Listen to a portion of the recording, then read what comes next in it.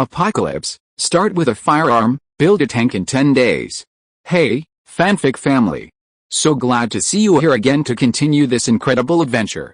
As always, kindly remember, this story is 100% fiction, so don't go looking for dimensional portals in your closet. All rights to this fantastic novel belong to the original author. We're just your humble narrators of epic tales. Are you enjoying the fanfic? Show it by subscribing to our YouTube channel and dropping us a like. And if you're impatient for more exclusive content, our Patreon is your happy place. Chapter 51 Battle Lolly. What's going on? Lin Nan glanced at the snake outside. Not only was it still alive, it was actually sleeping, coiled up in its coils. To be exact, everyone except Lin Nan had already gone to bed. Lin Nan clenched his fists, stunned for a second. I'm still at level 3, could it be that so-called virtual training ground is really just a virtual one? Even Yao and the others are virtual. Lin Nan suddenly thought, if that's the case, then the people who look like me, and that Melissa, are all fake. System, what's going on? Tell me. This was about Yao and the others' lives, and Lin Nan had to get to the bottom of it. Ding. Reporting to the host, the system experienced a mismatch with an unknown time and space when connecting to the virtual training ground, resulting in the previous error. Please forgive the host, a mismatch in time and space. Then was my future self real? The system was undergoing emergency repairs and was disconnected. I wonder what happened. After hearing the system's words, Lin Nan flopped down on the bed. It's definitely true. Lin Nan's mind was filled with the man's words and his incredibly excited expression. As if telling Lin Nan these words would grant him a chance to resurrect Yao and the others. I advised the host not to be overly affected by the space-time distortion. The disruption to the virtual training ground is a parallel universe, and some things aren't guaranteed to happen. Parallel universe? Do parallel universes really exist? Lin Nan was skeptical of the system's words. Just like how it had tricked him into the virtual training ground, Lin Nan no longer trusted the system's words. As if realizing this, the system added, the system's previous words were made in response to the host's inability to take the trial seriously. Even if the host dies in the virtual training ground, no actual harm will be done to you. This is also the reason why the host's enslaved seven-headed giant snake can be resurrected. Lin Nan vaguely guessed this, but he remained silent. He knew the system was saying this to restore its credibility. Sure enough, when Lin Nan didn't respond, the system continued, in light of the host's outstanding performance in the virtual training ground, although the victory conditions were not met, the host can choose 4 of the rewards offered. 4, Lin Nan raised a brow. Wow, this is a good idea. However, to let the system know he had a temper, Lin Nan feigned a reluctant nod. Alright then, he unceremoniously selected a level 3 battle puppet, an upgradable battle Lolita, a behemoth cage, and 100 level 2 evolution crystals. With the evolution crystals, the system successfully advanced to level 3. With this, Lin Nan truly became a level 3 evolver. Even with a second full evolution, Lin Nan would be strong enough to fight. Just like the 10% discount on all items when the system reached level 2, this upgrade offered an additional 10% discount on top of the previous one. Guns started in the single digits, with Tiger tanks costing 40 points and Raptors costing just 100. Sure enough, even those 2 million points are virtual. But luckily, I still have over 20,000, and the 10% discount on items means my points have doubled. Lin Nan glanced at the enslaver upgrade device again. Originally worth 1,000 points, it now only cost 100. Oh my goodness. My dream of becoming a legionary is finally here. Oh, right. I can upgrade a combat Lolita. Lin Nan summoned a combat Lolita from the system inventory. The little girl was only about 1.5 meters tall, and her figure was indeed stunning, but her eyes were dull, as if something was wrong. System, can't you give me some clothes? I'm a normal man, aren't you tempting me to commit a crime? As soon as he finished speaking, 5 sets of clothes appeared in front of Lin Nan, and the system's voice rang out. Please select the type of clothes you want for her from the following. Oh my god. How can you even play like this? Lin Nan carefully examined the clothes lined up in front of him. The further he went, the more dazzling and eye-catching they became. System, I want to ask where this combat Lolita fought. Could it be? Lin Nan patted his bed and swallowed hard. The system didn't say anything. After a moment's thought, Lin Nan chose a relatively innocent black and white maid outfit.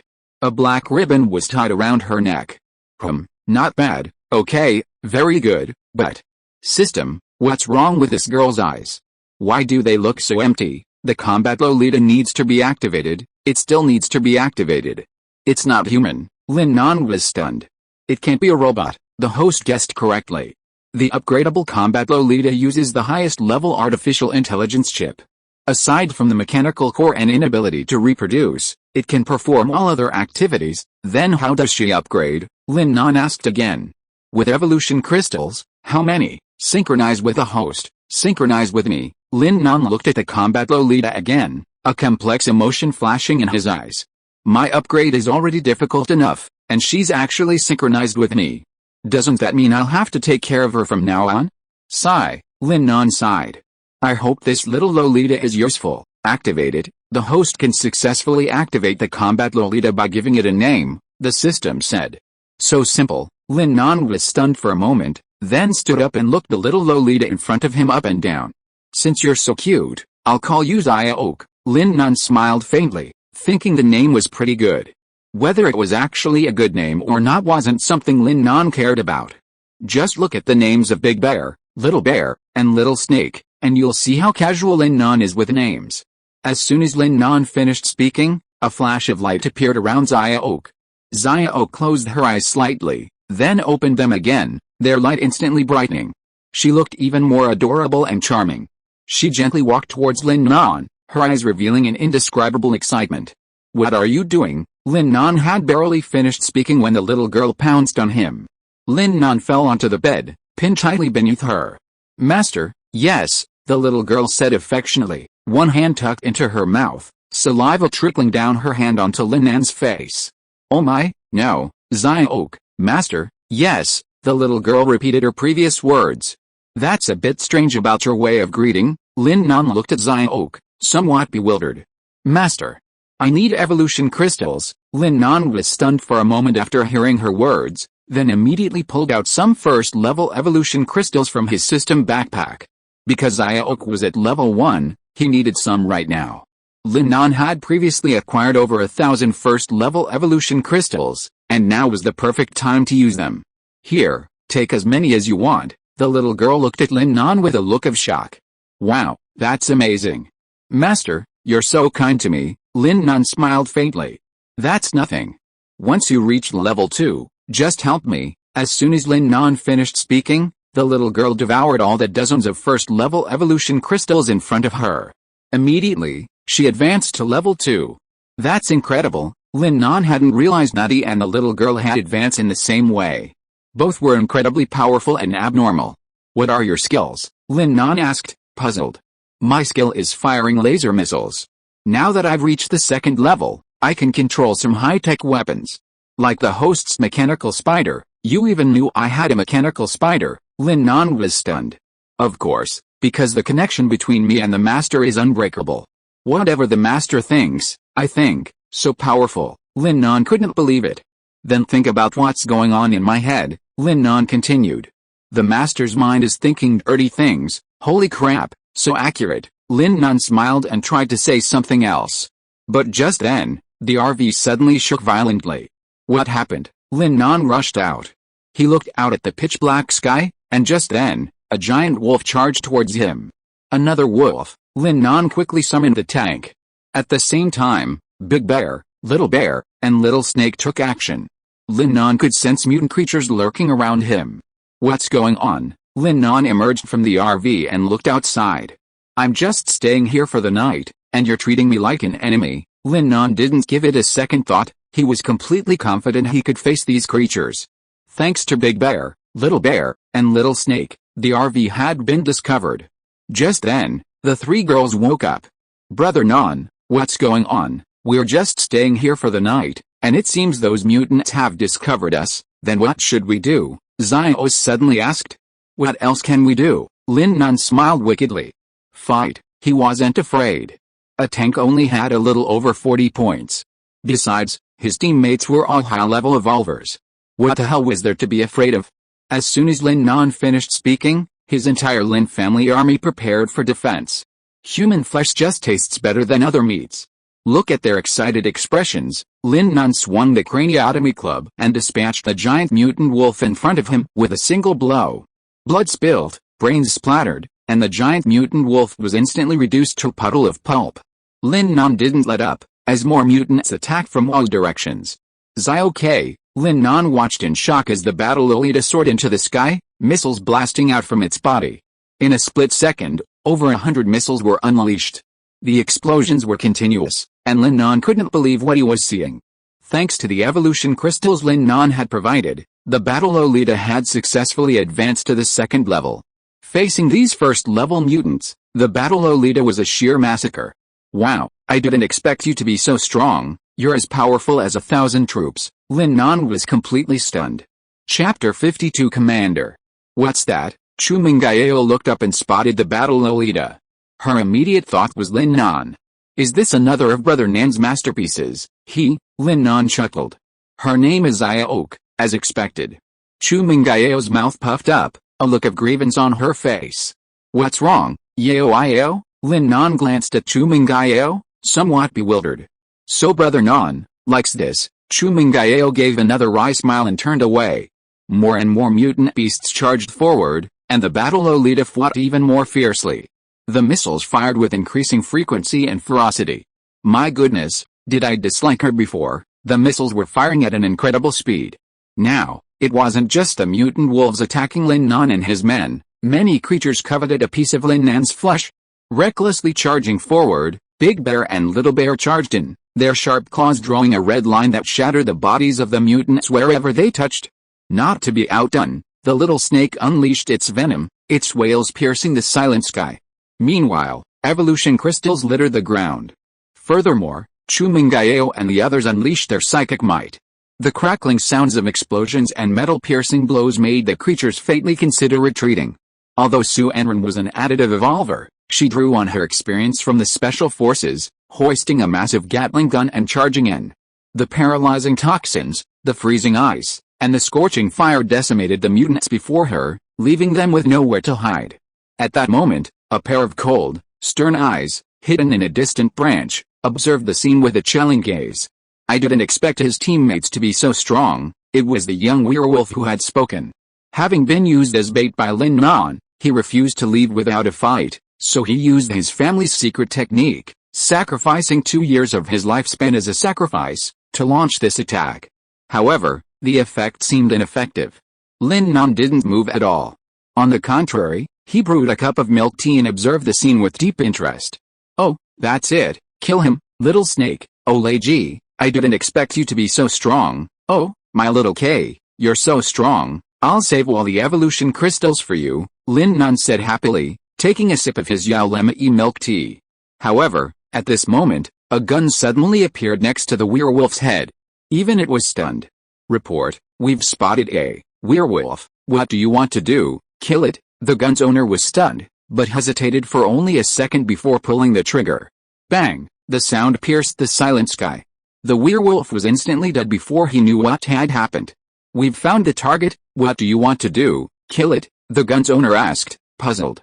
After double-checking, the man slowly said, okay, all right, Commander Li Shuoqiang told us to kill him. At this moment, another person, hidden in the darkness, spoke up. Captain, can we? What's there to be afraid of? We have thunder weapons. This person was a member of the Shenlong Special Forces. They were originally the exclusive Special Forces unit of SQ City, a city adjacent to Z City, but had been summoned by Li Shuoqiang through his connections. Their target is a man named Lin Nan. The man checked the electronic screen in his hand. There was a photo of a person. It was Lin Nan. After repeated verification, the man confirmed that the person drinking milk tea not far away was the target. I said, are you here to watch the fun? Lin Nan picked up the milk teacup, took a sip, then looked out into the endless darkness and said calmly. So soon, have we been discovered? The man couldn't believe it, but Lin Nan's eyes told him that he had indeed been discovered. You've offended the wrong people. Commander Li Shuoqiang sent us here, haha, that old guy's a stickler for punishment. He told you to come, so you came. He told you to die, so you're going to die? The man scoffed at Lin Nan's words. Stop talking nonsense and get ready to die, you. You dare tell me to die? Lin Nan took another sip of his milk tea. As he finished speaking, Chu Mingyao and her group suddenly appeared before him. If you want to kill Brother Nan, get past us first. Chu Mingyao had barely finished her words when the man was instantly controlled. Not only him, but his teammates as well. The man was stunned. But that wasn't the end. Then, a gigantic metal figure appeared before them. What is this? What kind of monster? They all froze in their places. Then, the giant punched them all, sending them flying. Lin Nan sneered disdainfully. That's it? That's it? Do you have a grudge against Li Shuoqiang that he'd send you packing? Lin Nan's remark was merely casual, but to them, it felt like he was speaking the truth. Ultimately, these people died with hatred, their last words lingering in their minds. Fuck Li Shuoqiang, I always feel like this guy's a hidden danger if we don't get rid of him. Lin Nan narrowed his eyes slightly. 2 Raptor fighter jets flew toward City Z as they approached the headquarters. Countless gunfire and bullets pelted the Raptors. But just as they were about to make contact, a massive iron block intercepted all the bullets. Just then, a massive sphere appeared in the sky. Atop it sat a masked man. I advise everyone in City Z not to resist. My only target is Li Shuoqiang. I have no intention of fighting you. But if you don't know what's best for you, don't blame me for cold-bloodedly taking you all away. The defenders of City Z were stunned. Although the man's face was masked, those eyes seemed etched in their hearts, a memory they could never forget. Who else could it be but Lin Nan? This global projection was a system reward given to Lin Nan, with only 3 uses. To protect the special forces from accidental death, Lin Nan decided to use 1. While not everyone in the world might recognize this masked man, some would undoubtedly be familiar with Li Shuoqiang. Captain, what should we do? He's trying to kill the commander. Should we fight him? A member of the Qianlong Special Forces asked the captain. Without hesitation, the captain replied, he's going to kill the commander. How can we not fight back? The man fired a shot to the side, a shot that missed the Raptor fighter by a mile. The Qianlong Special Forces members were stunned for a moment, then instantly understood the captain's intention. They imitated their captain's example, firing wildly at the surrounding area, completely oblivious to the Raptor fighter jets in the sky, as if they were afraid they might be hit. Kill them, Captain Qianlong shouted frantically, and the team members, excited and madly attacking the surrounding area. Someone still has some sense. Lin Nan couldn't help but laugh at their expressions. Meanwhile, Li Shuoqiang was exploring the meaning of life with a female kindergarten teacher.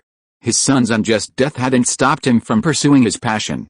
Where is Li Shuoqiang? Lin Nan pulled out a gun and pointed it at Wang Bingchen's head. I won't tell you.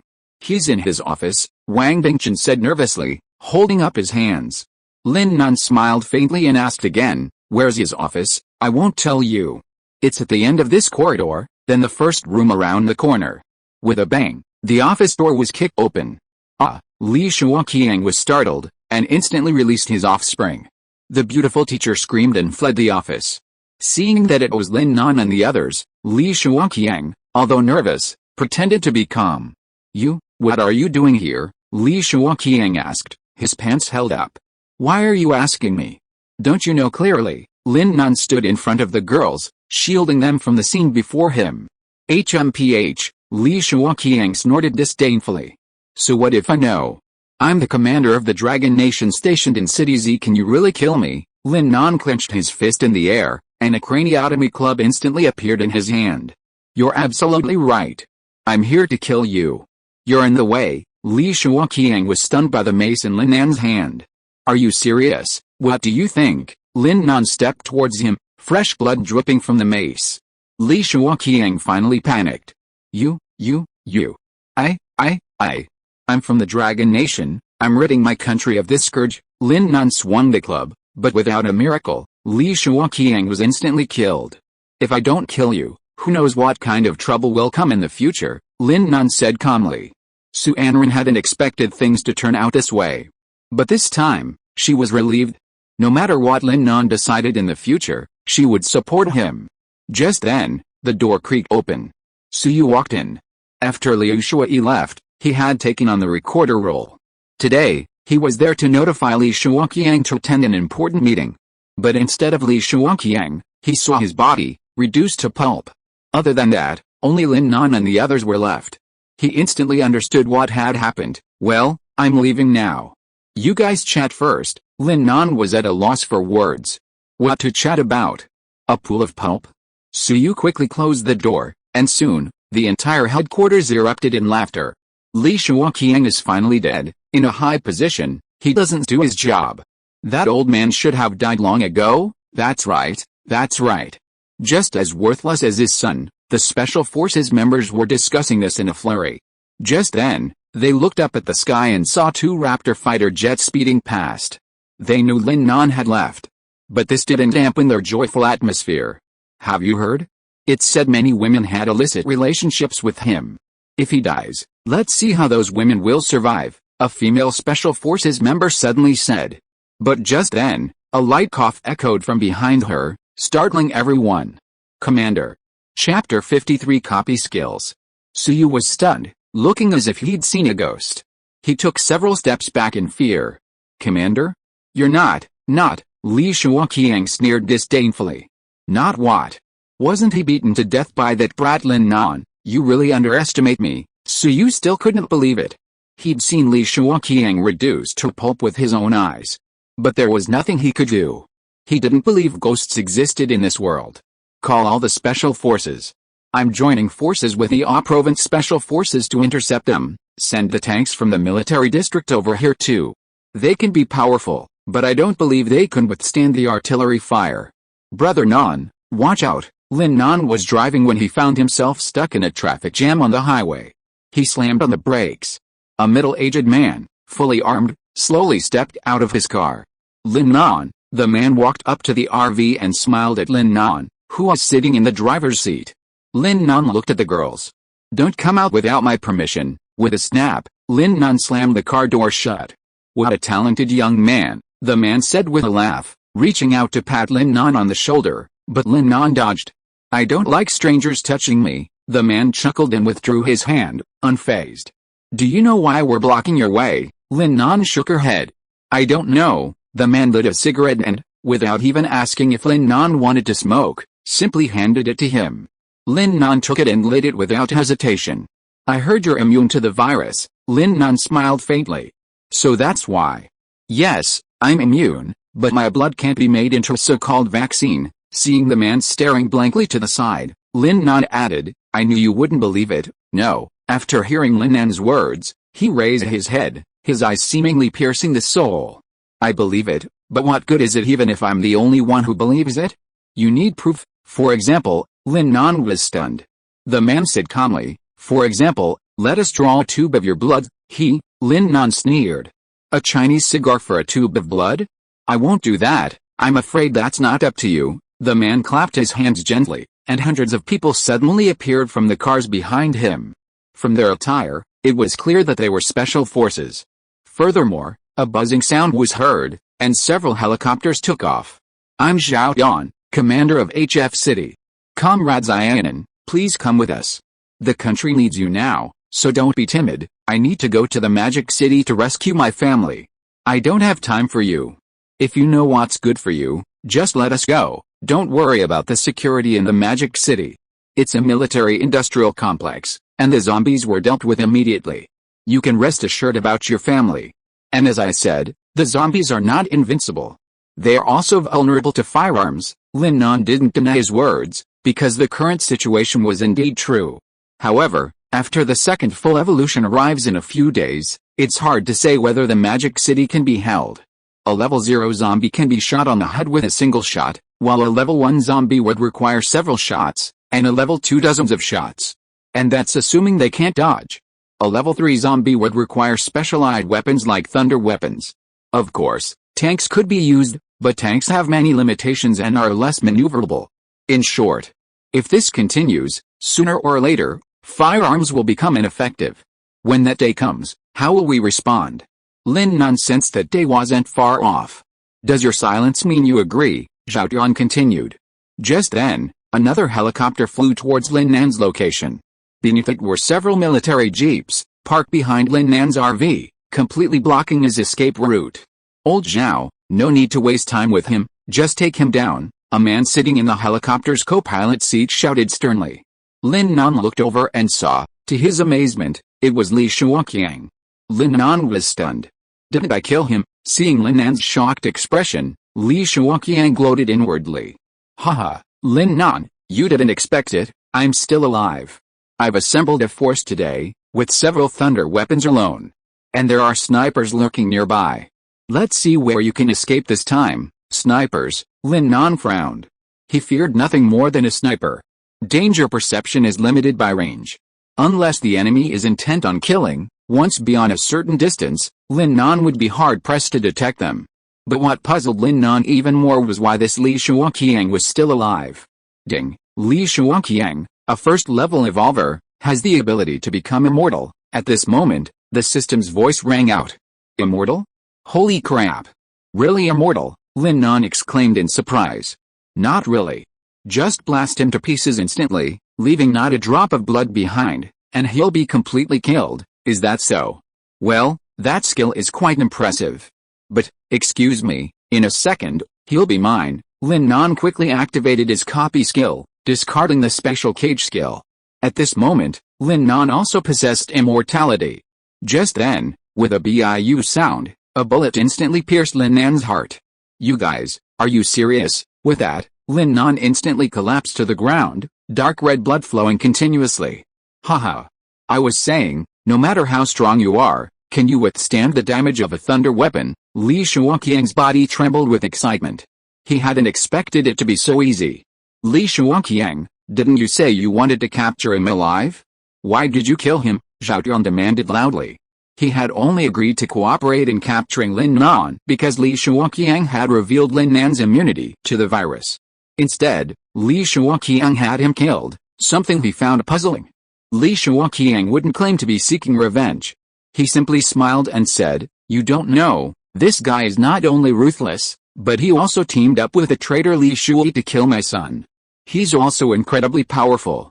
If we don't kill him first, we'll be the ones to die." With that, he waved his hand, and a group of medical staff rushed out.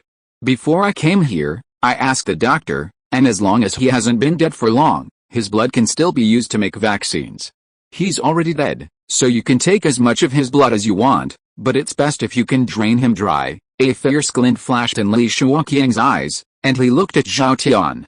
What? You don't want his blood? Zhao Tian glanced at him and shook his head. Whatever you want, we're retreating. The sudden change was quite serious, and Zhao Tian was a little slow to react. But what held him back the most was that he truly felt that Lin Nan was a young and talented man, and he didn't disdain Li Shuoqiang's actions. Why are you pretending to be such a good person? Li Shuoqiang turned his head and saw several medical staff running towards Lin Nan with equipment. The three girls in the RV were stunned. They hadn't expected Lin Nan to suddenly die. Terrified, they wanted to rush out, but just then, the combat lolly standing nearby stopped them with a calm face. The master isn't dead yet, what? They turned to look at Lin Nan in disbelief. Then, suddenly, they heard a cry of awe. A female doctor suddenly screamed, and a bloody hand grabbed hers. Don't fucking stab me. I'm not dead yet. With that, everyone watched as Lin Nan staggered to his feet, as if they had seen a ghost. Several doctors stepped back in shock. You. How is that possible? This time, it was Li Shuoqiang's turn to be shocked. How could he be fine after being pierced through the heart by a thunder weapon? Could it be, his heart is on the right side? After thinking about it, this seemed to be the most plausible explanation. The sniper hiding in the distance seemed to realize this, and there was another BIU sound. Another thunder bullet pierced Lin Nan's other chest. Lin Nan fell to the ground again. Li Shuoqiang stared blankly at the scene before him, mentally begging him not to wake up again. However, before the medical staff could examine him, Lin Nan woke up again. Hit his head. Blow his head off. Li Shuoqiang was furious. He hadn't expected Lin Nan to be so resilient, unable to be killed by a heart attack. I didn't mean to make things so bloody, Li Shuoqiang said calmly. In his mind, Lin Nan was already dead. Bang! With a shattering sound, Lin Nan's head exploded before everyone's stunned gaze. The girls were heartbroken at the sight. They ignored the fighting lolly and forced their way down. Li Shuoqiang, are you really going to do this? Just blow him off the head, Zhao Tian demanded. Li Shuoqiang ignored him. He glanced at the doctors below and ordered, get on with your work, let go of Brother Nan, Chu Mingyao shouted, tears welling in her eyes. A female doctor, seeing she was a girl, continued forward with a look of disdain, not even attempting to listen. But just as she took a step, bang, the figure instantly exploded. "I told you not to touch Brother Nan's body." Chu Mingayo's final words, almost uttered in tears, were uttered. At that moment, a strange vision unfolded. Chu Mingayo's eyes flickered, and the people around her were controlled to slowly float up into the sky. The helicopter's instruments malfunctioned, and the rotating wings stopped instantly. "Quick, kill her," Li Shuoqiang shouted. He was afraid that if it was any later, these people would follow the fate of the female doctor and explode. The sniper hiding not far away had already aimed at Chu Mingayo. As long as he pulled the trigger, there would be another body on the highway. But at the moment he was about to pull the trigger, he was stunned. He saw an unbelievable scene. This scene made him lose all desire to live. Lin Nan's broken head was slowly recovering, and soon, it was fully recovered. He opened his eyes and just looked into the eyes of the sniper. Chapter 54 Chu Mingayo is injured. Terrified, the sniper instinctively pulled the trigger. With a bang, the thunder sniper's bullet unleashed. Lin Nan, intent on killing Chu Mingayo, kicked the sniper over. "You sure enjoyed that." Lin Nan grabbed his head and lifted him up. With a bang, his head was crushed. With another teleportation, Lin Nan appeared beside Chu Mingayo and embraced her. "Brother Nan." Seeing Lin Nan still alive, Chu Mingayo's eyes lit up for a moment, then the light faded, and she fainted. The people around her, controlled by Chu Mingayo, fell from the sky. The scene was remarkably similar to when Chu Mingayo had previously controlled a giant fish to float and explode. Li Shuoqiang looked at Lin Nan in astonishment. Are you also immortal?" He was quite familiar with the skill. Lin Nan handed Chu Mingayo to Xiaos and the others, then stepped towards him. Several special forces members, armed with thunder weapons, suddenly appeared before Li Shuoqiang. "Come one step closer and we'll shoot." Lin Nan said nothing, vanishing from the spot where he stood. Looking back, their weapons had vanished. They all reappeared in Lin Nan's hands. "Lin Nan, because I'm a dragon countryman, I've tolerated you time and again, but you've gone even further and now want to kill me in Yao.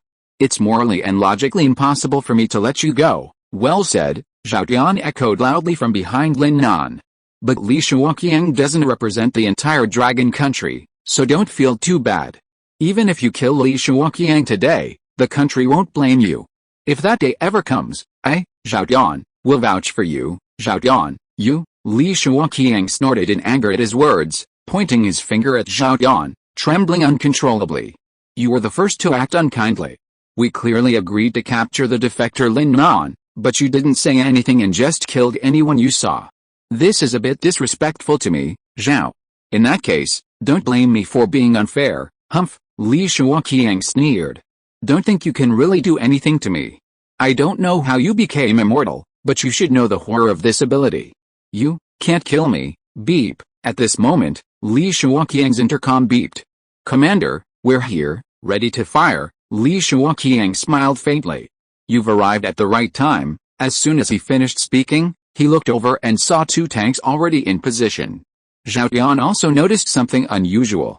He shouted, "Li Shuoqiang, what's your purpose in bringing the tanks over here?" "Nothing, I just want to kill him and his companions." Li Shuoqiang glanced at Lin Nan, then said calmly, "You might survive, but what about your companions? My tanks are equipped with the most advanced tracking rounds.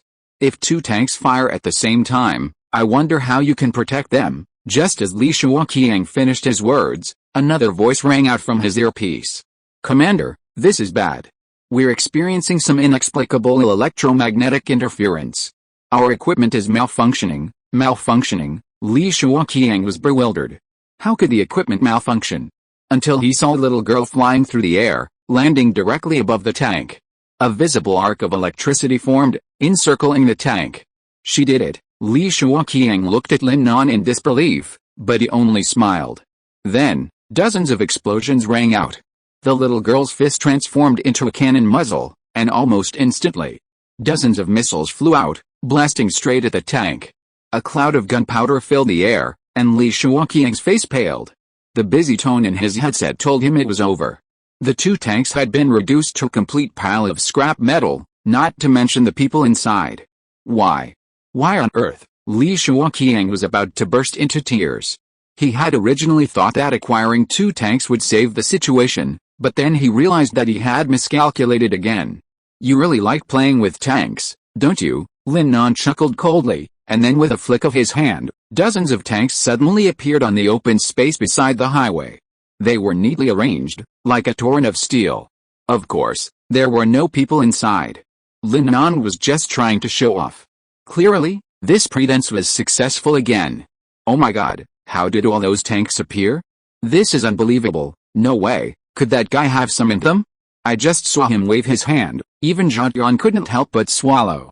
Wow, summoning so many tanks with just a wave of his hand?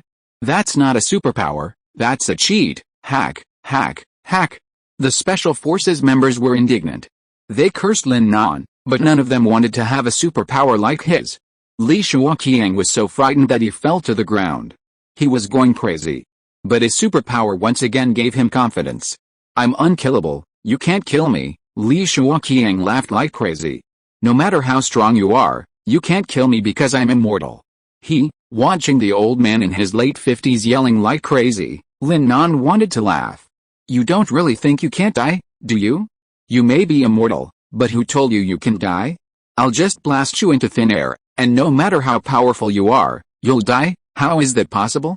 How did you know? Li Shuoqiang naturally didn't believe him, but Lin Nan's next words really shook him. Lin Nan stepped towards him, saying calmly, because I'm immortal too. Although he was a clone, his ability would persist as long as he didn't copy another. Impossible, Li Shuoqiang panicked. I'm immortal too. I don't even know how to die, how could you know? Lin Nan smiled. That's the difference between you and me, don't you think about it? Why do I always escape danger, while you're constantly heading towards death? Even though I spared your life before, you didn't cherish it. This time, I'm really going to, for real. Li Shuoqiang was stunned. He didn't know how Lin Nan was going to kill him, but he could already sense something was wrong. Zhao, are you just going to watch? We all serve the Dragon Nation, Zhao smiled faintly. I definitely can't watch, he turned away, then waved gently. The Special Forces members obediently filed into the bus and left. As they left, Zhao added, I can't watch, so I'm leaving. Now I can't watch anymore. Haha, in a flash, all the Special Forces members from HF City disappeared. Watching this scene, Li Shuoqiang was so angry that he wanted to curse. His heart was truly cold. Let's go, Lin Nan whispered. Li Shuoqiang was stunned for a moment. Where to hell? Lin Nan hugged Li Shuoqiang. Before Li Shuoqiang could understand what was happening, he heard Lin Nan looking up at the battle lolly in the sky. Zai, fire at me. Lin Nan wanted to use the battle lolly's missiles to kill Li Shuoqiang. Just 1 or 2 missiles wouldn't necessarily kill him completely, but dozens or even 100 wouldn't be enough. Zai didn't hesitate, firing straight away. You're holding me like that, hoping to die with me, Lin Nan sneered. What are you thinking, my dear baby? You're not worthy of dying with me, Li Shuoqiang was about to retort, but just then, he saw with horror a massive wave of missiles hurtling towards him. Just as they were about to make contact with him, Lin Nan quickly unleashed his special displacement skill. Bang! The combined force of nearly 100 missiles could instantly vaporize a second-level evolver, let alone Li Shuoqiang, a first-level evolver. Barring a miracle, Li Shuoqiang was dead, without even a chance to react. At that moment, the Special Forces members didn't even bother to defend him. They believed he was doomed. Captain, Su and Wang Bingchen found Su Enran. Their thunder weapon had been stolen, their commander had been killed. In this apocalypse, how could these first-rank warriors possibly survive? Can we follow you? Wang Bingchen and Su knelt on the ground. Su Enran, their former captain, felt a pang of resentment. But, Lin Nan, don't be trash. They might be members of the Special Forces, considered top-tier fighters in Dragon Country, but in front of Lin Nan, they were nothing more than trash. Captain, Su and Wang Bingchen pleaded again, seeing Lin Nan approach. Su Enran remained silent. She looked at Lin Nan as he walked past her, also silent. At that moment, she had an answer. Sorry, Su Enran turned away and walked back into the RV without looking back. Su Enran. We were once your team members, and you treated us like this. I see right through you. You stood by and watched someone die without helping. What kind of captain are you? Su Enran had initially felt a little guilty, but seeing their reaction, the guilt vanished, and a sense of relief lingered. I don't keep idle people. Lin Nan walked over to Su Enran and whispered softly. I know. Su Enran smiled faintly and then entered the RV. Chu Mingyao was still unconscious. System, how's Yao? Is she okay? A similar incident had happened before, but Chu Mingyao recovered with just a nap. Lin Nan felt the same way this time. But the system suddenly announced. Host companion Chu Mingyao instinctively forcibly increased her cultivation, causing mental damage. Urgent treatment is required. What? Treatment? Lin Nan was stunned. System, tell me how. By the way, can my skill, healing light, heal her? No, the system replied. Lin Nan shuddered. Why? The system didn't respond. Lin Nan rubbed his temple helplessly. What do you think I need to do? I'm willing to endure any hardship. The system remained silent, instead handing Lin Nan a book, a complete guide to treating damage caused by forced realm enhancement for evolvers. If you are listening to this novel on a channel other than Fanfic World, it means it was downloaded and re-uploaded without effort. We warmly invite you to visit our channel, Fanfic World. There you will find the original version of this story and many other novels of various genres. We look forward to seeing you dive into a world of incredible novels. Chapter 55 Scrambled Eggs with Tomatoes. The answers the host wants are all in this book. Lin Nan was a little stunned looking at the book in front of him. The book is more than 10 centimeters thick, with a metal cover and shimmering light flowing in the uneven lines and patterns, making the book look very technological. Time waits for no one. Lin Nan came to his senses and quickly opened the title page. Although the book contains a lot of content, it is very organized. In the table of contents, Lin Nan quickly found a solution. If a spiritual evolver forcibly improves his strength, it will not only lead to an unstable foundation, but in severe cases it may even damage the brain and cause coma. The solution is to nourish the body with a lower-level evolution crystal. That's it? Lin Nan was stunned for a moment, a bit unconvinced that the solution could be so simple. It wasn't until he read it a few more times that he realized this method was actually quite difficult, certainly for others. Implementing this method not only required a concave object shaped like a bathtub, but also nearly 100 evolution crystals of a lower level than Chu Mingyao's. This would have been a real challenge for anyone else. Hundreds of first-level evolution crystals weren't easy to find, and even if they were, collecting them wouldn't be easy. But Lin Nan had thousands. Thank goodness you're only at level 2. If you'd advanced to level 3, it would have been incredibly difficult to find you. But thinking that Chu Mingyao had been forced to increase her strength because of him, Lin Nan's heart suddenly warmed. Don't worry, I won't let you do something as foolish as this again. Lin Nan carried Chu Mingyao into the bathroom. The RV didn't have a bathroom, but it did have a large swimming pool. With a splash, the pool instantly filled with first-level evolution crystals. Strip Yao's clothes and put her in the pool. If everything goes well, she'll wake up soon. Is it really okay? Xiaos and Su Enran asked with concern. Lin Nan nodded, then walked out of the bathroom. He still wanted to continue driving. If nothing unexpected happens, they will be able to reach the Magic City tonight. In fact, Lin Nan wanted to go there by plane, but there were too many bird mutants in the sky, and the fighter planes were too fast, and they could easily be penetrated when they encountered birds. This was an important reason why Lin Nan decided to drive an RV to the Magic City. In fact, if you think about it, taking the highway is actually quite fast, and there is no need to be too afraid of traffic jams. Anyway, they have the little snake, and they can easily make a way through the blocked cars. In this way, as the sun gradually sets, the distance between them and the Magic City is getting shorter and shorter. Teacher Chen, it's the students' fault for not doing their job well. We searched the whole place for several days and found nothing.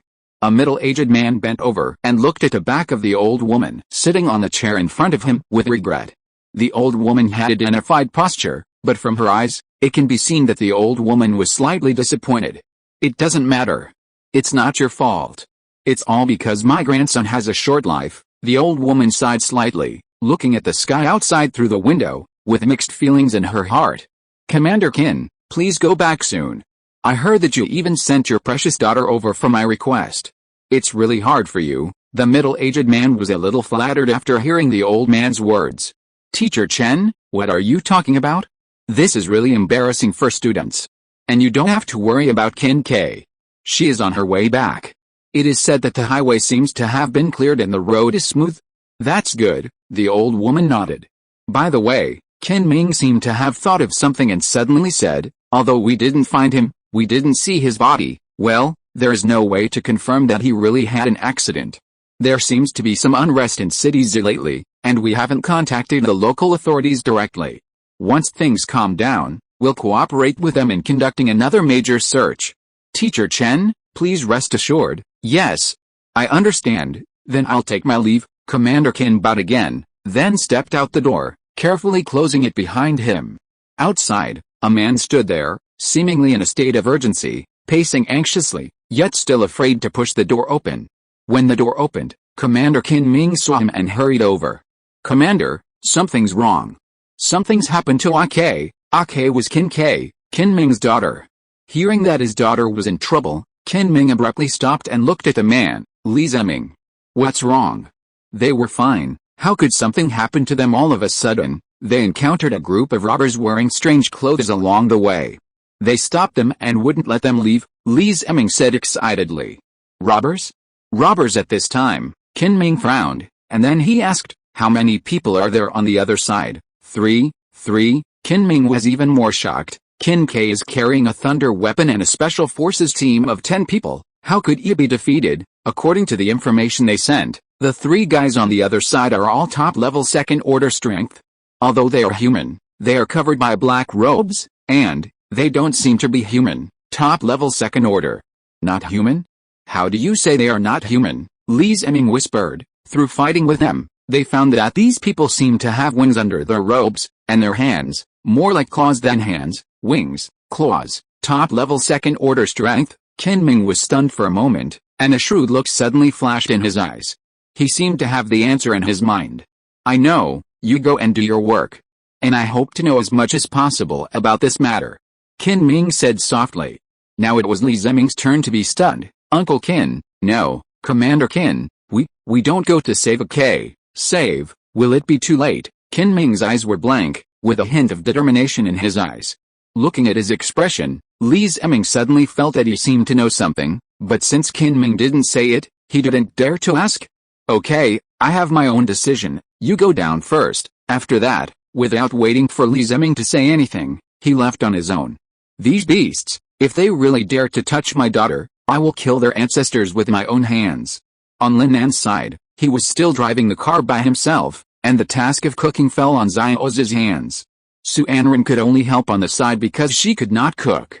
In the past, she had swords in her hands and never thought about becoming someone else's wife, let alone cooking. Every day, she trained, and never thought about improving her cooking skills.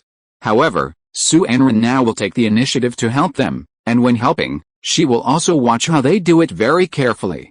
Sometimes she will take the initiative to ask. They don't know what Su Anren was like in the past, and naturally they don't care about her current weird behavior. They just think she is interested. It's time for dinner, Lin Nan, let's start after dinner. Su Anren said softly. For some reason, when Lin Nan looked into her eyes, there seemed to be an inexplicable expectation, as if he was looking forward to eating. After washing his hands, Lin Nan asked some questions about Chu Mingyao's body.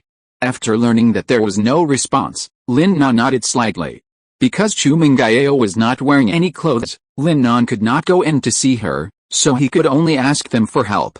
These 2 people were very dedicated and responsible. Except for a short time when they cooked, they were always with Chu Mingyao. Lin Nan was very relieved about this. The end of the world has come, and people are desperate to survive and will use any means. Where is the warmth of humanity? Only by staying with them, Lin Nan felt that he was still a human being, not a beast who only knew how to survive. Lin Nan, what are you in a daze? Eat quickly. Yes, Lin Nan, eat quickly. The food will get cold soon and it will not taste good. Lin Nan smiled slightly. I was thinking how good it is to have you. Lin Nan exposed his true feelings in front of them without any hesitation. The 2 girls were very happy to hear that.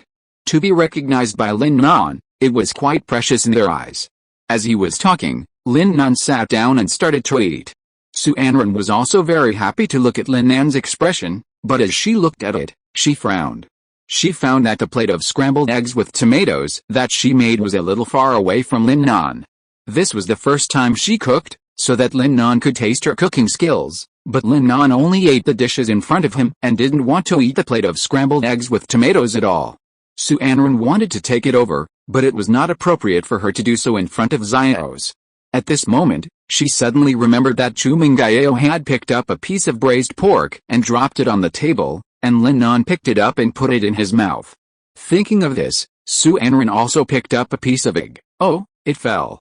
Oh, I'm so careless. It's okay, it fell, we don't lack these eggs. Lin Nan said softly, glancing only at the egg the entire time. Su Anren was stunned for a moment, wondering, why wasn't it my egg? Does she look down on my cooking? Or is it because I'm not as good as Yao? A glint of sadness flickered in Su Anren's eyes, but it was just caught by Xiao's. Xiao smiled faintly, clearly seeing through everything. This is Anren's first time cooking. Lin Nan, please try her cooking. It's quite good, huh? With that, Xiao's placed the scrambled eggs with tomatoes in front of Lin Nan. Su Anren glanced at Xiao's, who pursed his lips and smiled. Oh? The little queen actually cooked herself. That's incredible, Lin Nan joked, but still picked up a piece of the egg. Su Anren pouted and lowered her head, feigning indifference, but still observing Lin Nan's expression. The scrambled eggs look amazing. Is she so skilled in her first time cooking? She's got talent. As he was speaking, Lin Nan wanted to put the egg into his mouth. But at this moment, the RV was suddenly hit by a strong impact. Chapter 56 Secrets. The egg in Lin Nan's hand fell to the ground. Several people rushed outside. 3 black-robed men suddenly appeared from the sky. One of them grabbed a woman by the head and held her aloft. But the moment Lin Nan opened the car door, the man's head was crushed. Damn! How cruel! Lin Nan suddenly exclaimed. The 2 girls beside him were clearly dissatisfied. When it came to cruelty, they recognized Lin Nan alone. But they also knew that he only killed those who deserved it, even if his methods were somewhat unsightly. Hurry, go! Another man was captured. He noticed Lin Nan and the others and began to urge them to leave in a deep voice. But just then, the black-robed figure opposite him let out a disdainful laugh. Then, with a bang, the man's head was crushed.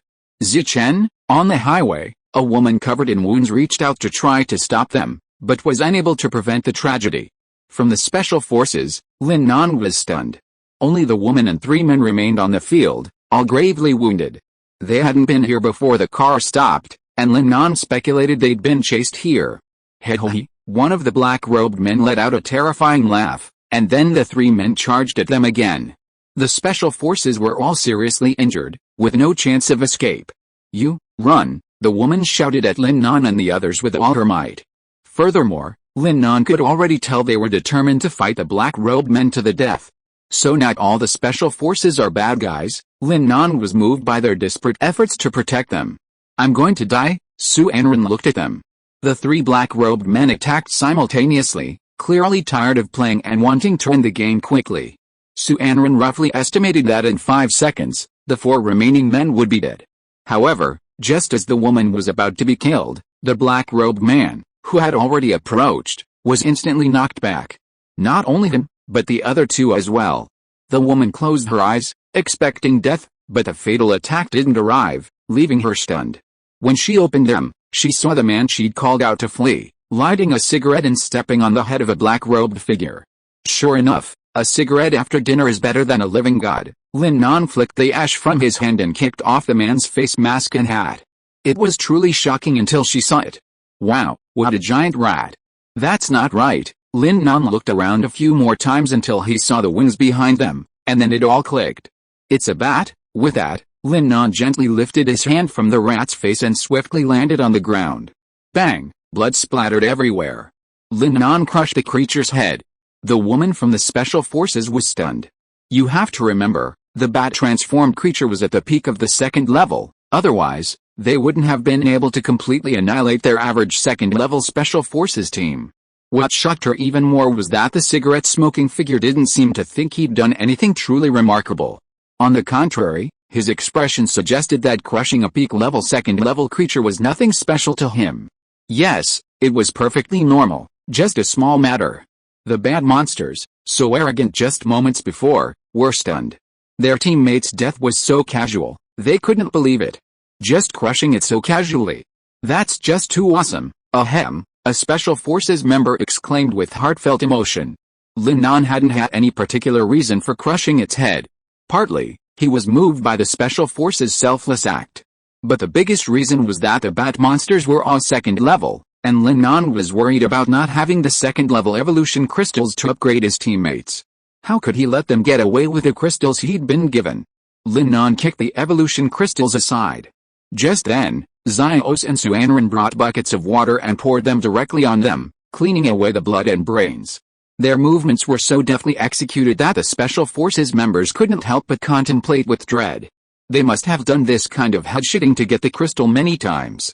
Seeing this, the other two bat monsters also realized the danger and stumbled to their feet. But Lin Nan wouldn't give them the chance. He instantly moved behind them, cigarette in his right hand, and with his left, he grabbed the bat monster's head and lifted it up. His other foot wasn't idle either, stepping on the other's head. I saw you were really enjoying pinching me just now. Let me show you how it feels, too. Lin Nan smiled faintly, his chilling expression sending a chill through the crowd. If they hadn't witnessed the recent chase, they might have thought he was the villain and the bat monster the victim.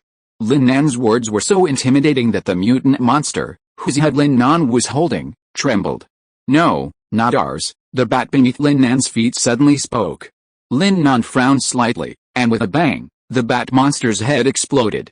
Did I even ask you? But as soon as Lin Nan finished speaking, he sensed something was amiss. Did he just speak human language? Lin Nan glanced at the others, who nodded, realizing he'd been a bit reckless. Luckily, there was still one left. Do you have anything to say? Lin Nan looked at the remaining one. Please let me go. I'm the heir to the Allah family. If you kill me, our Allah family will not forgive you. Allah. Lin Nan was stunned. A mutant bat has a family. We're not mutant bats, we're a noble vampire family. The vampire's blood boiled at Lin Nan's excitement, veins bulging on his forehead.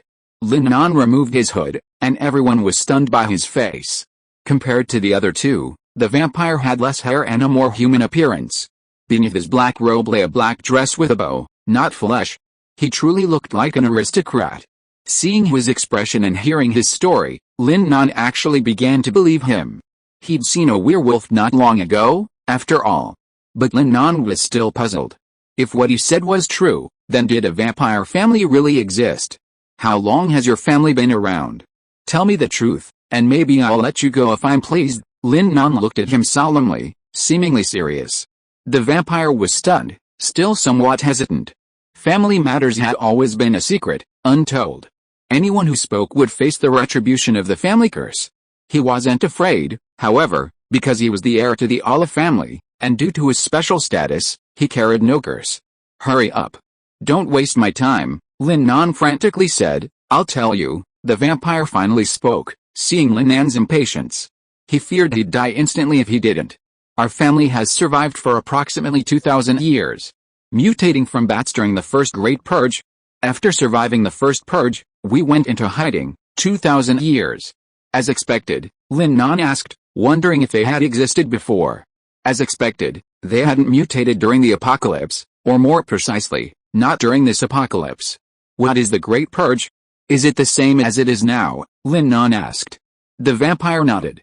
Exactly. According to our Bibles, the Great Purge was God's gift to non-mainstream creatures like us, an opportunity to become the masters of Earth. Through the Great Purge, many creatures mutated, and God granted them many abilities, enabling them to dominate the world. As far as I know, before the first Great Purge, the Earth was dominated by creatures called dinosaurs. Then, with the first purge, many of them died and became fossils. Of course, some may have survived. Hearing this, Lin Nan suddenly remembered the material used to craft thunder weapons. Wasn't it dinosaurs? Lin Nan's interest piqued.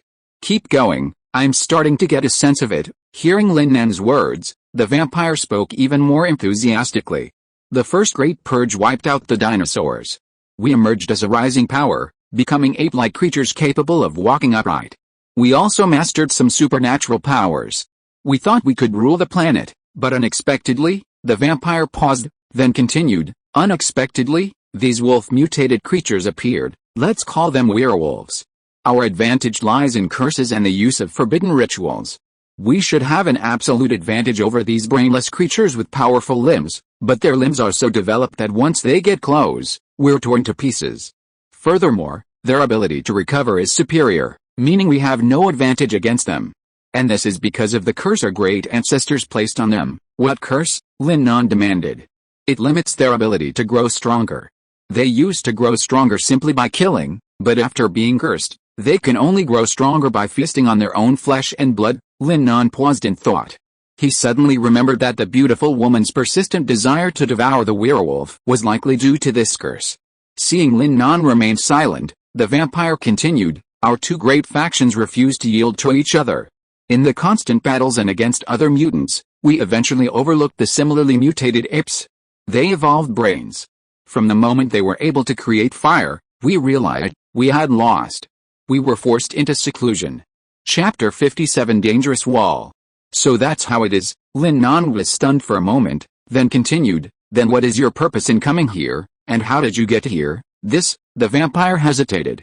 He glanced at Lin Nan's expression and finally decided to say it. We came in through the secret realm. As for the purpose, it is to rescue our ancestor. He was captured by your people from Dragon Country. Save the ancestor? There are only 3 of you? How dare you come to Dragon Country? I was careless too. I thought your evolvers were at most level 2. I didn't expect there would be a level 3 like you. How? Lin Nan sneered. Level 3 is not the limit of Dragon Country. Even without me, you would still die miserably. The vampire was stunned. He didn't understand what Lin Nan meant by also. But he had a faint, uneasy feeling in his heart. We agreed before, I'll tell you everything I know, and you'll let me go. Lin Nan turned his head away, glancing at Xios and Su Enran. Did I say that? You said you'd let him go if you were happy, not just if he confessed, Su Enran said flatly. See? Even that little girl understood what I just said better than you. Lin Nan smiled faintly. You. Is this the credibility of you Dragon Nation people? Hearing their words, the vampire trembled with anger. Was he being tricked? Lin Nan laughed again, then whispered, don't worry, I didn't say I wasn't happy. I'm really happy to hear what you said, so I want to let you go. Huh? Really? The vampire's face was filled with surprise again, his expression changing faster than anything else. Really? Go away, Lin Nan said, turning his back. The remaining Special Forces members wore expressions of disbelief. They hadn't expected Lin Nan to actually let a man who'd murdered dozens of their teammates go. Holy mother! Pa! One member scoffed. Even though they'd been saved by Lin Nan, they couldn't tolerate him letting the man who'd invaded Dragon Country go free like that. Haha, they let me go after giving me some insignificant information. The Dragon Country people are just simple-minded trash. What good are their strength? When I return, I'll lead my vampire army and crush Dragon Country. With that, the vampire spread his wings and was about to take flight. But then, a loud sound rushed straight towards him. He'd braced himself for a surprise attack, but he still stumbled and was blown aside. As he was blown away, he was nearly powerless. He tried to steady himself when, out of the corner of his eye, he saw a dark figure rushing behind him. Before he could turn around, he saw a pool of blood floating in the air before him. How could blood float in the air without falling to the ground? He stared blankly at the scattering blood, his eyes gradually fading until he felt his body fall backward. The heir of the Anlef family saw the neat cut on his neck. So, I've been beheaded. His head rolled to the ground, and he saw 2 men lying face down, their faces brimming with fangs, their eyes bloodshot as if they had been through hell. And then nothing happened. Oh, how could you kill him? As a distinguished citizen of Dragon Country, I've already declared that I will let him go. With that, Lin Nan stomped on the Anlef family heir's head, crushing it. It was terrifying. The Special Forces stared at Lin Nan as if they had seen a demon. Who is this man? And who are those 2 zombie-like figures that had suddenly appeared? Their strength was close to the 3rd level, no, to be more precise, just 1 step away from it. Lin Nan approached them, and several Special Forces members stumbled to their feet, trying to escape. To them, Lin Nan was even more terrifying than the vampire. No need to stand up and thank me, Lin Nan quickly supported the man. Seeing the man trembling, he must have been terrified. Don't be so scared, they're already dead. Don't worry. Hearing Lin Nan's words, the Special Forces member was on the verge of tears. I'm really scared of you. Although he thought this, He soon noticed something unusual. He felt a mysterious power invading his body. As it entered, the injured area became unusually warm. He suddenly realized that this devil before him was healing him. Lin Nan quickly healed the injuries of several people, leaving only the woman. "My name is Kin K." "Thank you so much." The woman, Kin K, bowed slightly to Lin Nan and the others.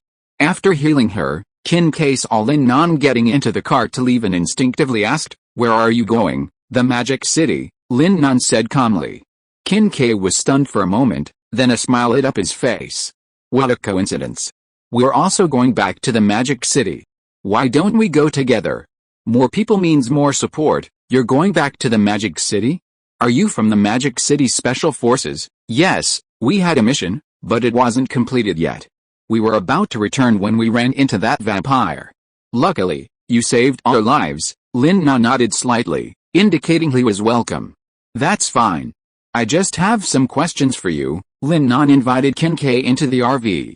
As for the three men outside, they drove their own car, set fire to the bodies of the deceased team members, and then headed back to the Magic City.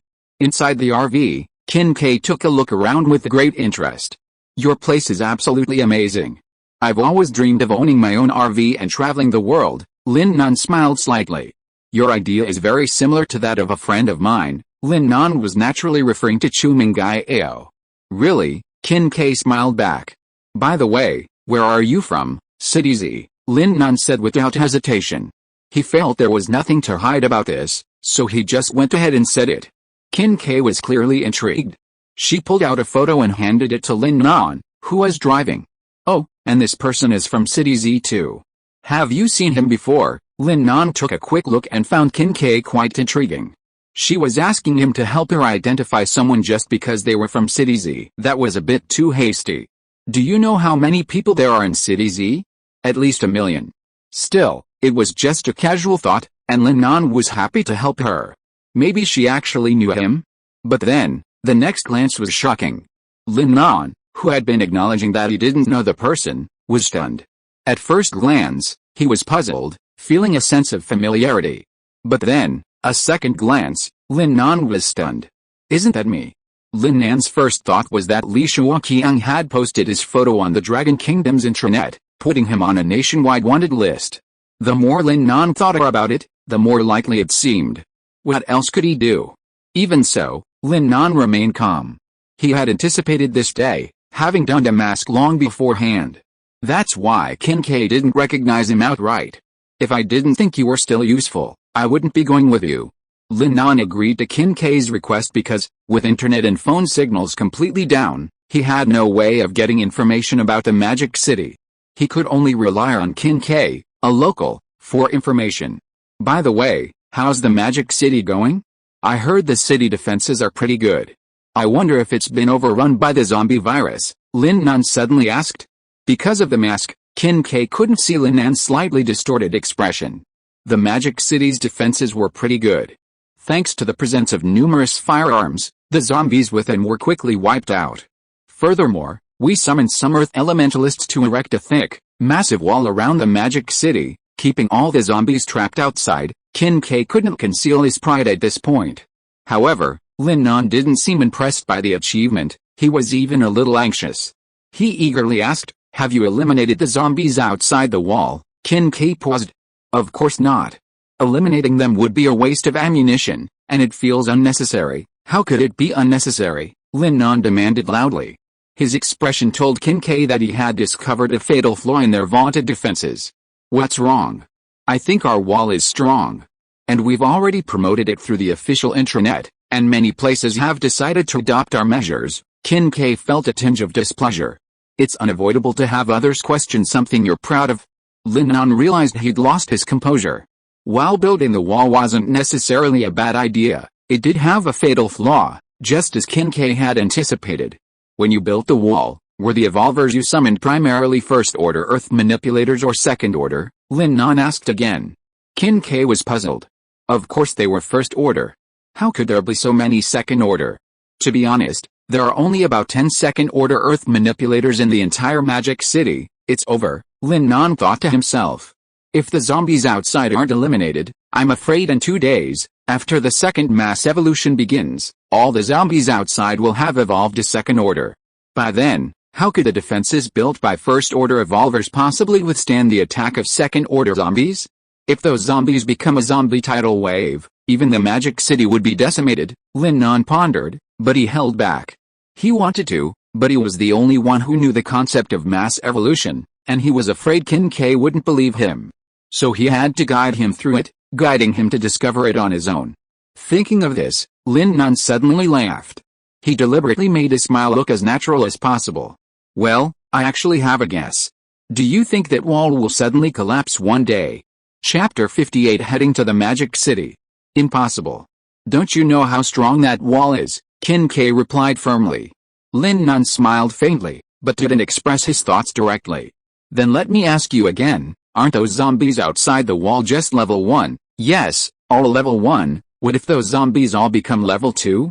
If there are only level 2 zombies outside, are you sure you can still hold the wall built by your level 1 evolvers? Lin Nan continued to smile, but Qin Kai's confident face flickered with a hint of doubt. Why do you think the zombies outside will evolve to level 2? I guess you experienced that rainy night that drove the zombies crazy. Lin Nan was referring to the first mass evolution. After that night, all the level 0 zombies in the streets and alleys advanced to level 1.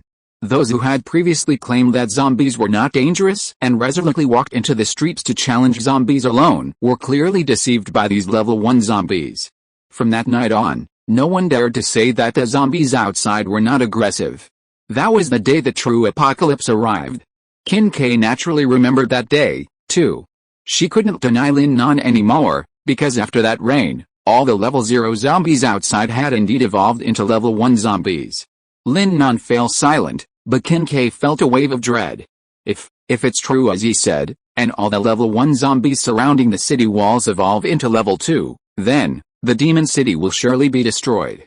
And those cities that threaten to build walls will probably suffer even worse. Building a wall is a good idea, but if it's not handled properly, the wall will be their tombstone. Lin Nan stared into the distance, his expression extremely deep. You knew that day would come, right? Qin Kai suddenly raised her head, as if she had been brainwashed by Lin Nan. I know, but I'm afraid you don't believe it. Qin Kai saw Lin Nan's confident look, and she had almost no doubt. She grabbed Lin Nan's arm, as if begging Lin Nan to show her the way, and asked excitedly, how many days are left? A year, half a year, or a few months? Lin Nan glanced at her, then turned his head and continued to look at the road ahead. You're too optimistic about the situation. They only have 3 or 4 days left before they can level up. 3 or 4 days? How can it be so short? Qin Kai was a little overwhelmed. There was no way to come up with an effective response in such a short time. How else? How many days do you want? You have to know that this is the end of the world. Giving you a chance to breathe, how can it still be called the end of the world? Lin Nan said seriously. Are you absolutely certain? Qin Kai seemed to be begging for an answer, though she vaguely knew Lin Nan's response. Seeing her expression, Lin Nan nodded. I know you special forces have an intranet for communication. Instead of sitting here in confusion and losing your mind, why not tell your superiors and have them prepare as much as possible? Lin Nan's words instantly enlightened Qin Kai. She suddenly picked up a mobile phone-like communication device and, after dialing a few numbers, the call finally connected. Ake, is that you? How are you? Are you hurt? On the other end was Qin Ming. Realizing it was his daughter calling, he frantically inquired about Qin Kai's health. Dad, we encountered a tribe of vampires. Including me, only 4 of us made it back. There was a moment of silence on the other end. Clearly distressed by the losses suffered in the operation. Qin Ming quickly recovered, saying, I'm glad you're back. We're facing a critical moment for our species' survival, and someone has to sacrifice. Yes, I know. By the way, Dad, I have something very important to say. Qin Kai then told him about the evolution of the first-level zombies. At first, Qin Ming didn't believe it, but after she fully conveyed Lin Nan's intentions, Qin Ming fell silent again. Especially after Qin Kai revealed Lin Nan's third-level strength, it added an air of mystery to him. It was this aura of mystery that made Lin Nan's words impossible to ignore. After another minute of silence, Qin Ming spoke, I understand. By the way, can you ask that expert for Dad if they have any solutions? Lin Nan's ears were incredibly sharp. Before Qin Kai could explain, He said, 3 solutions, 3 solutions. Qin Ke was instantly excited. She suddenly sat up and listened intently. She even held the communication device close to Lin Nan so that her father could listen in. Don't get excited yet. You may not be able to complete the 3 methods I mentioned. I'm just offering a way forward. Yes, yes, yes, I know. Expert, tell me. Qin Ke nodded repeatedly. Qin Ming, standing across from him, heard Lin Nan's crisp voice and guessed he was probably in his 20s, but he didn't mean to look down on him. Please enlighten me, expert. These words of expert made Lin Nan feel a little embarrassed. He had only casually offered personal suggestions, but now he felt a little embarrassed to express his own thoughts. However, with the lives of millions of people in the Magic City at stake, and his grandmother inside, Lin Nan had no choice but to bite the bullet and lay out his plan. First, from a defensive perspective, find some Earth manipulators who have advanced to level 3 to reinforce the city walls. At the very least, find level 2. Keep working over time. Every layer of defense means every layer of protection. Be mindful to minimize the use of level 1 defenses. From personal experience, level 1 defenses are as thin as paper in the eyes of level 2 defenses. No matter how many layers you build, they won't stop them. Second, eliminate the zombies outside the walls. While hot weapons still have an effect on them, quickly eliminate them at the source. This will directly reduce the damage caused by level 2. No matter how well you execute the first method, it's just a delaying tactic. Qin Ming nodded secretly after hearing his plan. This young man's solution is very clear, almost exactly what I had in mind. The third option is, Lin Nan wanted to say, wait until I get there and solve it all for you once and for all, but that would be a bit too much of a stretch. Besides, he didn't dare take on the lives of all the people of the Magic City. It would be too much of a responsibility. So Lin Nan changed his plan again. Wait for the arrival of the savior of the apocalypse. Qin Ke and Qin Ming were both stunned by Lin Nan's final solution. In unison, the father and daughter asked, is there really a savior for this apocalypse? Lin Nan smiled faintly, then said, we have to believe in miracles. They nodded silently, clearly not holding out much hope for Lin Nan's final words. I'm asking Teacher Chen for his opinion. This news is a little hard for Dad to accept. But don't worry, we'll have a response soon. Be careful when you come back. I understand, Dad. Be careful too. After hanging up the phone, Qin Ming's forehead was covered in sweat. The news that the first level zombies would advance to the second level in 3 or 4 days was truly shocking. Regardless of whether it was true or not, Lin Nan had pointed out the flaws in their city's defenses. They couldn't let the zombies outside the walls any longer. Qin Ming called Li Zemming in. Pass my order down.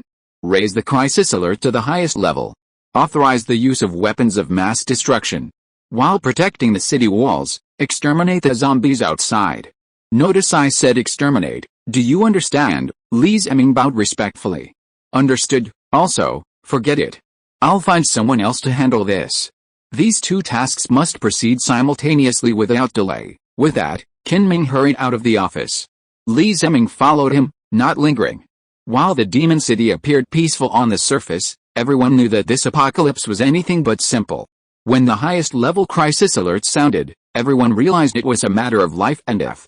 Many Earth controllers were brought to the city walls. They were to build a second level wall behind the first. The project was truly massive. After searching the entire city, they had only found 10, and there were no third level ones at all. For the next few days, they had to work frantically. In addition, hundreds of fighter jets, hundreds of tanks, and thousands of heavy weapons were sent to the walled area to clear the zombies outside. Night fell, but the Magic City was as bright as day. The constant sound of gunfire and artillery made the people panic. Teacher Chen, this is the situation we are facing now. Do you have any strategies to deal with it? Or, do you think the expert's words are accurate? Qin Ming stood respectfully in front of Chen Jin and said. I had a dream. Chen Jin sighed slightly. She didn't answer Qin Ming's question directly, but the simple I had a dream seemed more shocking than any other answer.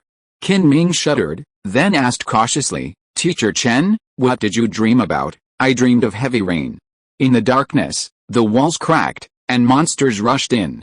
Blood, screams, wails, broken limbs, rivers of gore. Chen Jin slowly closed her eyes, as if recalling, the monsters in the sky? The monsters in the sky are even more terrifying. They have wings, They can crash planes and tear apart tanks. Chen Jin recounted the dream scene word by word. Oh my god, is all this coming true? Qin Ming couldn't help but tremble. The reason he treated the old woman with such respect was, on the one hand, because she was truly his teacher, and on the other hand, she, too, had awakened a special power, prophecy, through dreams. While she couldn't easily foretell the future, her dreams were almost always about major events that were about to occur. It was thanks to her help that the defenses of the demon city remained so strong. At this moment, Chen Jin suddenly said, "Be careful of the sea, there is something in the sea." After hearing her words, Qin Ming almost suffocated this time. Chapter 59 Fatty. The Magic City's coastline is vast, with almost half its landmass bordering the sea. Qin Ming had always believed they were in an ideal location, as the ocean would allow them to eliminate half the city walls. But Chen Jin's words were like a bolt from the blue, suddenly making Qin Ming realize that if the marine life moved onto land. After all, land only makes up a small portion of this planet, the vast majority is ocean. If marine life were to migrate onto land, it would undoubtedly make humanity's situation even more difficult. This truly is a matter of life and death. Qin Ming's eyes gleamed with determination. It seems the inland is our destiny. But it's too late to go now. Qin Ming looked at Chen Jin again. Teacher, is humanity truly doomed? Chen Jin shook her head. She didn't know. I understand. Qin Ming bowed slightly and slowly retreated. Another dark night. Lin Nan parked the car at a service area. After a brief search, he found some good cigarettes. They then discovered a small town, where he decided to search for supplies.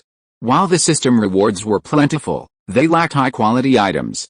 For example, Lin Nan didn't have any of the Huazi items she loved, so she had to collect them. This simple mission involved only Xiaoz and Qin Ke, who insisted on tagging along. Su Anren stayed in the RV to care for Chu Mingyao. Shangde and Shuanger, along with the others, guarded the RV.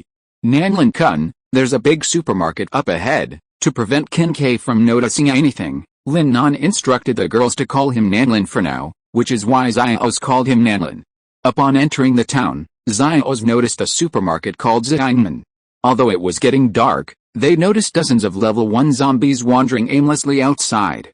Nanlin Kun, leave it to me. Xiaoz stopped Lin Nan and slowly raised her arms toward the zombie horde. Lin Nan watched with a smile, but Qin Ke was bewildered. What is she going to do? Is she going to take on those zombies? There are over a dozen level 1 zombies. Even a level 2 zombie like me would have a tough time defeating them. Qin Ke was incredulous. Before she could even think, however, she saw an object suddenly emerge from the darkness and sweep away the zombies before her. The zombies tried to resist, to wail, but Xiaoz gave them no chance. Her outstretched hand slowly tightened, and at the same time, the massive black object shrank. Qin Ke was astonished to see the first-level zombies being crushed together by the iron-like object.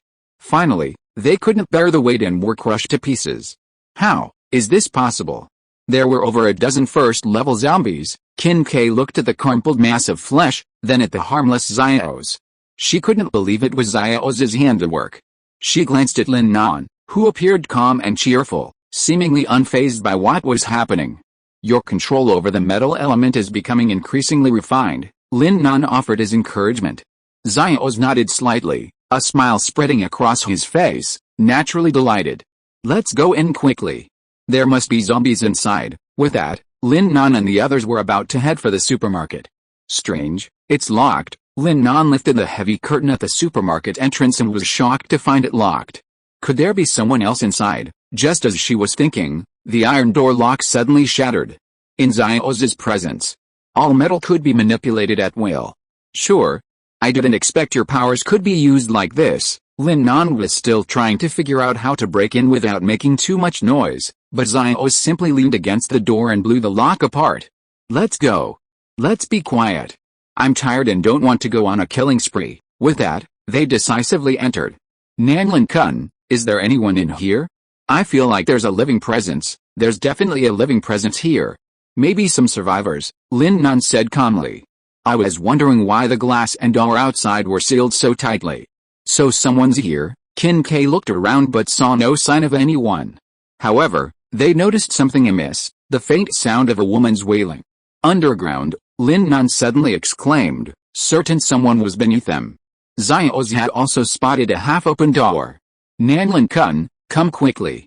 There's actually a basement. The woman's wailing grew louder in the pitch-black staircase.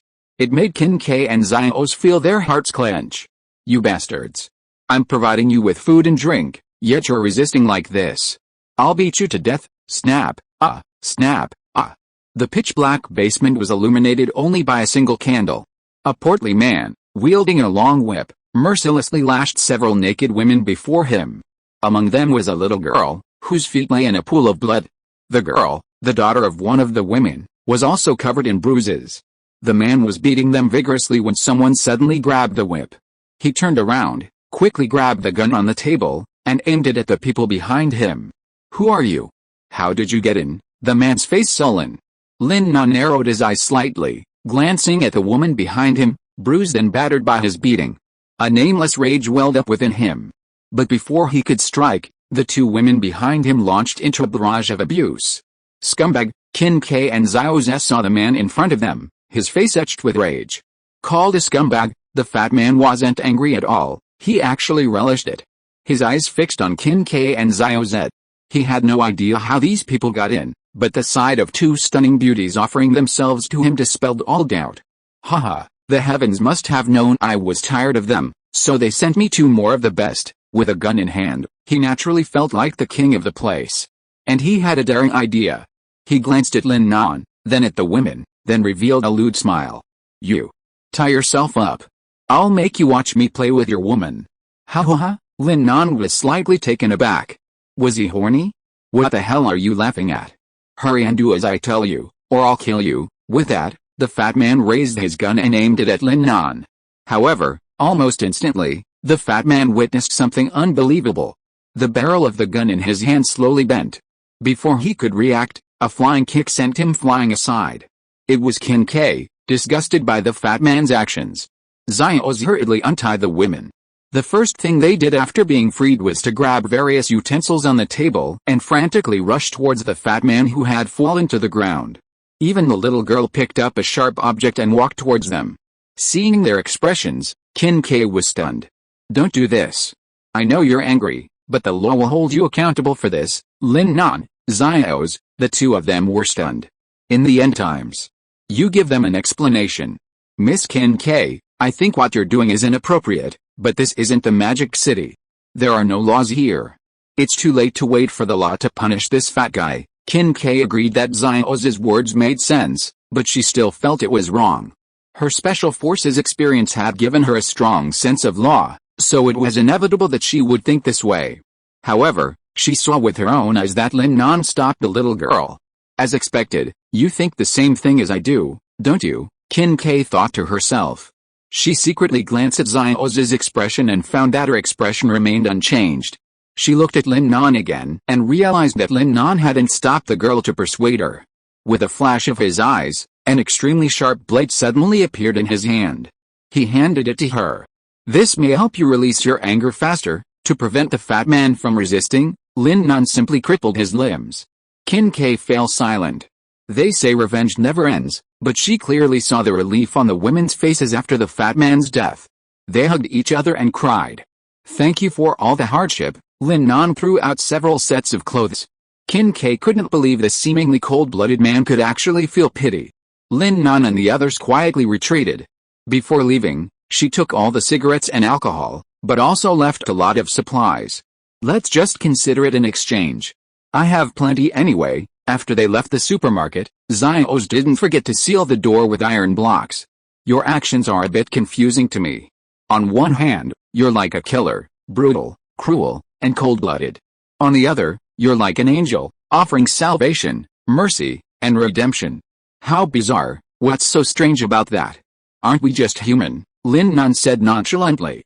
The apocalypse will amplify the desires hidden within the human body, turning us into beasts controlled by desire. But this isn't complete humanity. Some people, even facing death, refuse to give up the most precious qualities of their humanity. Isn't that what it means to sacrifice one's life for justice? We don't realize we're that noble, so we try our best to prevent the apocalypse from devouring our last bit of conscience. Let's still be human. Lin Nan smiled faintly at Qin Kai. Let's still be human. Kin-Kay was stunned. She still couldn't grasp what Lin Nan meant. Born in the Magic City, even in the apocalypse, she had never fully experienced the horrors of human nature in that apocalypse. Besides what happened just now, she wouldn't have foolishly suggested calling for legal action against the fat man. But somehow, she felt that Lin Nan's words just now were unusually deep. Although he was wearing a mask, he had an inexplicable charm that suddenly made Kin-Kay's heart tremble. Chapter 60 Chu Mingayao wakes up. In fact, it wasn't just him. Xiao subconsciously put his arm around Lin Nan's shoulders, and the two of them walked silently behind Kin-Kay. In the end, Xiao leaned directly on his shoulder. Kin-Kay suddenly realized that Xiao was Lin Nan's girlfriend. Sighing silently, she dispelled the insignificant throbbing in her heart. Lin Nan gently hugged Xiao from behind. The moon had risen. Xiao's eyes were as clear as water, and the shyness in her eyes could not be concealed. Suddenly, Lin Nan stopped and whispered to the girl in front of him, "Kin-Kay, you go back first. Xiao and I still have something to talk about." Xiao raised her head and looked at Lin Nan in confusion. She didn't know what he meant. Kin-Kay didn't know either, but the RV was not far ahead, so she didn't care much. She nodded and left without looking back. "Nanlin Kun, what do you want to say? Don't you know?" Lin Nan looked up at the sky. "Don't you think the moonlight is beautiful today?" He hugged Xiao from behind. The girl's soft body and faint fragrance made Lin Nan feel unusually agitated. Xiao looked up at the sky. She nodded slightly, her hands unconsciously clenching the corners of her clothes. Just then, Lin Nan pulled out something called a dumas and waved it before her eyes. The girl's face flushed even more. She grasped the object with one hand, covering her face with shyness, while with the other hand, she pulled Lin Nan deeper into the dense forest. The next day, Lin Nan, holding his waist, got into the driver's seat. He honked the horn, waking the Special Forces car outside. It was time to set off again. The Magic City was just ahead. Due to the frequent traffic jams on the highway, it was impossible to get there without clearing it. Furthermore, Lin Nan didn't want to drive at night, so their arrival at the Magic City was somewhat delayed. However, although they didn't see the Magic City, they had heard its sounds. The explosions grew louder, startling the few who were still asleep. "It's okay, you guys should get some sleep. We're still some distance from the Magic City." Lin Nan said this, looking at Xiao's. His eyes were filled with affection, making Xiao's a little shy. But she still got dressed. "I can't sleep anymore. I have to cook," but that wasn't the most important reason. The most important thing was that she was going to see Lin Nan's grandmother. She had to dress carefully. In fact, it wasn't just her. Su Anren also got dressed. She usually only wore heavy makeup, but this time, she followed Xiao's example and applied light makeup. "Brother Nan," Chu Mingayao rubbed her sleepy eyes and opened the bathtub door as if nothing had happened. She was now soaking wet, and without any surprise, she was still naked. "Yao," Xiao's quickly took out a bathrobe and draped it over her, which instantly woke Chu Mingayao up. She quickly looked at Lin Nan in the driver's seat. He had his back to him. But Lin Nan felt the pain in his waist worsen. "Ah. Yao, you're awake," Lin Nan said in a panic, opening the system and checking Chu Mingayao's various bodily functions. Only after seeing everything normal did Lin Nan breathe a sigh of relief. However, he also noticed that Chu Mingayao's strength seemed to have increased further, faintly giving the impression of reaching the peak of the second level. As the saying goes, there's no construction without destruction. Although this forced upgrade had failed, it wasn't without benefits. Even if there were benefits, I can't let her take such risks again, Lin Nan thought to himself. Did Brother Nan trick this beautiful sister into coming here too? Chu Mingayao smiled at Kin-Kay, her words full of jokes. Lin Nan was a little frustrated. "What do you mean by I tricked her into coming here again? It was clearly all won over by my strength." Kin-Kay smiled awkwardly and quickly explained, "I'm just using your brother's car. I want to go to the Magic City too. We're almost there." "So, are we going to see Grandma soon?" Chu Mingayao was stunned for a moment, then asked excitedly. Seeing everyone nod, Chu Mingayao suddenly hugged Kin-Kay and Xiaos. "Two beautiful sisters, don't just focus on yourselves. Yao needs to put on some makeup too." Xiaos and Suanren wondered what she was going to do, but it turned out to be makeup. They pulled the curtain shut and meticulously dressed Chu Mingayao. This lovely girl was like a younger sister to them. Of course, they didn't just put on makeup, they also explained the recent events and the importance of addressing Lin Nan with caution. Chu Mingayao nodded earnestly, noticing the mask on Lin Nan's head and understanding its deeper meaning. You truly are a treasured treasure, Kin K, finding each of the three girls more attractive than the other, couldn't help but praise them. Lin Nan smiled but remained silent. Just then, the bathhouse door opened again, revealing the combative little girl, Awoke. During their rest periods, she'd stayed by Chu Mingayao's side, caring for her. Now that Chu Mingayao had recovered, she had returned to Lin Nan's side. Master, Awoke walked up behind Lin Nan and reached out to massage his neck. This was Lin Nan's personal training. Because she was a robot, she hardly felt tired, which was exactly what Lin Nan wanted. Kin K hadn't expected Lin Nan to accept this. Calling him master made Kin K feel a little ashamed. It seems I need to examine him carefully, a hint of contempt flashed in Kin K's eyes. Time passed again. As the explosions grew louder, they finally saw the demon city, encased in a massive wall. Fighter jets circled in the sky, and on the land, gunfire rang out. Lin Nan knew they were clearing out the zombies. We're here, Kin K poked his head out and waved excitedly at a helicopter in the sky.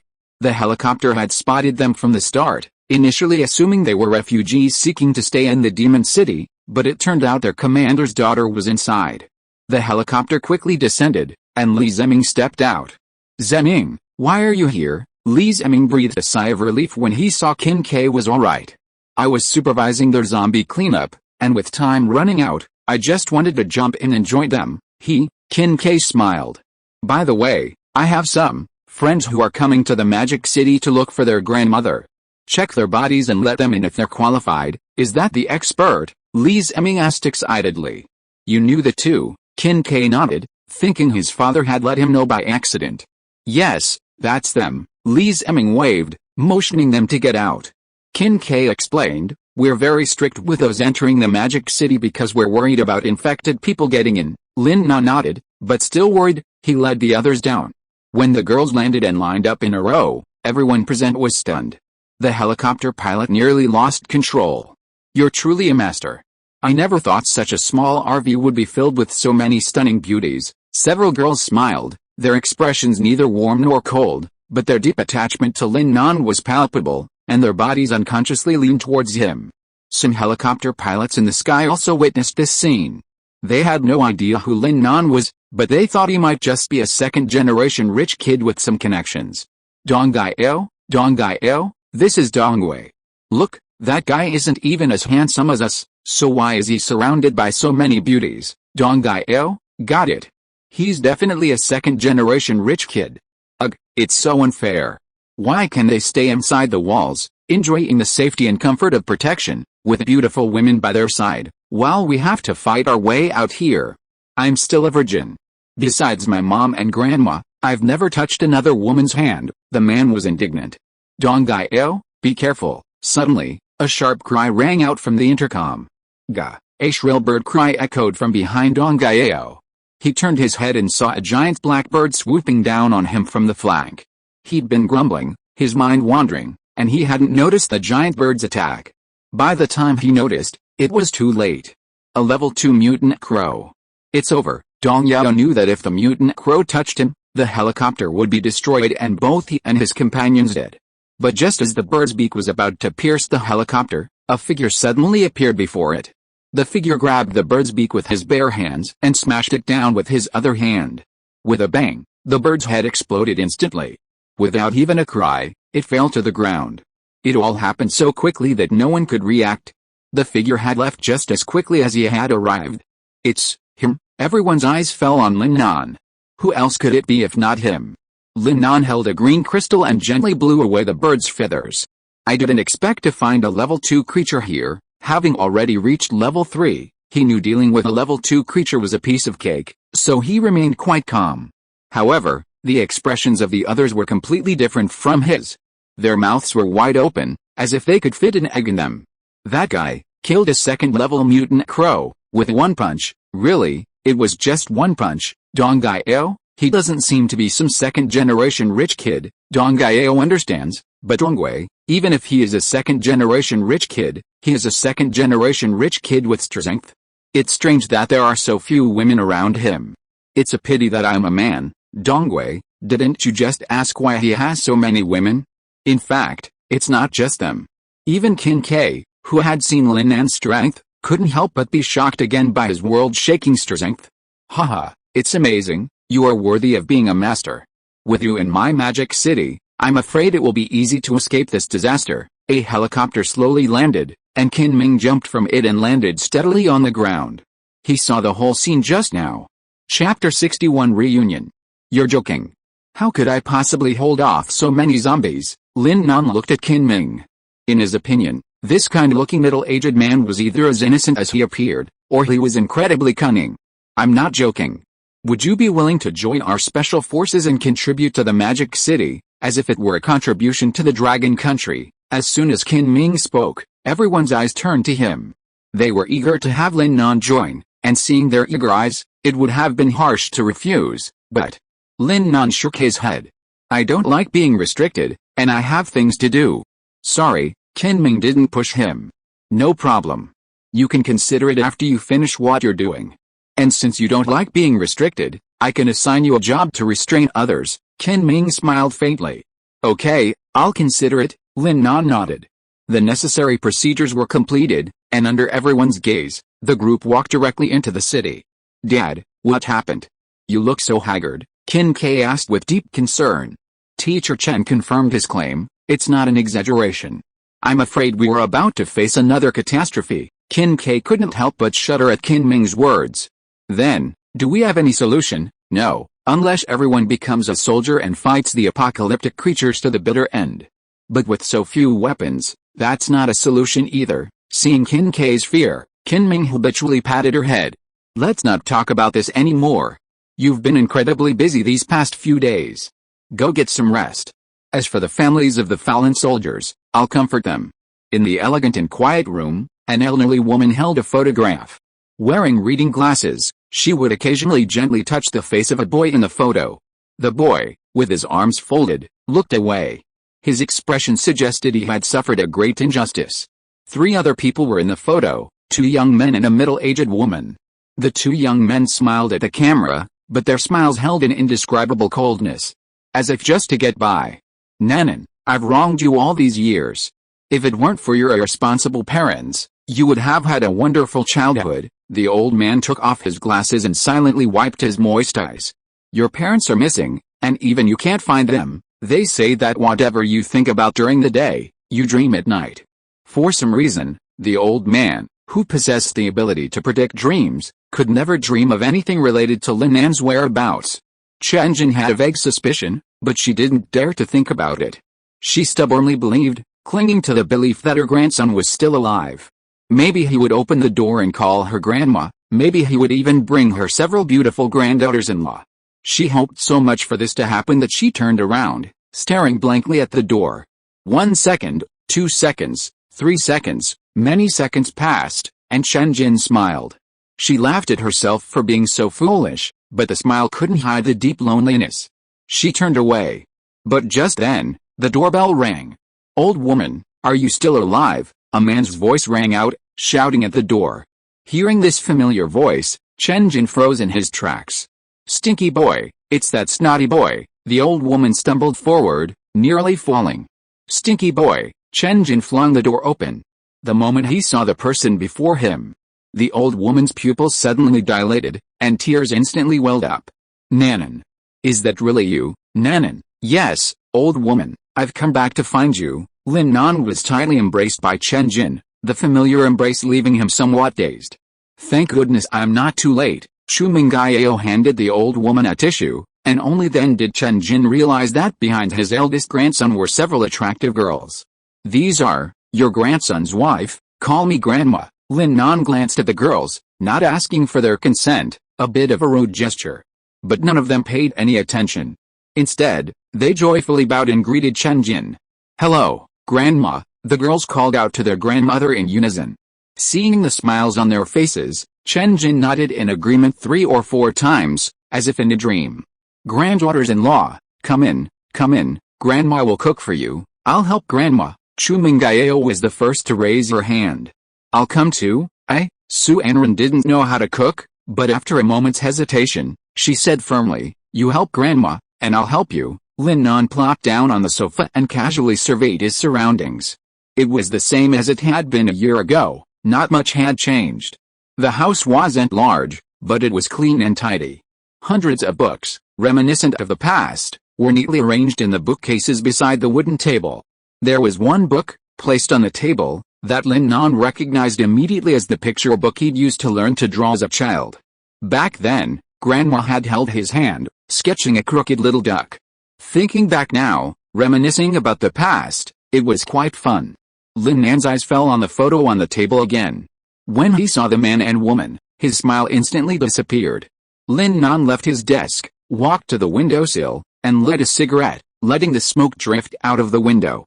"You little bastard, smoking again, you're not learning?" Chen Jin wanted to snatch the cigarette from his hand, but when she saw Lin Nan's absent-minded look with a hint of loneliness, and the photos on the wooden table, she gave up.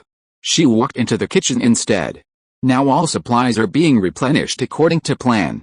Thanks to my students' care, I can store some here. Chen Jin smiled slightly and took out some food. It was some vegetables and a small amount of meat, which didn't look very fresh anymore.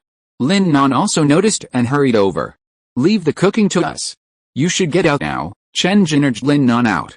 "You guys, talk him out of smoking.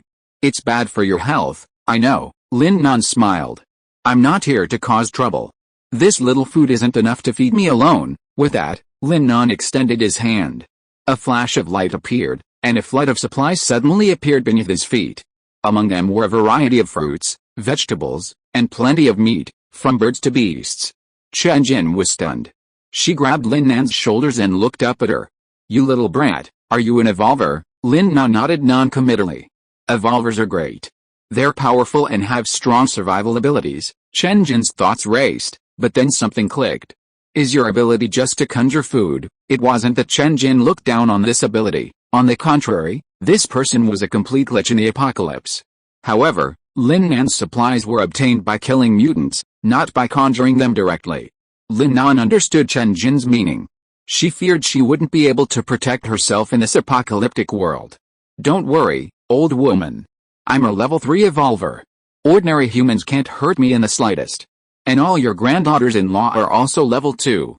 No, do you even know what level 2 and level 3 are?" Chen Jin was stunned by Lin Nan's words.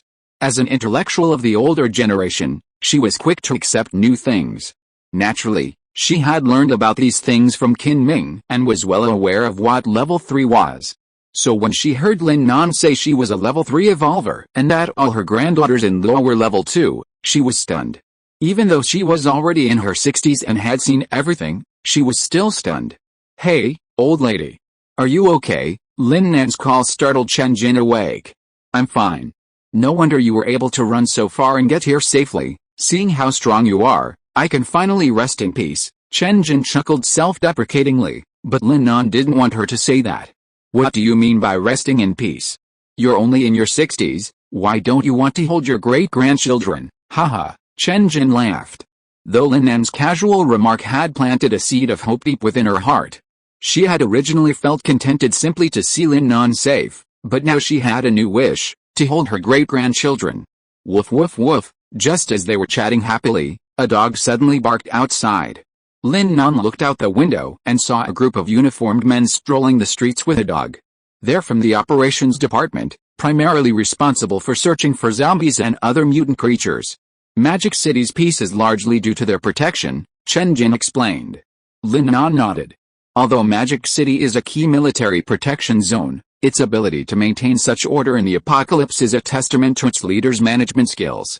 "This Qin Ming is quite something," Lin Nan praised him, and Qin Ming, who was supervising the work outside the wall, sneezed violently. "Who the hell is cursing me behind my back?" He rubbed his nose. Just then, Li Zemming rushed over to him eagerly. "Commander, we've received an urgent document from headquarters. It's very important.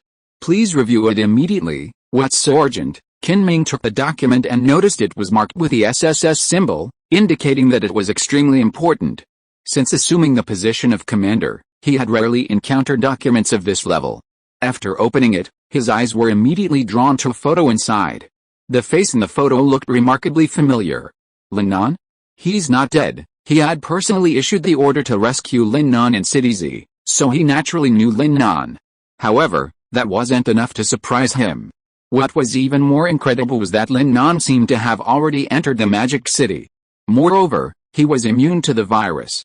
If you are listening to this novel on a channel other than Fanfic World, it means it was downloaded and re-uploaded without effort. We warmly invite you to visit our channel, Fanfic World. There you will find the original version of this story and many other novels of various genres. We look forward to seeing you dive into a world of incredible novels. Chapter 62 Strange Punishment. How is it possible? If it weren't for the RV in the photo, Kinming really wouldn't be sure that the Masked Master could actually be Lin Nan. However, since it was sent by headquarters, there wouldn't be much of a problem. After all, the Sky Eye device was trustworthy. This document not only revealed Lin Nan's whereabouts, but also gave Kinming an order, which was to ensure Lin Nan's safety. As a virus-immune person, it was understandable to focus on protection, but there was also a call following this document. It was from Zhaoyuan in HF City. Old Qin, did you receive that document? Kinming was stunned. How do you know I received a document? Nonsense, of course I know, and I was the one who asked headquarters to draft that document. Oh? Why is that? Kinming was puzzled. Because if I don't mention it, someone else will. Then the initiative will be in the hands of others, and I'm afraid it will affect that kid. To be honest, I admire him very much. Kinming smiled slightly. To be honest, I admire him too. Zhaoyuan opposite also laughed and said, great minds think alike, but after laughing, Zhaoyuan cleared his throat. I won't talk nonsense with you. I asked Professor Gu Wensen to test it. Although Lin Nan is immune to the virus, his blood is very strange. It's like it was blocked and can't be made into a vaccine. So don't be stupid and tie him up for research. Professor Gu Wensen, are you sure? It shouldn't be like that. Kinming seemed to be thinking about it. Professor Gu Wensen is one of the best virology experts in Longuo. She has been placed high hopes by the top leaders of Longuo since the day the end of the world came. Now that she says it's no use, then we can basically give up. I don't know why, but I just remembered something. Is what you reported to headquarters a few days ago true? Did the old lady confirm it? Almost true. Just look at this awful weather. A heavy rain is bound to come, Kinming said with absolute certainty. You must survive. I was thinking of meeting you for a drink. PFFT, PFFT, PFFT. Setting up a death flag? Don't you know it can easily kill people? Zhaoyuan cursed with a laugh, his laughter fading until Zhaoyuan suddenly replied, hang up, and hung up. Kinming sighed and smiled helplessly. Since old Zhao consulted Professor Gu, there's no need for this document. He was about to destroy it, but at that moment, he stopped himself. A thought suddenly occurred to him. Don't blame me, kid. Blame me for having evidence against you. Lin Nan was chatting and laughing with Chen Jin and the others over dinner. Lin Nan even said he wanted to take Chen Jin away and find a quiet island for her to live out her retirement. But just then, Li Zemming suddenly appeared at the door in his car. Lin Nan tried to put on his mask, but through the crack in his eyes, he caught sight of Li Zemming's faint smile, directed at him. At that moment, Lin Nan realized the mask was no longer useful. He had been discovered. Mr. Lin, the commander invites you. Li Zemming gestured to him. Sensing hostility, several girls immediately surrounded Lin Nan. Chen Jin also emerged from the room. She looked at Li Zemming and whispered, Xiaoming, what's going on? Why are you arresting my grandson, Grandma Chen? Don't worry. Our commander just wanted to meet Mr. Lin. He asked me to tell you. I understand. Lin Nan gently pushed the three girls aside. Knowing this day would come sooner or later. You guys go back and eat. He can't do anything to me. Even if he does, I can defeat him and then escape. Lin Nan said this without any hesitation, and Li Zemming smiled, saying nothing more. Soon, the two of them entered the commander's office, where Lin Nan also met Qin K. When the girl realized the masked master was Lin Nan, she stood there in a daze for a long time. Dad also said I should marry Grandma Chen's grandson. Isn't that him? Qin K's face flushed to her ears at the thought. Following Li Zemming's footsteps, Lin Nan entered the solemn fifth-floor building.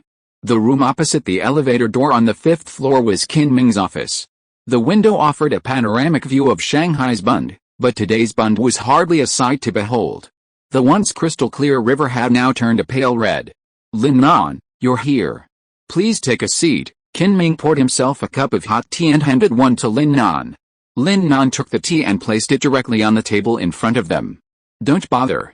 Since you found me, it must be because of the virus vaccine and Li Shuoqiang. You're quite self-aware, aren't you? Qin Ming's lips curled slightly as he handed the SSS-level documents to Lin Nan. Lin Nan took a quick look. Protect my safety? Are you putting me under house arrest? That's what's written in the document.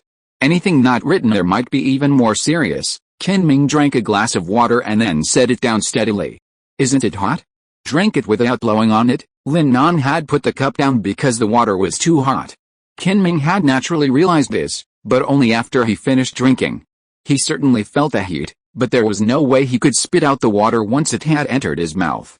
It would be ungraceful, so he just gritted his teeth and drank it, then replied calmly, "Not bad." Before Lin Nan could say anything else, Qin Ming quickly interrupted. In short, what I'm trying to say is that you're wanted. Once you leave here, the Dragon Kingdom will send a massive force to hunt you down. Although you're powerful, I don't think you want to live a life of being hunted, especially by the country you respect. Lin Nan pursed his lips, acknowledging Qin Ming's point. Lin Nan didn't want to be accused of treason, even if the country was in imminent danger. I don't know what you're going to do, but I'm telling you, my blood can't be used to make a vaccine. Even if you drain me dry, you won't get what you want, Lin Nan said calmly. Suddenly, a thought struck him. No, didn't Zhao Tian explain it to me? He said he would help me. Zhao Tian? Who is he? Male or female? I don't know him. Qin Ming acted as if he loved whoever he was, but he didn't know them. Sigh, Lin Nan sighed. He hadn't considered Qin Ming lying. Okay, what do you want me to do? I don't want to be a traitor. Give me a condition I can meet. Good boy, you're quite sensible, Qin Ming thought to himself. However, he didn't express his thoughts directly.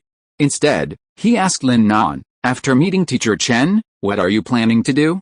Are you planning to stay in Shanghai, or, of course, leave? Lin Nan didn't even think twice. In his opinion, staying here meant death. Qin Ming sighed. It was exactly as he thought. For Lin Nan, there was nothing worth lingering in this place. Even if it became a ruin one day, he would not feel any burden in his heart. But Qin Ming was different. Although this place was not his hometown, it had been with him the longest. He did not want to see corpses everywhere in this place. No matter whether your blood can be used to make a vaccine, you killed Li Shuoqiang, an official of the Dragon Kingdom. You may be exempted from the death penalty, but you cannot escape the punishment of living. Since you have come to my territory, don't blame me for punishing you privately. My punishment is, to make you the commander of the Magic City. Lin Nan, are you crazy? Lin Nan sat up quickly. I'm just a young man in his 20s, and you actually let me be the commander. What kind of joke is this 9-day spiral fart? Do you think I'm crazy too? Qin Ming slowly stood up, his back to Lin Nan as he looked out at the seascape. But there's nothing I can do. I'm not an evolver. When the zombies come, I can only be protected. I can't go to the front lines to inspire the soldiers to charge and kill. But you're different. Not only are you strong, but you also have ample experience battling zombies. That's exactly what we need. Lin Nan was stunned. He couldn't believe that in this apocalyptic world where human desires are infinitely magnified, a general would actually give up power.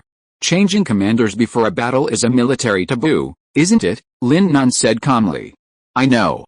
I'll explain it clearly to them. Rather than not seeing their generals, it's better for them to see a commander who fights alongside them. No. I still can't accept it. The Demon City will definitely fall, and by then it'll be too late to leave. Lin Nan shook his head. You should find another punishment. Qin Ming was momentarily at a loss at Lin Nan's firm refusal. Alice. It's my fault. I was so eager to protect this land that I selfishly ignored your feelings. After all, you still have to protect your family and friends. Go away. I never intended to punish you. Qin Ming didn't turn around, but he heard Lin Nan's footsteps. Lin Nan was about to leave. However, he faintly heard Lin Nan curse and then turn around. Okay, I promise, but you have to make sure all your subordinates obey me. Qin Ming was stunned by this sudden scene. What had happened? He had just refused so decisively, but in less than 2 seconds, his attitude had undergone a 180-degree turn. However, Qin Ming's response to Lin Nan's request was also very decisive. Of course. From now on, you are the new commander of the Magic City. As he spoke, Qin Ming opened a drawer and pulled out a freshly drafted letter of appointment. Qin Ming casually crossed out his name and wrote Lin Nan's name instead. This operation stunned Lin Nan. Damn, this is possible. But you wrote the Nan wrong. I am the Nan of Mu Nan, so it's this Nan. Why didn't you say so earlier? Then Lin Nan saw Qin Ming put a cross again. Chapter 63 Taking Office. Lin Nan was now doubting the validity of his decision. Was this really the person who had saved the Magic City during the first mass evolution? Why did it feel a bit unethical? But then Lin Nan thought again, the system was the real culprit. Could you please issue the mission sooner next time? I've already rejected it. Lin Nan helplessly stared at the lines on the system screen. Mission description: protect the Magic City during the second mass evolution. Mission reward: open the shelter module. If it weren't for this mission, Lin Nan wouldn't have stayed. There was nothing he could do. The system was controlling him, and he couldn't refuse. Just like before, the price of refusal was annihilation. Alice. There's nothing I can do. Lin Nan looked out the window. The Magic City within the walls was peaceful. With people staying at home, the mutant birds, unable to find prey, rarely appeared above the Magic City. Furthermore, powerful firearms posed a threat to them. Therefore, the Magic City was a pristine paradise compared to other places. But Lin Nan knew this tranquility would soon be shattered. He was now counting the days. Only 2 days and 6 hours remain until the second general evolution. Come on, I'll take you to meet some faces, Qin Ming said, leading Lin Nan into a spacious conference room. Inside were about a dozen people, representing the dozen or so districts of the Magic City. These people were like regional leaders. You're so quick. It hasn't been long, and you're all here. Commander Qin's orders. How dare we be late? Yes, you've summoned us all here in such a hurry today. Is there something important to announce? Everyone's eyes were fixed on Qin Ming, with the occasional glance at Lin Nan.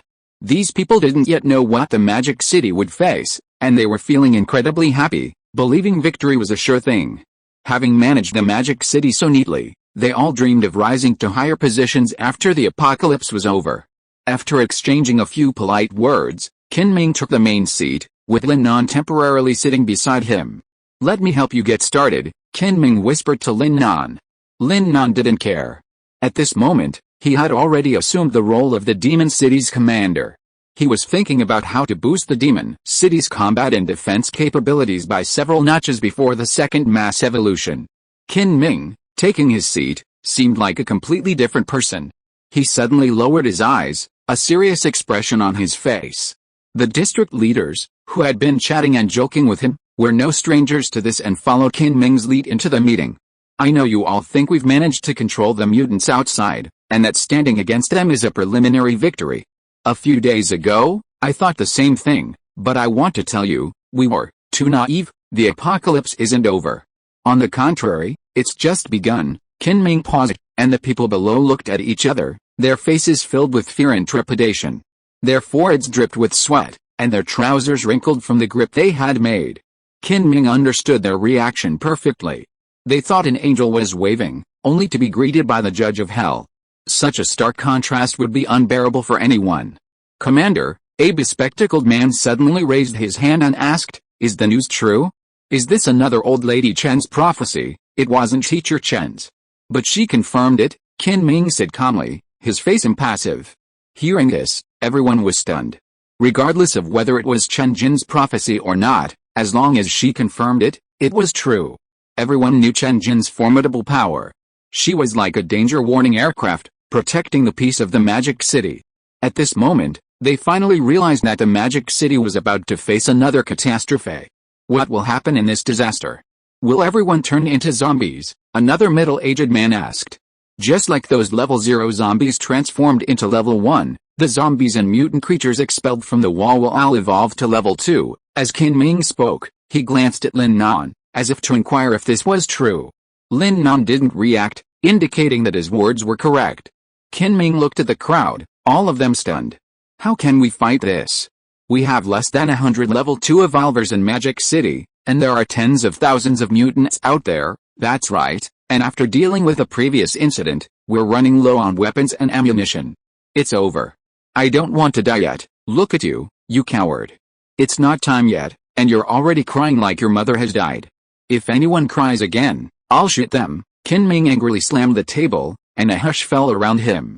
I called you all here today to discuss a response strategy. Bang! A louder slamming of the table suddenly rang out, the sound coming from the man who had been frightened and crying. What response strategy is there? You're still alive. It's a damn shame. Qin Ming, I'm telling you, I'm not going to attend this meeting.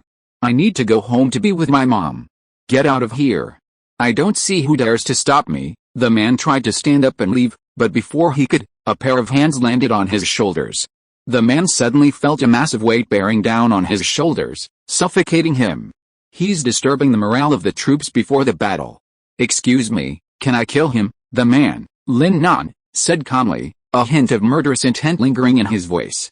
Who are you? The commander should be the one to do it, not a little brat like you, the man shouted in fury. Commander, Lin Nan glanced at Qin Ming, then smiled. Excuse me, I'm the commander. Then, Lin Nan punched him in the chest, drawing a mouthful of blood. See if you're still useful. I'll spare your life. If you dare disturb the morale of the troops again, I, Lin Nan, will kill you. Instantly, Lin Nan reached the main seat, and Qin Ming cooperatively gave way. As you can see, this is my successor, Lin Nan, the new commander of the Magic City. From now on, he will lead our Magic City against this catastrophe, Qin Ming said with a smile, standing aside. He was about to lead the applause, but Lin Nan simply waved away the formalities. Let me tell you, I don't really want to accept this mess, and I'm not that easy to talk to. I have only one goal, to lead the civilians of the Demon City to survive as many lives as possible during the second mass evolution. Anyone who interferes with my goal, I can only apologize to your corpses. Lin Nan's tone was flat. He glanced at the crowd, but none of these usually superiors dared to meet his gaze. When they caught a glimpse of Lin Nan's calm eyes, their very souls trembled. The commander's appointment couldn't be transferred at will, relying solely on a letter of appointment from headquarters. But none dared to question it. They were afraid of Lin Nan. This is a demon. Where did Qin Ming come from? Is it hell? This was their deepest thought. However, precisely because of this, they felt an inexplicable sense of security. Maybe we can actually survive, who knows? In their opinion, perhaps only a demon could withstand such a catastrophic evil. I hope you can keep the content of this meeting confidential. I don't want to see the crowd getting restless, Lin Nan said calmly. At this moment, he seemed like a real commander. After so many times on the edge of death, he had already honed his extremely calm mentality. However, cold-bloodedness is not something that is cultivated later. It is engraved in his bones and is innate. The next thing to do is to conduct an on-site investigation of the front line. By plane, the two arrived at the front line in just over 10 minutes. At this time, Li Ziming was still commanding the battle with all his might. Seeing Qin Ming and Lin Nan coming over, he was also stunned. Commander, why are you here again after you just left? Don't call me commander, he is your commander now. Qin Ming patted Lin Nan on the shoulder, and everyone's eyes instantly turned to him. It's him, they say he's a level 3 evolver. Oh my god, level 3. Would that mean he could just crush me with one punch, you little brat? He just crushed a level 2 mutant crow with a single punch. You're just an ordinary person, he could probably crush you into pulp with just one shove. Everyone was buzzing with discussion. Although they had heard of Lin Nan's prowess, they still felt it was inappropriate. Changing commanders before a battle was a serious military taboo. Furthermore, even just because he was powerful didn't guarantee he'd become a commander. After all, a war can't be won by one person, and commanding requires a strong strategy. They were puzzled. Did this man truly understand strategy? Lin Nan saw the skepticism in their eyes, and he understood it, but he didn't have the time to explain. He simply needed to implement his plan step by step. As for the rest, he would leave it to Qin Ming. Without waiting for Qin Ming's explanation, he suddenly asked, how many mutants are there outside the wall? The man being questioned was somewhat bewildered. He glanced at the people around him, then at Qin Ming. Commander, I'm asking you a question. Why are you taking so long? What are you thinking about? Qin Ming demanded loudly. The soldier, startled, quickly stood at attention and saluted Lin Nan. Commander, there are approximately 20,000 level 1 zombies in our area. The mutants are mostly mutated rats and insects. According to statistics, there are nearly 100,000, Lin Nan nodded. There were so many mutants in this area alone, not to mention the dozens of similar walled areas throughout the demon city. Not bad, not many, Lin Nan said softly. Not many, really. But what if they advance to level 2, Qin Ming suddenly asked. When the soldier reported the number of mutants, Qin Ming felt it was a lot. Lin Nan remained calm throughout, which puzzled Qin Ming. He suspected that Lin Nan was either faking it or was truly confident. Lin Nan glanced at Qin Ming and said calmly, I'm not saying much, but when they all evolved to the second stage.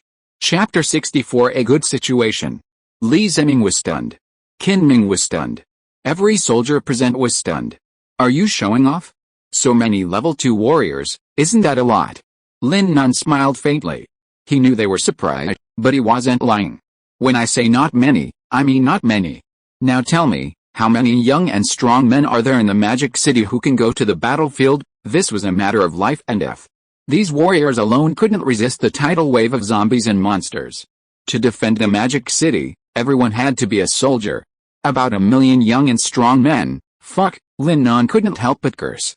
So many. Lin Nan suddenly realized that the Magic City was an international metropolis, and 1 million young and strong men wasn't a lot. But at this point, Lin Nan became curious. Logically, with so many people, it should have been a hard-hit area for the virus, but why hadn't the virus broken out yet?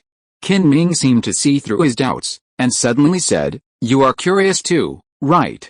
This is all thanks to my teacher, your grandmother Chen Jin. Thanks to her dream, under her pleading, I took on the pressure from everyone and suspended all outdoor activities in the Magic City. And the fact is, just as she dreamed, blood rain fell from the sky, and anyone who was drenched would be infected and turned into a zombie.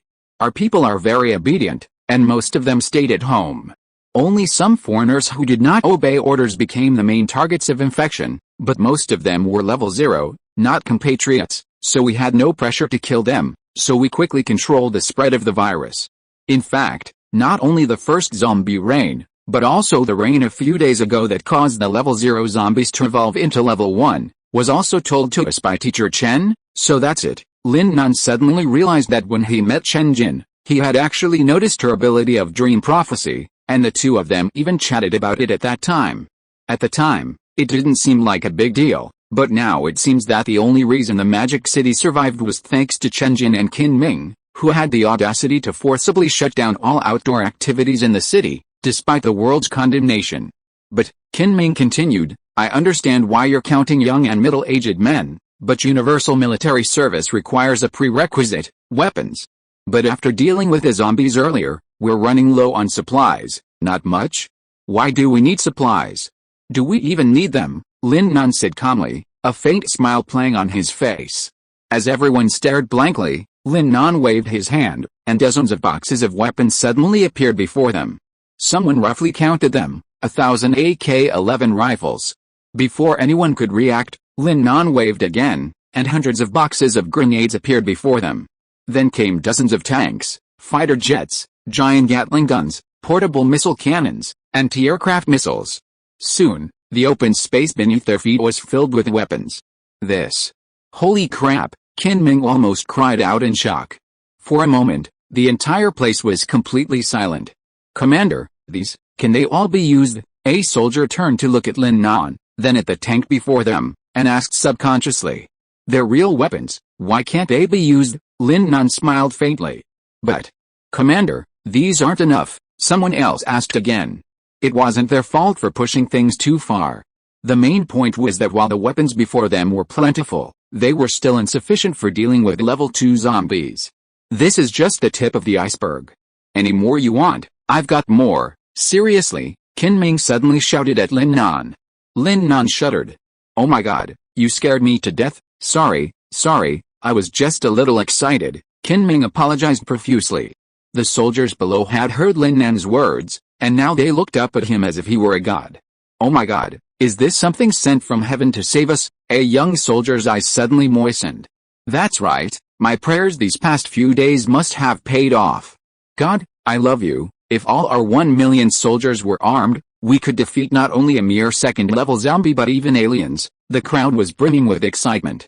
Someone suddenly shouted, Commander Lin is mighty. This sent a ripple of activity, with even more people joining in the chants. Commander Lin is mighty. Commander Lin is so domineering. Commander Lin, I want to give birth to your children. Lin Nan didn't say much. With a simple wave of his hand, he instantly established his authority. Remember, he was just being questioned. Qin Ming, watching his soldiers rebel so instantly, felt no jealousy, otherwise, he wouldn't have appointed Lin Nan as commander. On the contrary, he shared everyone else's excitement, for Lin Nan had given them hope for life, a ray of hope that was like a ray of light in the darkness. Qin Ming, a tough guy, couldn't help but feel tears welling up in his eyes. As Qin K's father, he suddenly felt the urge to marry off his daughter. Alright, calm down, everyone. It's time to get busy. Everyone followed Lin Nan's gaze and saw a massive horde of zombies and mutants charging towards them. Lin Nan took a quick look and estimated there were over 1,000 of them. They were attracted by their voices. What should we do? So many zombies, a soldier panicked, clearly new to such a scene. There's only 1,000 of them, and you're so panicked. If we were facing tens of thousands, you'd be terrified, Lin Nan said calmly. Now, those who have guns, load them. Those who can drive tanks, take them. Those who can fly planes, take them. Kill all these zombies. Lin Nan's words were like a clarion call to action. Like a shot of chicken blood, the soldiers rushed up the wall like crazy. What's with this? What's with this AK? A soldier fired a burst of bullets from the AK and then looked surprised. What's wrong? Can't they use it? Everyone looked at the man in confusion. It made sense. How could someone in this world just wave their sleeves and produce so many guns? Could there be something fishy about these guns? However, these people's thoughts were quickly shattered when the man exclaimed in shock, This gun has endless ammunition." Many people were skeptical at his words, and it turned out to be just as he said. Infinite ammunition. They were dumbfounded. Even tanks have unlimited ammunition. Oh my god, no way. Planes too. I launched a round of missiles and just returned, only to discover they didn't need them at all. There's no way they're going to use them anymore. I'm going to keep bombing them. Damn zombies, die. Qin Ming and Li Zeming watched the whole thing in bewilderment. They were numb now. Lin Nan had given them so many surprises. Ding. Congratulations to the host for earning 10 kill points. Ding. Congratulations to the host for earning 10 kill points. Ding. Congratulations to the host for earning 100 kill points. Wow, I even killed a level 2 monster. Not bad, not bad. If you were to ask why Lin Nan decided to stay here, one key reason was that the system had assigned him and everyone in the Demon City to the same faction. This was crucial. Because once assigned to the same faction, Lin Nan's weapons could be shared with everyone else. This also meant that whenever Lin Nan's weapons were used to kill mutants, he would also earn kill points. This way, Lin Nan could continuously earn kill points, allowing him to continuously summon weapons. Arming millions of people would require tens, even hundreds of millions, of kill points. Where would they come from? This was the only way to get them. Too few. Lin Nan frowned. Qin Ming was puzzled upon hearing this. What's wrong, son-in-law? No, what's wrong, Lin Nan? The situation seems so promising. Why are you frowning again? There are too few zombies, not enough to kill? Not enough to kill meant insufficient kill points, which would hinder Lin Nan's subsequent plans. If this isn't enough, what about the sea? There are plenty. At this point, Qin Ming suddenly thought of something important. Lin Nan, did your grandmother tell you about her dream of something in the sea, and that sea creatures might come to land? Grandma did tell me, but she later said it was something mysterious. As for sea creatures coming to land, don't worry, they won't, at least not yet. Are you sure? Qin Ming was a little surprised. Lin Nan nodded firmly. He was also aware of the issue of marine mutants, but the system had assured him that this mass evolution wouldn't result in marine creatures invading land.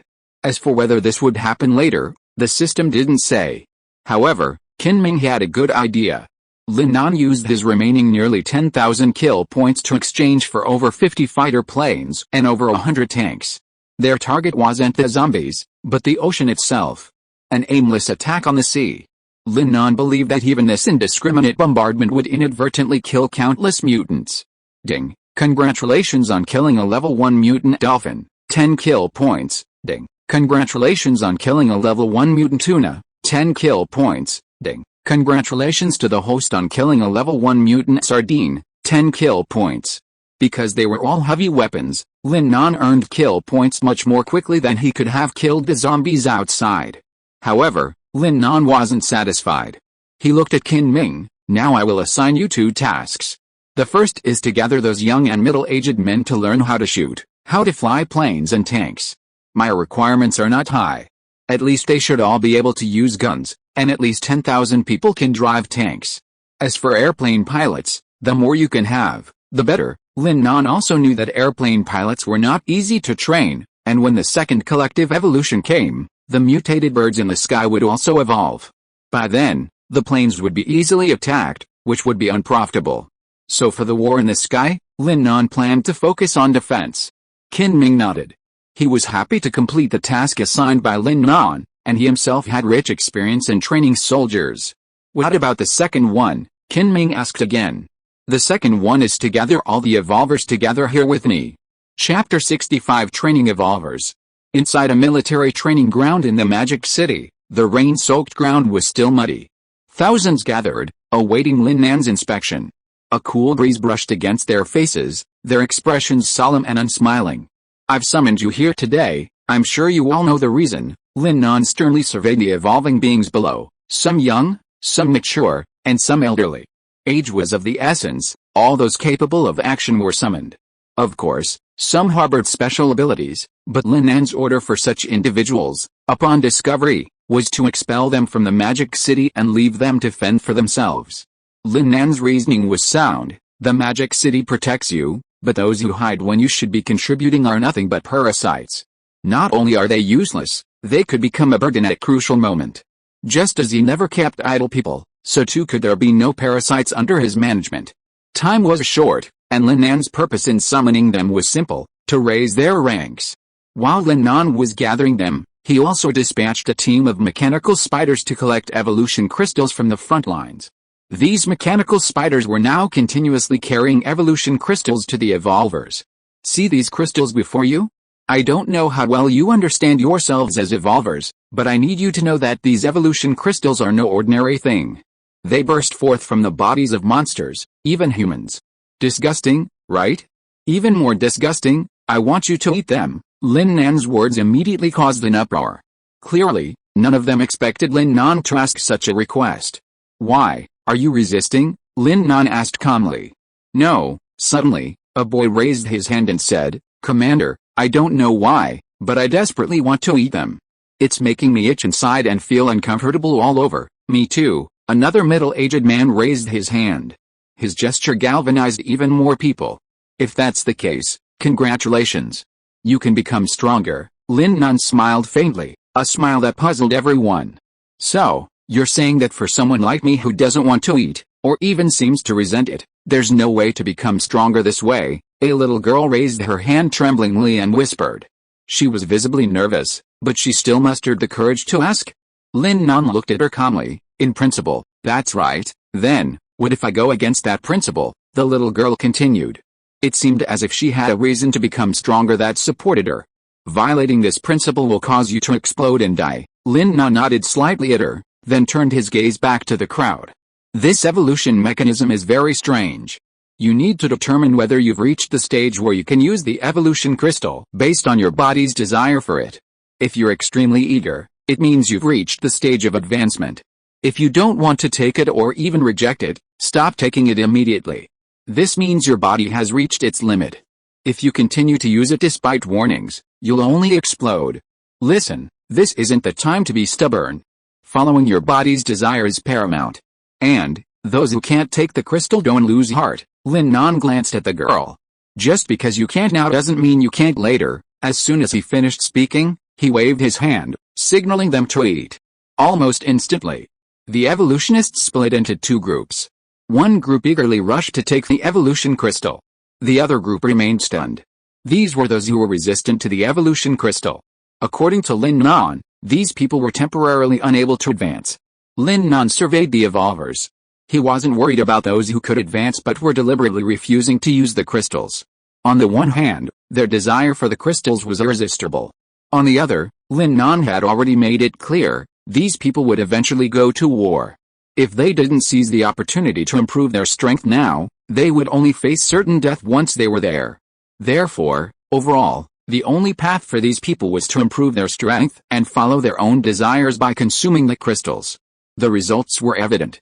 Those who took the initiative to consume the crystals were highly likely to advance, some even advancing directly to the second level, joining the first echelon. As for the first echelon of second-level evolvers, there were probably fewer than 100 in the entire Magic City, and they were all deployed to the front lines, working with the Spitterlings to hunt second-level mutants and collect second-level evolution crystals. Lin Nan observed with great satisfaction, but his gaze inevitably drifted back to those who couldn't advance, such as the little girl from earlier. Lin Nan saw her actually move step by step, moving towards the evolution crystals before her. The solemn expression on her face told Lin Nan that she was going against her body's will and probably didn't crave the crystal. She picked up a crystal and stared at it for a long moment, then closed her eyes and opened her mouth wide. Just then, with a bang, an explosion echoed around them. A body had exploded. This sudden change startled everyone, including the girl. Many were stunned, unsure whether to continue consuming the evolution crystal. Then Lin Nan's voice rang out again, "Follow your body's desires. It's the body, not the mind." Lin Nan spoke to them, as well as the girl. However, the explosion didn't affect those who truly desired the evolution crystal. Instead, it protected those who weren't sure if they truly desired it, teaching them to act within their means. But that didn't include the girl. Her eyes froze for a second, then she frowned, opened her mouth wide, closed her eyes, and tried to force the crystal down. However, just as the crystal was about to enter her mouth, her hand suddenly stopped. A pretty girl appeared before her, followed by 3 stunningly beautiful young women. "If you can't eat it, then don't eat it. Will you really die?" The girl gently snatched the evolution crystal from her hand, and everyone's eyes fell on them. One of them chewed on an evolution crystal while holding another in her hand, yet she didn't stop looking the 4 girls up and down. They were none other than Chu Mingyao and the 4 other girls, the combat lolly. Worried about Lin Nan's absence, they came looking for him. Lin Nan was very popular in the army, and many knew him, so they found out where he was with a simple question. They saw him staring at a girl, and Chu Mingyao was a little angry. But when she saw the girl's expression and the evolution crystal in her hand, the clever Chu Mingyao immediately understood everything. And so, she stopped the girl's suicidal act. Brother Nan should have told you the correct way to consume the crystal. Right? Why aren't you listening? The little girl knew Chu Mingyao was referring to Commander Lin Nan, but despite Chu Mingyao's question, this girl, who looked no older than her, lowered her head, unwilling to speak. "Is there some reason you need to become stronger?" Xiaos suddenly asked. As an orphan of a Maria family, she shouldered the heavy responsibility of continuing the family bloodline and had risked her life to become stronger. So, in a way, she understood the girl's behavior. And just as she said, the girl, about 16, raised her head and looked at Xiaos as if she had seen a close older sister. Her eyes suddenly turned red, and she spoke in a sobbing voice, My family is being controlled by a bad guy. I want to become stronger and save them." With that, she completely let go, hugged Chu Mingyao, and burst into tears. The girl cried heartbreakingly, as if she had suffered a great injustice. Just then, Lin Nan slowly approached them. He glared at the evolvers behind him who were trying to watch the fun. "What are you looking at? If you keep looking, I'll gouge your eyes out." Startled by Lin Nan, they quickly turned around and focused on gnawing at the crystal. "What's going on? Tell me where that bad guy is, and I'll help you take him out," Lin Nan suddenly asked. The girl glanced at Lin Nan, her eyes moistening as she shook her head. "No, you can't beat him. He's very strong." Lin Nan was stunned by her words. He couldn't believe there was anyone in the world he couldn't defeat. In a world dominated by first-level mutants, a third-level mutant like him had become the world's most powerful force. So, upon hearing that there was someone he couldn't defeat, Lin Nan's first reaction was disbelief, followed by a hint of excitement. He wondered excitedly, is the Lin family army expanding again? Come on, take me there. I want to see who dares to so brazenly commit such evil deeds on my territory. By this moment, Lin Nan had completely taken on the role of commander. My territory? How did this become Brother Nan's territory? Chu Mingyao asked, puzzled. She recalled how her search for Lin Nan had gone surprisingly smoothly, as if everyone here knew him. Before Lin Nan could explain, a uniformed figure suddenly approached him and gave a standard salute. Commander, the first wave of second-level evolution crystals has been collected. A total of 50. Not bad. Okay, you can leave, Lin Nan waved. Yes, the figure saluted again and walked away with a brisk pace. Commander? What happened? The girls exchanged glances, but even more incredulous was the deep respect they saw in the soldier's eyes. It was a genuine admiration for Lin Nan. Chapter 66, Cashin's Field. As you can see, I've become the commander of the Magic City. Lin Nan and the others were in the car, their destination being the home of Chen Xiaoxiao. So aren't we leaving? Chu Mingyao asked again. Lin Nan nodded. I have my reasons for not leaving. The other girls nodded in agreement. Wherever Lin Nan went, they stayed. Xiaoxiao, why didn't you call the police? Isn't the security in the Magic City pretty good? Xiao suddenly asked. Sister Xiao's, no. That guy said he'd kill my whole family if I dared. Besides, the only reason I was able to get out was because most of the people in our neighborhood knew I had superpowers, so he had no choice but to let me out. Before we left, he warned me not to play tricks, or he'd kill my whole family. People who kill whole families at the drop of a hat, I really want to beat them to death, Lin Nan said calmly. As they spoke, they had already arrived at the gate of Chen Xiaoxiao's neighborhood. Pull the car here for now. I'll go check out what's going on inside. Lin Nan summoned a small spider and directed it toward Chen Xiaoxiao's home. It had to be said that this villain was quite cautious. All the windows in their house were tightly locked, probably to prevent the neighbors from noticing anything unusual. The curtains were left open, but there was no one in sight. The spider carefully carved a passageway into the wall just wide enough for it to enter. Glancing around, Lin Nan determined the area must be under the bed. It was dimly lit, and then he saw 2 feet dangling in the air. The person must be lying in bed, but what puzzled him was that the feet were trembling. Lin Nan was about to investigate further when he suddenly heard faint footsteps coming from outside the bedroom. He didn't dare to act rashly. With a creak, the door opened. A figure in a tuxedo and high boots appeared in Lin Nan's field of vision. Due to the bed's obstruction, he couldn't see anything above the waist. Lin Nan wasn't anxious, he waited for the person to approach. He vaguely suspected this person was the one who had kidnapped Xiao and the others. The figure approached, and as they grew closer, the person on the bed trembled more violently. Lin Nan could even hear the figure's terrifying cry, "Don't come over here, don't come over here," but it was no use, the figure kept approaching. What on earth did he see that frightened him so much? Lin Nan was curious. But soon, he got the answer. The figure stopped in front of the bed and suddenly leaned down, his blood-red eyes fixed on little spider. For a moment, Lin Nan felt as if he had seen through him. But at the same time, Lin Nan also saw the figure's face. Another vampire. As soon as the words left his mouth, Lin Nan's vision vanished. He knew little spider had been destroyed.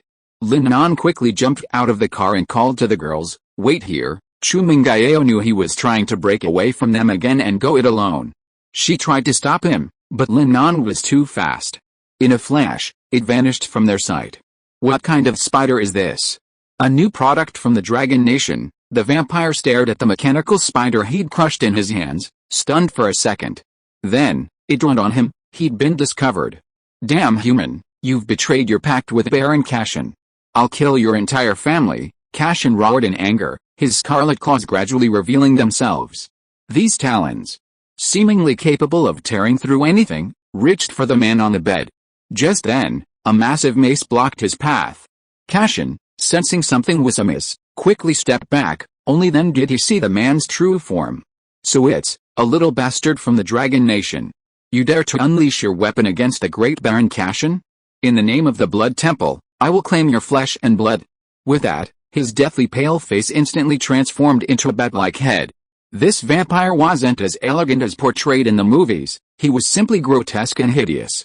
"You're such a chatterbox." Lin Nan, clutching the craniotomy rod, charged forward. With a flick of his wrist, he was in front of him, and before he could react, he struck him with the rod. "A mere trick," Cassin sneered disdainfully at the approaching rod. With a laugh, he dodged the rod's attack and appeared behind Lin Nan. As if anticipating his arrival, Lin Nan's swing missed, and he spun around, swinging back. With a thud, Cassin took the blow head-on. "Ah!" he screamed in pain, his hands tightly gripping the rod. Blood gushed from it, quickly spreading across the rod as if controlled. Lin Nan noticed something strange and quickly stored the rod in his system. The blood fell to the ground, then slowly returned to Kassan's body. I was careless. You're a pretty good brat. Kassan licked his own blood, and as it returned, his body healed. No wonder Chen Xiaoxiao said you are so strong. I didn't expect you were a level 3 vampire, but level 3 wasn't a big deal. Lin Nan wasn't afraid of him. Haha, knowing this barren strength, you're not afraid. I'm surprised. The space here is so cramped. Why don't you come with me outside and have a good fight? I'll be happy to join you. Lin Nan smiled faintly. Kassan gently drew a circle with his slender black finger, and the circle instantly transformed into a spatial passage, resembling the entrance to a secret realm. He glanced at Lin Nan and then stepped inside. Lin Nan was a little skeptical, but followed him in. Haha, what a foolish human. This is my domain. Once you enter, you're at my mercy. Kassan laughed disdainfully. Lin Nan narrowed her eyes slightly at his arrogant expression. I thought we'd have a good fight, but I didn't expect to meet a piece of shrewd trash. I heard vampires are proud creatures, but I only see meanness in you. Lin Nan's disdain deepened. However, his words still had a slight effect, provoking Kassan. You despicable creature. How dare you question the great Baron Kassan? I'm despicable. You're great. Lin Nan gave him a scornful look. If I'm despicable, then why did heaven choose our ape ancestors after the first purge instead of you vampires? You're just like what the Bible says, forsaken not only by God but also by the earth. Lin Nan's words were like a sharp sword, piercing the vampire's soft spot. The arrogance on Kassan's face vanished. He looked like a clown stripped of his finery and exposed under fluorescent lights. Shame and anger filled him. Seeing his expression, Lin Nan was certain that the heir to the Olive family hadn't lied to him. Arrogance is often a mask for deep-seated inferiority. Am I right, great Baron Kassan? Lin Nan dealt another devastating blow to Kassan's fragile heart. He was now frantic. Pointing at Lin Nan, he demanded, Who are you? This is our vampire clan's secret. How do you know? Or are you a member of our clan? How? Lin Nan curled his lips in disdain.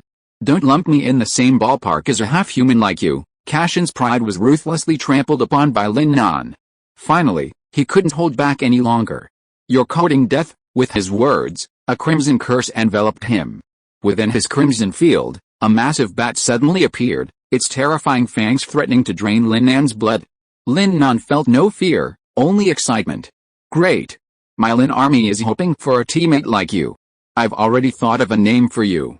From now on, just call him Bat. Despite his words, Lin Nan held the craniotomy stick tightly, showing no mercy. We're all level 3. I don't believe you can pull off any tricks. Lin Nan swung the stick, striking directly at the giant bat. The bat didn't dodge. It opened its maw wide at Lin Nan, sending a wave of ultrasonic waves through him. Lin Nan trembled, his consciousness seemingly eroding. Lin Nan gritted his teeth and unleashed his divine armor skill. This skill, designed to protect against physical damage, was completely useless. What kind of attack is this? It doesn't even look like a mental attack. Lin Nan's mental armor protected him, making him immune to mental attacks of the same level. Unable to withstand it, Lin Nan decisively chose to teleport. I can't use my skill. Lin Nan tried several more times, but without fail, each one failed. Don't bother trying. I'm the master of this field. I even control the space around you. So, just accept your death and don't struggle. Lin Nan refused to believe it. They were all at the 3rd level, so why were you so awesome? War God possessed. Earth-shaking smash. Lin Nan used 2 skills simultaneously, boosting his physical strength to 100%. This meant that Lin Nan's next power would be comparable to that of a mid-3rd level. Adding earth-shaking smash to the mix, Lin Nan's outburst would be even more explosive. Bang! With a violent tremor, Lin Nan felt the space shatter. It wasn't that he could pierce real space, he simply didn't have the strength. It was only Kassan's field that was shattered. What kind of power is this? It can actually tear a hole through my field. Kassan was a little shocked, but he remained calm because the hole was quickly sealed. Why are you desperate? This is your limit. He looked at Lin Nan's expression, hoping to see despair on his face. But Lin Nan was not desperate at all. Instead, he smiled at him. That smile seemed to say, that's it. Chapter 67, I can die even if I hear the truth in the morning. Kassan didn't know why Lin Nan was doing this, but he soon learned the answer. Lin Nan swung the craniotomy club again, chanting, earth-shaking, earth-shaking, earth-shaking, dot. Each blow shook the space around him and created a new hole. Although the hole would soon close, Lin Nan's speed was too great, and he kept swinging and using his skills. And this was despite Lin Nan's continued resistance to the giant bat's ultrasonic waves. Cashin was horrified to discover that the hole was healing faster than Lin Nan's speed. The hole grew larger, and before Cashin could react, with a loud bang, the craniotomy club struck the giant bat's head. It was so fast that Cashin didn't even know how Lin Nan had gotten out and moved behind it. Even worse, the giant bat was his true form, and with each blow, it exploded instantly. Cashin was also seriously injured. He was too proud, thinking he could defeat Lin Nan with just his body and control of the field. Instead, he was caught off guard and severely injured by Lin Nan. He refused to give up, as he still had many tricks up his sleeve. "Human, let me go and have a real fight with me." "A real fight?" Lin Nan bent slightly, sneering disdainfully. "You mean, you haven't used your full strength yet? I still have many tricks up my sleeve to deal with you. Let me go, and once I've recovered, we'll have a real showdown." Cassin nodded frantically. "Why didn't you offer a fair fight when you tricked me into this rubbish field of yours?" My dear Baron Cassin," Lin Nan extended his hand, and a delicate robot, resembling a small spider, suddenly appeared. The clatter of machinery filled Cassin's ears. He shuddered at the sight of the intimidating device, sharp as a needle. "What is this? You're not going to put it into the body of the great Baron Cassin?" Lin Nan froze for a moment. "Oh, no, I'm not stupid." Then, Lin Nan placed the enslaver device on Cassin. Cassin tried to resist, but he was severely injured by Lin Nan and couldn't get up. "Don't worry, it won't hurt much." Lin Nan's words were followed by a scream. As the screams died down, Cassin stumbled to his feet, standing behind Lin Nan with empty eyes. "Master," even as proud as Cassin was, he became Lin Nan's slave. "From now on, I'll call you Lai Fu. Do you like that name?" Lin Nan asked calmly. "Thank you, Master, for giving me that name." "Lai Fu likes it." Cassin's eyes remained blank, a normal reaction to being controlled. "Okay, from now on I'll ask you questions and you'll answer them. I want you to answer me some questions. For example, who are you and what's your purpose in coming to the Magic City?" Lai Fu said without hesitation. "I'm Cassin Kenster, from the Blood Temple, an ancient organization of the Blood Clan. Our purpose is to hunt down Lip Allah, the heir of the Allah family, and to find the ancestors of our Blood Clan." "Why do you want to kill that heir? How did he provoke you?" Lin Nan asked again. "He didn't mess with me. It was a mission assigned to me by my organization, the Blood Hall. As for the reason, they've kept it secret." "Then why are you looking for your ancestor?" "It has to do with a legend in our Blood Clan. Legend has it that vampires who find and awaken their ancestors can obtain the origin blood gifted by their ancestors. Obtaining the origin blood allows us to possess the power and talents of our ancestors. Our Blood Clan has existed for millions of years. But less than 100 vampires have obtained the origin blood. But without exception, every one of them is incredibly talented, 1,000,000 years, and less than 100. "You're really stupid," Lin Nan sneered disdainfully. Lai Fu didn't respond, so Lin Nan asked again, "Have you found where your ancestor is? Are you so sure he's in the Magic City?" "Yes. We are sure he's in the Magic City. Our Blood Clan is connected to the blood of our ancestors. Based on this connection, we found this place quickly." Lin Nan was puzzled again. "Since you've found him, why don't you look for him again? Why are you staying here? Are you just sitting there waiting to die?" "It's not sitting there waiting to die. It's because the power of the Dragon Kingdom itself is too great. We dare not act rashly." Lin Nan was stunned.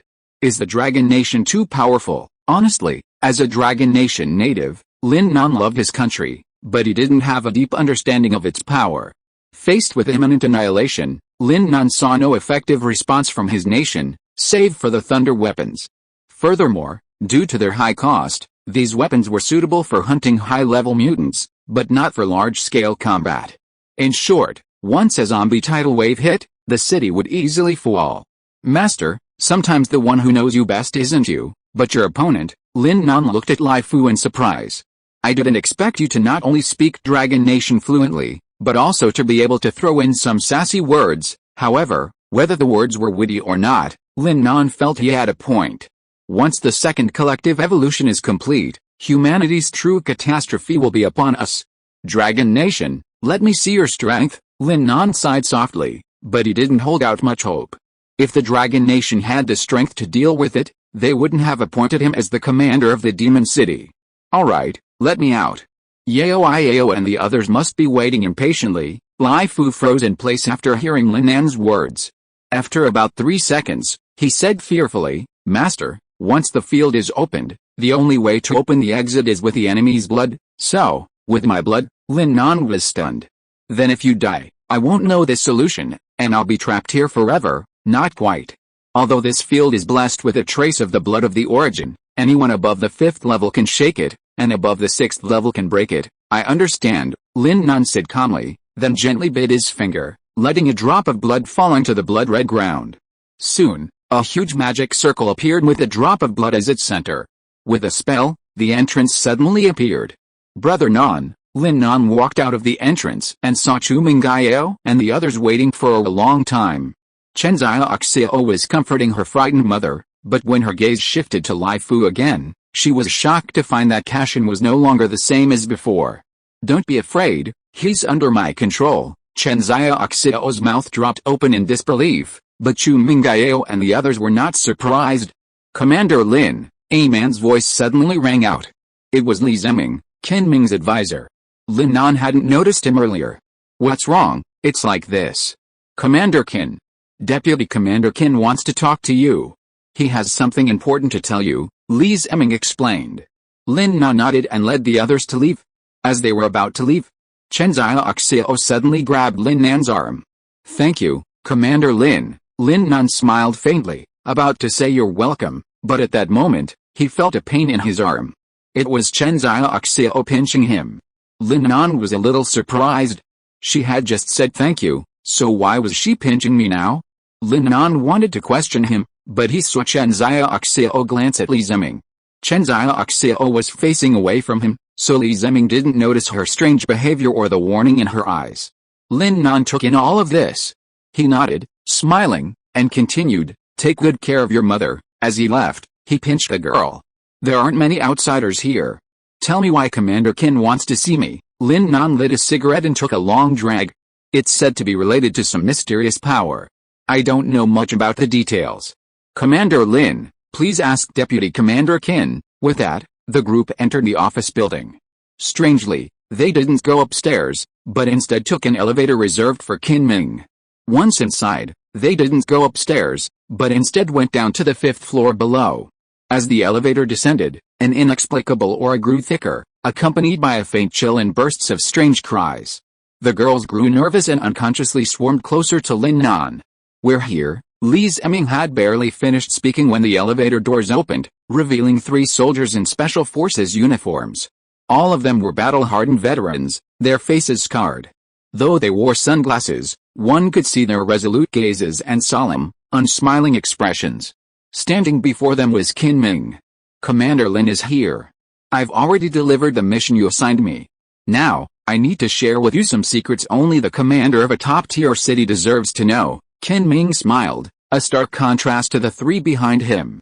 Meet Commander Lin. Hello, Commander Lin. The 3 men saluted solemnly to Lin Nan, who nodded, then turned to Qin Ming and smiled.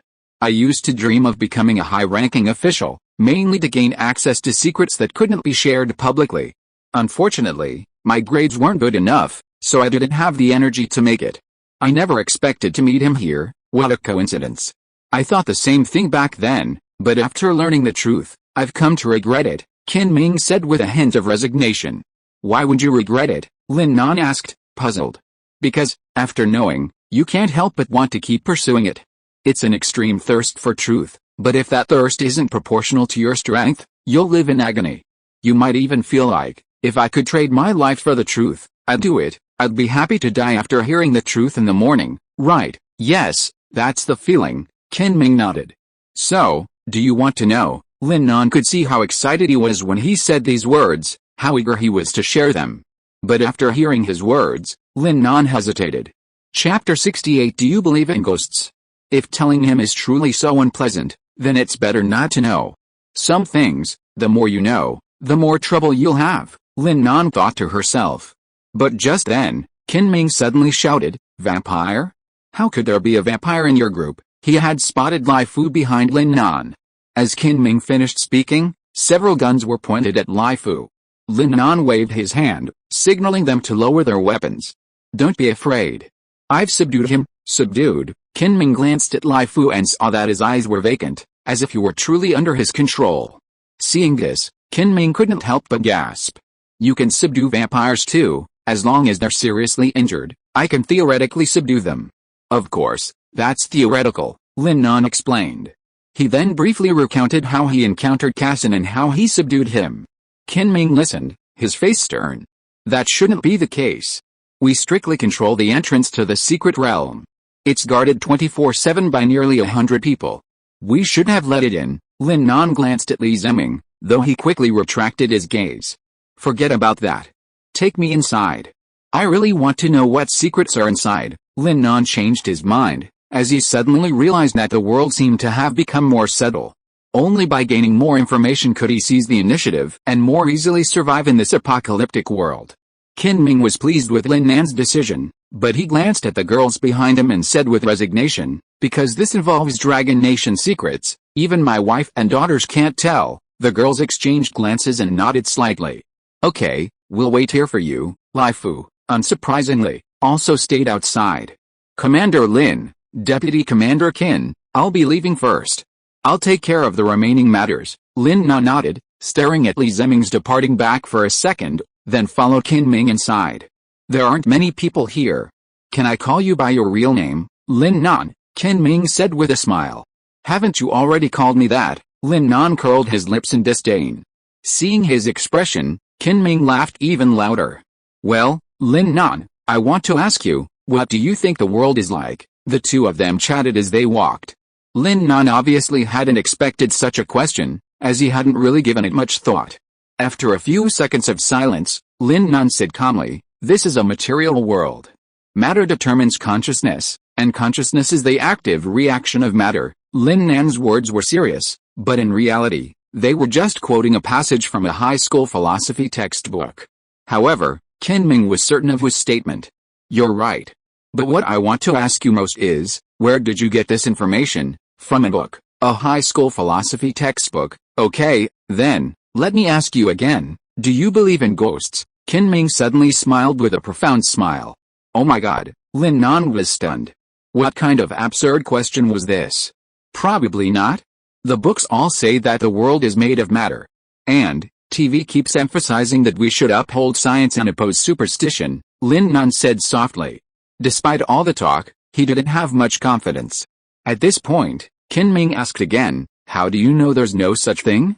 Just because your sources of information all say there's no such thing, you believe it. Without waiting for Lin Nan to respond, Kinming continued. Have you realized that controlling someone is actually very simple? All you have to do is control their access to information. A person's cognition begins the moment they're exposed to information. With continuous exposure to the same information, your cognition deepens. In other words, your thoughts don't belong to you from the start, they belong to those who control your access to information. Of course, having your cognition controlled isn't entirely a bad thing. In a way, it's also protecting you. And the reason I'm saying all this is to help you hold on and avoid collapse when your cognition is overturned. Kinming spoke a long stream, but Lin Nan became increasingly confused. He spoke as if he was about to take him to see a ghost, telling him to prepare himself. No way, Lin Nan felt a little guilty. He had always been a believer in science, otherwise, he wouldn't be so willing to blow someone's head off. If this really were a ghost, he'd be hunted by thousands after his death. Lin Nan's heart sank at the thought. Kinming noticed Lin Nan's sudden erratic behavior and quickly explained, don't worry, I'll tell you something. And how could there be ghosts in this world? Lin Nan was stunned for a moment, but seeing that his expression didn't seem deceptive, he breathed a sigh of relief. Thank goodness, thank goodness. If there were ghosts, what would happen? Then, holy crap, Lin Nan rubbed his eyes frantically, staring blankly at a rectangular glass container in front of him. A transparent, whitish humanoid creature floated up and down. If it wasn't a ghost, what else could it be? Didn't you say there were no ghosts? Then what is this? Lin Nan grabbed Kinming's collar, pointing at the ghost and shouting. Kinming blushed. Let go first. After all, I used to be the manager here. If my colleagues see me like this, I'll be embarrassed. Fuck your pride. Tell me what that is first. Lin Nan glanced at the ghost again, only to find it giggling at him. The sound was like a child's silvery laughter, the sound of a child up at midnight, giggling at a mirror. We're not sure, but we know for sure they must have been transformed by our ancestors. As for how, we don't know. Ancestors? What ancestors? Where are they? Lin Nan still refused to let go. Ancestors are people from the past. They must be gone, Qin Ming shouted at the top of his voice. Gone? Doesn't that mean they were dead? Dead, so they're ghosts. Aren't those ghosts? No, they might have been humans who, due to their immense power, transcended their bodies and became like this. Of course, that's my opinion. What bullshit. Lin Nan finally let go of Qin Ming's collar. He tried to calm himself. So, do they have the ability to attack? Qin Ming, panting heavily, shook his head. Not yet. And, Qin Ming coughed lightly. Also, their intelligence seems very low. They didn't even dodge when they saw us, they? Are there a lot of them? Qin Ming nodded slightly. Indeed, there are a lot. They float everywhere in this underground research institute. We were a little scared at first, but we gradually got used to it. In fact, they're more like spirits than ghosts. Qin Ming chuckled innocently, thinking of Lin Nan's expression just now. Who would have thought that the arrogant great demon king would be afraid of ghosts? Knowing that Qin Ming and the others didn't know much either, Lin Nan quickly sought help from the system. System, what is this? Fortunately, the system answered him for the first time. Report to the host. This is a person in ghost state. A person in ghost state. Lin Nan carefully examined the ghosts before him again and found that, aside from the lack of legs and arms, their facial features were perfectly clear. For example, the one in front of him, though it chuckled like a child, looked like a genuine old man. And when he narrowed his eyes and smiled, haha, he was quite affable. But as Qin Ming had said, it seemed they only knew how to smile. Lin Nan was about to ask how they became like this, but the system ignored him again. Just then, Qin Ming spoke. Lin Nan, you can't stay here for too long. There's something more important to show you later. With that, Qin Ming walked forward on his own. Next to the giant container containing the ghost spirit was a high-tech metal door that looked very sturdy. Qin Ming placed his hand on it. Verification passed. Please enter. The metal door uttered a mechanical sound and then swung open. Suddenly, a blinding light hit Lin Nan, and he felt dazed. He quickly shielded his eyes with his hands. When his eyes recovered, Lin Nan was shocked to discover that behind the door was another world. It was a massive cave. The cavern was brightly lit, as if it were daytime. There were high-rise buildings, swimming pools, and hundreds of researchers in white coats milling about. Even more remarkable, someone was standing on a flying object, soaring freely at will. The next second, the aircraft suddenly stopped working. The person was about to fall, but he stretched out his hand, and his arm instantly grew several meters long, firmly grasping the ground, landing safely. Lin Nan thought to himself, Luffy, is that you, Luffy? Regaining his composure, Lin Nan looked at Qin Ming and asked, where's this place? Qin Ming straightened his back and said proudly, this is one of Dragon Country's 4 apocalyptic technology parks. Construction has been completed since the founding of the country, but it's only developed rapidly in recent years. Are those thunder-level weapons you know of made here? Thunder weapons? Lin Nan remembered the raw material, mutant sub-dragons. Thunder weapons are made from mutant sub-dragons. Lin Nan now had the formula, but he was worried about where to get the dragons. However, Lin Nan didn't want to explain the recipe, but he also wanted to know if there were any mutant sub-dragons here. After pondering for about 2 seconds, Lin Nan suddenly asked, how is this thunder weapon made? Don't get me wrong, I'm just curious. It doesn't matter. It doesn't matter if you know how to make it. Qin Ming smiled slightly, but then he showed a very meaningful smile, which was exactly the same as before. He whispered, do you believe that there are still living dinosaurs in this world? If you are listening to this novel on a channel other than Fanfic World, it means it was downloaded and re-uploaded without effort. We warmly invite you to visit our channel, Fanfic World. There you will find the original version of this story and many other novels of various genres. We look forward to seeing you dive into a world of incredible novels. Chapter 69, 2 people who are both teachers and friends. He's playing that trick again. Lin Nan knew Qin Ming was teasing him again. He just wanted to make him look like he'd never seen anything like it. But the more he acted like that, the more convinced Lin Nan became that dinosaurs still existed. So, Lin Nan played along, feigning shock and suddenly exclaiming, "Wow! How is that possible? How could there be living dinosaurs? I don't believe it, Qin Ming." "You know, right, Lin Nan. Oh, is my acting exaggerated, Qin Ming?" "Yeah, damn." Although a little embarrassed, Lin Nan finally got his wish and saw a real-life dinosaur. From a nearby data sheet, Lin Nan learned that the dinosaur before him was approximately 15 meters tall and weighed 40 tons, making it one of the smaller dinosaurs. However, despite its small size, it was no less intimidating, especially with its glowing red eyes and intimidating fangs. Even Lin Nan, a level 3 evolver, felt a tinge of fear. "My Lin family army needs teammates like this," Lin Nan thought to himself, but then he thought it was impossible. After all, they were a vital source of materials for the Dragon King's flagship weapons. Why is it so well behaved? Not even a bit of resistance. Lin Nan noticed that from the very beginning, it had been either standing or sitting, not making a fuss, only struggling when the researchers arranged to draw blood. This was completely inconsistent with its appearance.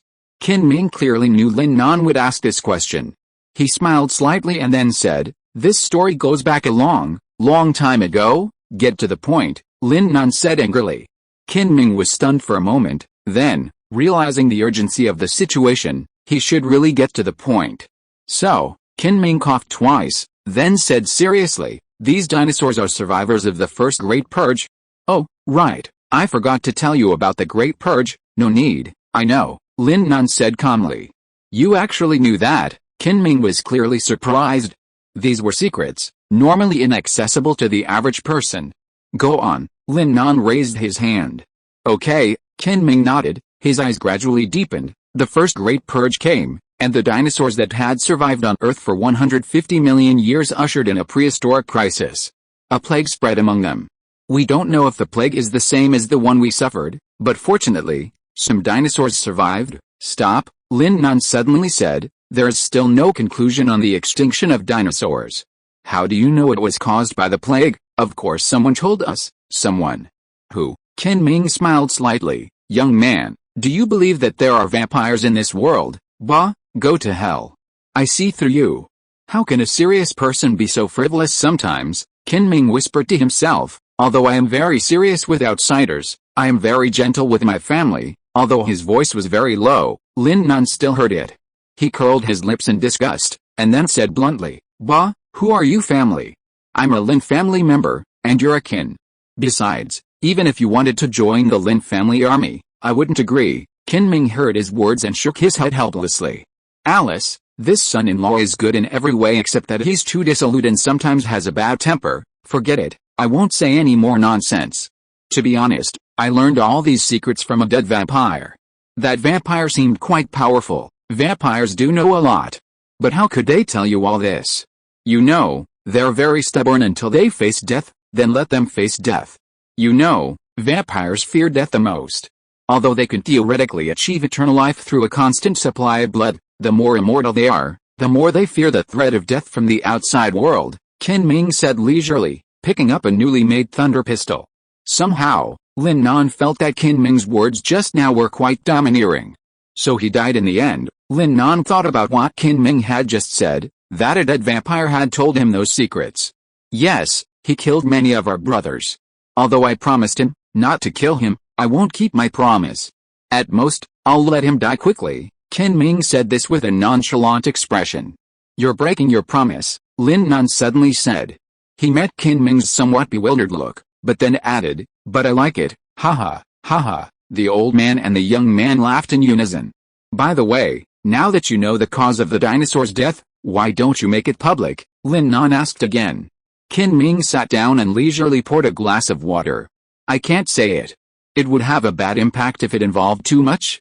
Instead of telling it, it's better to let those archaeologists outside think about it more and improve their professional skills." "You're so mean." "Same here, haha, haha." The two of them burst into laughter again in the quiet research institute. However, the surrounding researchers, including the mutant Subsor, looked at them as if they were fools. But since one was the former manager and the other the newly appointed commander, neither dared to step forward to persuade them. The two, sensing the increasingly tense atmosphere within the institute, also subsided. "Never mind, we've strayed a bit. Let's get back to these dinosaurs. They're actually remnants of the first purge, hiding underground and escaping the plague. Even so, many of their kind died because they encountered gods. Ken Ming's face darkened as he said the last word God. Lin Nan was about to say that this was too far-fetched, but seeing his expression, she didn't think he was lying. Actually, Ken Ming continued, rather than gods, it's better to say they're beings who have transcended their bodies. Where do you think our technology comes from? Ken Ming glanced at the thunderbolt pistol in his hand, then looked at Lin Nan seriously. Could it be the gods you're talking about? Lin Nan asked subconsciously. Ken Ming nodded. That's right, actually, our technology is still far from being able to resist this plague. Thanks to these blueprints left by the gods, we have a lot more confidence. You mean, the gods discovered the power hidden in the mutant dragons and are hunting them down to make weapons, Lin Nan said. That's right. I called you here first to tell you these secrets, to make you realize that the gods left us some treasures that can help us resist the plague, and secondly, to let you see a true primordial vampire. Primordial vampire? No, don't look at him yet. Lin Nan quickly grabbed Ken Ming, who was about to leave to take him to see the vampire. I still have questions. For example, where should we find those treasures left behind by the gods? Why haven't I seen them before? That's a good question. Ken Ming looked at Lin Nan with satisfaction. So far, we know of 2 ways to obtain them. One is through archaeology. The blueprints and ammunition formula for the thunder weapon were discovered by excavating the mausoleum of the first Qin Emperor. Wait, I have a question. Isn't the mausoleum of the first Qin Emperor forbidden to be excavated due to technical difficulties? Lin Nan interrupted him again. Ken Ming didn't seem to mind Lin Nan's interruptions. It was like the first time he came here, with countless questions, and the master who brought him here patiently answered them one by one. However, this time, Ken Ming seemed impatient. Do you remember what I said before? Your perception can be controlled. For example, the Qin Shi Huang mausoleum can't be excavated. Lin Nan suddenly understood. So that's how it is. It's a matter of such importance that it can't be disclosed to the outside world. Ken Ming nodded. But I want you to remember one thing more. Trust your own judgment and don't blindly believe what others say. Although it was a trivial matter, it felt like a shackle had been loosened within Lin Nan.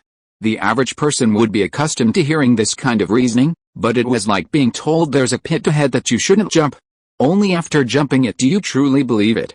It was at that moment that Lin Nan truly realized the value of a questioning spirit. Although Ken Ming showed little patience, Lin Nan nodded solemnly. I understand. Thank you. Ken Ming was somewhat surprised by Lin Nan's heartfelt gratitude. He didn't know how to respond to the Great Demon King's sudden courtesy, so he could only look away and hesitantly say, it's nothing, really. Just be serious. Oh, by the way, isn't there another method? Lin Nan asked again. That method is to explore the secret realm. Ken Ming paused for 2 seconds before saying, actually, we in Dragon Country also have a blueprint that we obtained from the secret realm, but we can't find the materials to craft it, and that, Lin Nan thought about his experience in the secret realm. While some treasures could indeed be found there, they weren't many that were truly useful. Furthermore, it was very dangerous, so Lin Nan didn't want to go back in for the time being.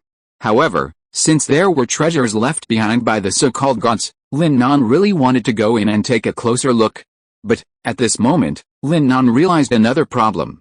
You said these gods were so powerful, so why did they disappear? Did they transform into bodhisattvas or Jesus and stay with us? You're too naive. If that were the case, would they just watch us suffer from the virus? Besides, have you ever seen a bodhisattva wielding a pistol or a sniper rifle to kill zombies? Commander Ken is right. Lin Nan couldn't help but applaud Ken Ming. Stop it. I think you're just flattering me, Ken Ming said disdainfully. No way. I sincerely admire you. Lin Nan put his arm around Ken Ming's shoulders and laughed heartily. Ken Ming didn't resist. Neither of them realized that their relationship had inexplicably become much closer than before. As they talked, they walked towards another, somewhat mysterious room where the primordial vampires were imprisoned. By the way, you've talked so much, but you still haven't told me why they were so well behaved. Nonsense. There's only a tiny fraction of your species left, and you're still so arrogant. That's true. Chapter 70 The spy was discovered. In the dim palace, rows of candlelight barely illuminated the face of the overlord. He surveyed the exquisite 7-headed serpent head in his hand, then smiled at a handsome vampire kneeling below. Abel. I'm delighted with your offering. I believe you put your heart into it. Thank the gods for your praise. I've earned this ninth order Serpent King head by cursing my own life, just to offer you this most beautiful treasure, the vampire named Abel said devoutly. Oh, my dear slave, I sense your sincerity. Come with me, leave this fallen planet, and your curse will vanish. Upon hearing the overlord's words, Abel and another vampire named Cain, also kneeling beside him, were filled with shock. But the difference was that Abel was delighted, while Cain was horrified. Because the overlord, a symbol of the divine, only accepted one attendant to accompany him on his departure, Abel's opportunity meant Cain's was lost. God, you haven't seen my offering yet, Cain tried to protest, but the moment the words left his mouth, he realized something was amiss. Sure enough, from the void, a brutal whip swung toward him. Cain didn't dodge. With a crack, he withstood the devastating blow with his body. His flesh instantly ripped apart. Then, a scornful voice echoed throughout the palace. Cain, were you questioning my judgment just now? God, please forgive my recklessness. Cain trembled with fear. Haha, I love your fear. Then I'll give you a chance. Tell me, Cain, what did you offer? Hearing God's will, Cain jerked his head up, fearing he might regret it. He quickly picked up something wrapped in a black cloth. I think the most wonderful and beautiful thing in the world is, Cain opened the black cloth. My wife. As he finished speaking, a bloody head appeared before them. Ah! What filth is this? How dare you humiliate me like this? Come, kill Cain right here. What? Cain couldn't believe it. He was bewildered at the prospect of death. Why? God, why on earth is this happening? Don't you find my wife Lilith so attractive? Despite his nervousness, the moment his gaze rested on Lilith's head, his blood-red eyes softened. He was so engrossed in his admiration for his wife that he was oblivious to the guns pointed at him. Abel, standing nearby, saw the god about to kill Cain and suddenly stood up, fiercely protecting him. God, please forgive my foolish brother. He's only doing this out of his desire to bring you his offering. To my brother, his wife is the most beautiful woman in the world. Abel's words made perfect sense, but the god ignored him. Abel, even though I've chosen you, it doesn't mean you're qualified to talk to me. Now, let him go. The tone of God left no room for doubt. Abel knew that if he hesitated even a second longer, he would face utter death. But even so, he still didn't want to move away. However, at this moment, a pop sound suddenly rang in his ears. Abel was stunned for a second, and he lowered his head tremblingly as if in a daze. He saw a blood-red arm piercing his chest. In that hand was a beating heart. I'm sorry, brother. I want to be a servant of God, Cain whispered in his ear. Brother, Abel wanted to say more, but Cain didn't give him the chance. He crushed his heart, and Abel died in his arms. Cain pushed the corpse aside, throwing it away along with the head of his wife, Lilith. God, you said you would choose a servant from among us. Now that my brother is dead, can I become? Haha, God's laughter interrupted Cain's words. What a spectacle of wife killing and brother killing. The creatures of earth have never let me down. You are unworthy of being my servant. From now on, you will be my disciple, a disciple of the gods, disciple, haha. Cain was ecstatic. He had been taking a gamble, and it had paid off. God, when can we leave? Soon. In 5 million years, I will come to you personally. 5 million years, Cain was shocked. He wanted to ask God why it was taking so long, but the words faltered on his lips. He was afraid God would be as angry as before. However, he feared he wouldn't make it. While a vampire could sustain itself indefinitely by sucking blood, it sacrificed its very essence. Once that essence was gone, even if it could survive, it would be like a withered, lifeless creature. This time, the god seemed to realize this. He pointed into the air, and a compass appeared in Cain's hand. This is a self-sealing device. Place it on your body, find a quiet place, and press the button. An energy field will form around you. 1,000,000 years is but a flick of the finger. It will prevent the leakage of your life essence. Hearing the god's words, Cain clutched the compass in both hands, his face filled with excitement. He couldn't believe such power existed. He raised his head, his body trembling, and asked with reverence, "Is this the power of God?" "No, this is the power of technology," the god concluded with a final, baffling remark. He was about to ask what technology was, but inside the palace, the glow surrounding the god gradually faded. "Remember, I'll come find you in 5 million years. You must live proudly as a follower of the gods." With that, he vanished in an instant, leaving behind only a stunned Cain and the corpses of Lilith and Abel.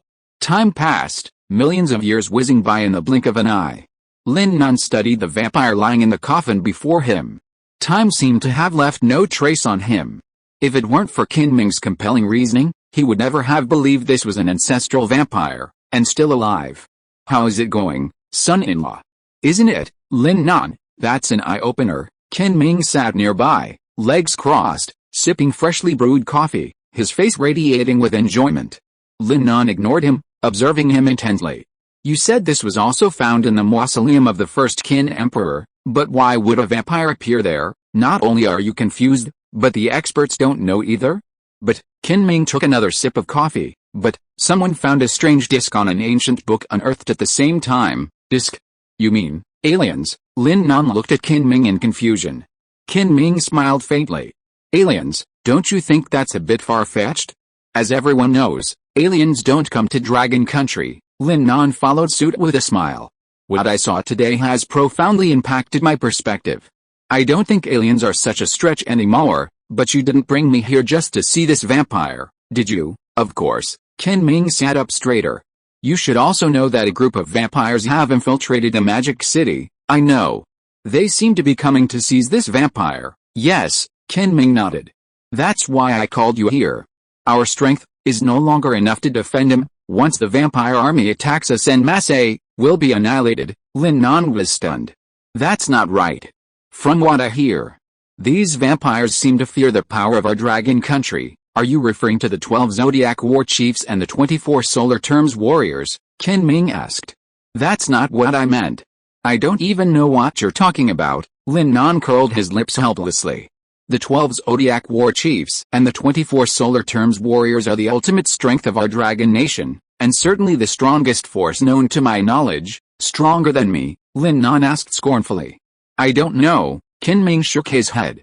I haven't even seen them in action. Then why don't they come to support us?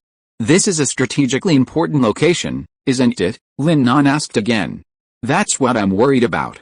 Headquarters has no news at all, and we see the level 2 mutants about to lay siege. If the vampire army then passes through the secret realm and enters the demon city, they'll attack from both inside and outside. Wouldn't it be easy for the demon city to fall? Qin Ming was a little worried. Some things are better left unthought of. The more you think about them, the more worried you become. Then why were you so leisurely drinking coffee just now? Lin Nan curled his lips in disdain. Qin Ming was speechless by this junior's words. But at this moment, Lin Nan suddenly spoke. Actually, there's a solution. Huh? Qin Ming quickly turned to look at Lin Nan. Do you have a solution? Yes, I do, but I need to verify one thing, Qin Ming asked, puzzled. Verify what? That Li Zemming. Lin Nan looked up at Qin Ming. Qin Ming glanced around, seeing no one, and whispered, You mean that traitor? Now it was Lin Nan's turn to be shocked. You know. But are you sure he's the traitor? Of course, he's already undergone the vampire blood cleansing ritual, Qin Ming said calmly. If smoking wasn't prohibited at the institute, he would have had one. Lin Nan knew that the so-called blood cleansing ritual was simply a vampire biting him, which would turn him into a vampire. Since you're so sure, it's easy. Let's just play along. Lin Nan wanted to continue saying that he was good at acting, but Qin Ming was overjoyed and said, Acting? I'm good at it. I've worked in an art troupe. Lin Nan made no secret of his doubts about Qin Ming. Are you sure? Chapter 71 Riot. You brat, you have the nerve to question me. It's your acting that worries me. But you haven't told me how we're going to counter our plan. Let's do this. Lin Nan waved, motioning Qin Ming closer, then whispered something. Qin Ming nodded repeatedly, a smile of immense satisfaction crossing his lips. I didn't expect you to have such a sharp mind. Lin Nan smiled. Just a trivial little trick. Although Lin Nan said so, Qin Ming was genuinely impressed by his plan. What a clever trick. I'll arrange it right away. With that, Qin Ming was about to leave. Don't worry, Lin Nan quickly grabbed Qin Ming's shoulders. You might alert the enemy. Don't worry, let the bullet fly a little while. In Li Zemming's bedroom, an elderly vampire hung upside down from the ceiling. Mr. Li, we are discussing how to begin the battle to protect our master. During this time, we must protect Baron Cassin. Also, you must conceal your identity, my lord. Please rest assured, my identity is well concealed. Moreover, I will protect Baron Cassin with my life. Li Zemming imitated the vampire's heart-touching ceremony, The vampire in front of him, Jordan Stuka, was the one who performed the blood-washing ceremony for him. In terms of class, he was Li Zeming's master, and he was already aware that Kassan was controlled by Lin Nan. Jordan Stuka looked at Li Zeming and nodded with satisfaction. Master's 99 disciples are still asleep. They will awaken with Master. That day will come soon. Then, we will slay the dragon nation with blood. And you, too, will become a true vampire. Li Zeming bent slightly, his face filled with inexplicable ecstasy. I'll look forward to that day. As he spoke, Li Zeming didn't consider the dragon nation to be his foremost concern. My lord, I'm leaving. If you're late, they'll become suspicious. Go, serve us well. The Blood Palace won't treat you unfairly. Li Zeming nodded slightly and bowed respectfully. Close the windows tightly and draw the curtains before you leave. The noise and sunlight outside are disturbing me. With that, Jordan Stuka slowly closed his eyes. Vampires these days aren't afraid of the sun, but they prefer darkness. Yes, Li Zeming nodded and walked towards the window. But as he reached the windowsill, he froze. What happened? Jordan Stuka opened one eye, noticing something strange in Li Zeming's expression. My lord, something's happening outside. Walking to the windowsill, the clamor outside grew even louder. Li Zeming realized that many people had opened their doors and gathered in a protest. They unfurled a white banner that read, "Break down the city wall and let us out. We don't want to perish with the demon city." Jordan Stuka had somehow reached behind Li Zeming, his lips curled up in a disdainful chuckle. Haha, chaos. The more chaos in the demon city, the better it will be for our plan. Meanwhile, Lin Nan had emerged from the underground research lab and naturally witnessed the scene. The demonstrators gathered at the massive wall, shouting frantically, "Break down the city wall and let us out! Break down the city wall and let us out!" The leader held high a banner symbolizing so-called freedom. The district leaders were also bewildered. They stood behind Qin Ming and Lin Nan, silently watching the people below. See? That kid on the wall is our new commander. He's the one who wants us to live and die with a magic city. Why should we listen to a child? The man, holding a megaphone, vigorously incited the crowd behind him. The so-called kid was Lin Nan. I should have killed you back then, Lin Nan said calmly, neither sad nor happy, neither angry nor sorrowful, like a grim reaper, sentencing the instigator to death. The so-called instigator was Wang Huan, the district leader whom Lin Nan had beaten up recently during the appointment of the new commander. Wang Huan was determined to leave the magic city. Not only that, he disobeyed Lin Nan's orders and warned everyone of the catastrophe that would occur in a few days. The deceived people were outraged and gathered in a demonstration, demanding to leave the magic city. That's fine, Lin Nan suddenly laughed. You'll find out sooner or later anyway, and now's a good time. Wang Huan saw Lin Nan smile, and a strange fear welled up in his heart. However, he was very good at alleviating this fear, leveraging the power of the masses. Look, that man is actually laughing. At this critical moment for our survival, he, as someone in a higher position, not only doesn't he share our concerns, he's actually mocking us. Can we tolerate this, my family? No, no, no. The people below clenched their fists, raising them rhythmically, trying to express their deep grief and indignation. They really don't know how to appreciate their blessings. There are so many people out there trying to get in, and these people are actually trying to get out. Qin Ming was equally angry, and he felt sad for the people below. Don't say that. They just don't know the danger outside. Lin Nan remained calm, unfazed by the hundreds of thousands of people marching. This attitude made Qin Ming and the district leaders behind him feel ashamed. Brother Nan, we're back. Chu Mingyao and the others appeared before Lin Nan. While they were waiting, they suddenly received a message from a researcher. Lin Nan was asking them to accompany the soldiers on the front lines to film several videos of the battle against the mutant monsters. Lin Nan knew that not everyone was prepared to die with the city, so he assigned the girls to film the terrifying effects of the mutants to deter potential rioters. It was originally just a precaution, but that would have actually happened. Fortunately, it wasn't too late. Thank you for your hard work. Lin Nan hugged the girls, paying no attention to the people around him. Wang Huan, staring at Lin Nan on the wall, grew even more furious. Look, that's our commander. Not only did he remain indifferent during our demonstration, he even openly molested female subordinates. Qin Ming, how did you choose him? This time, Wang Huan pointed the finger at Qin Ming. However, the crowd behind him was somewhat disheartened by Qin Ming. They were fine with Lin Nan, a young man they didn't know, but they didn't know where to begin with Qin Ming, the man who had saved them from danger. Scolding a benefactor is somewhat inappropriate. Wang Huan also noticed something strange. He was silent, and wanted to think of some more ideas that could incite. However, Lin Nan didn't want to give him another chance. He suddenly nodded in one direction, and everyone turned their heads following his gaze and saw a huge screen. The originally pitch-black screen suddenly brightened, and then thousands of mutant zombies appeared on the screen. Wherever they passed, all living things disappeared.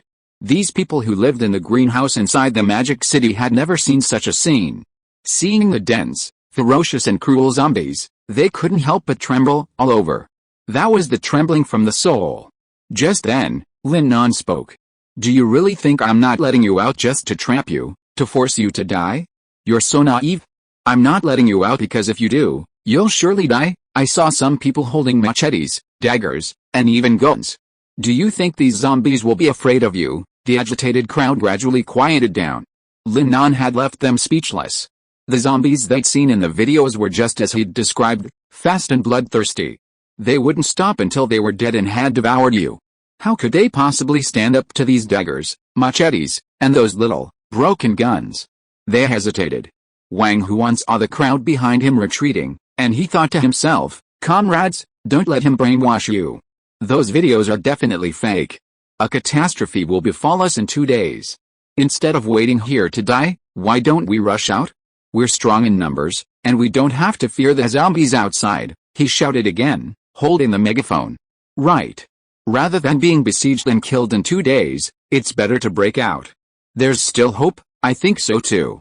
We're all going to die anyway, so we might as well give it a try. With so many of us, we can't defeat those zombies. That's right, we'll fight. Wang Huan once again aroused the people's desire to survive, this time even more intense than before. Seeing their reaction, Lin Nan chuckled disdainfully.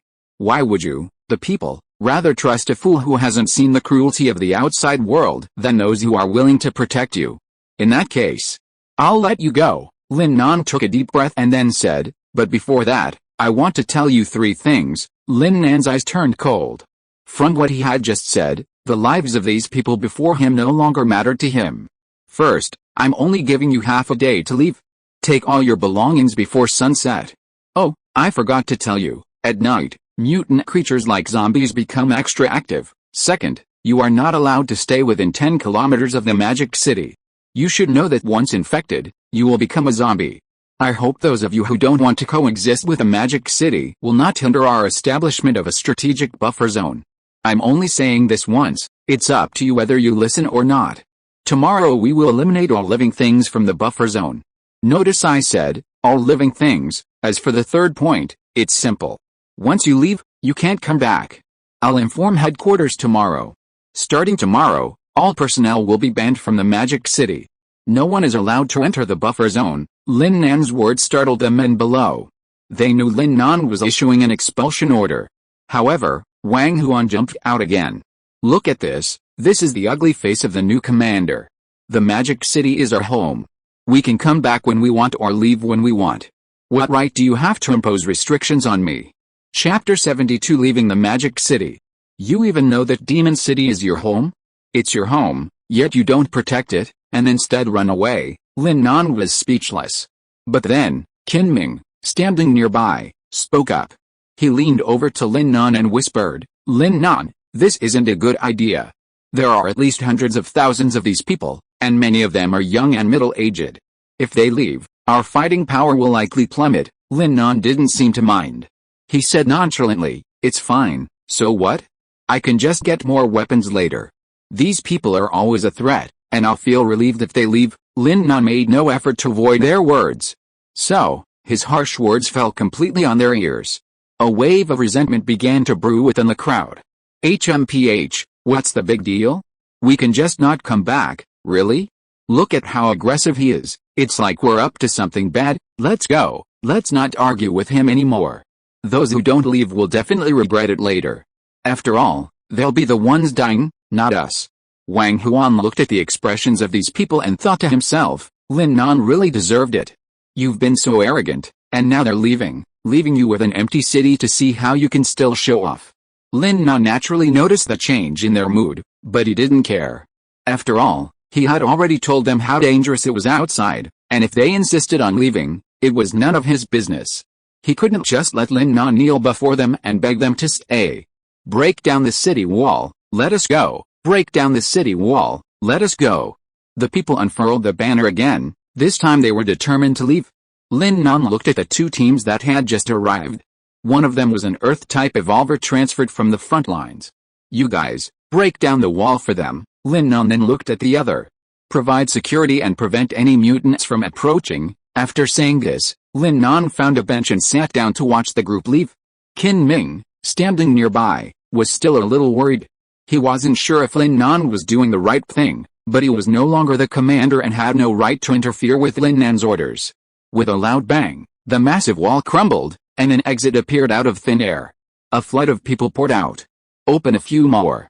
These people are moving too slowly. At this rate, hundreds of thousands of people would take over 10 days to leave."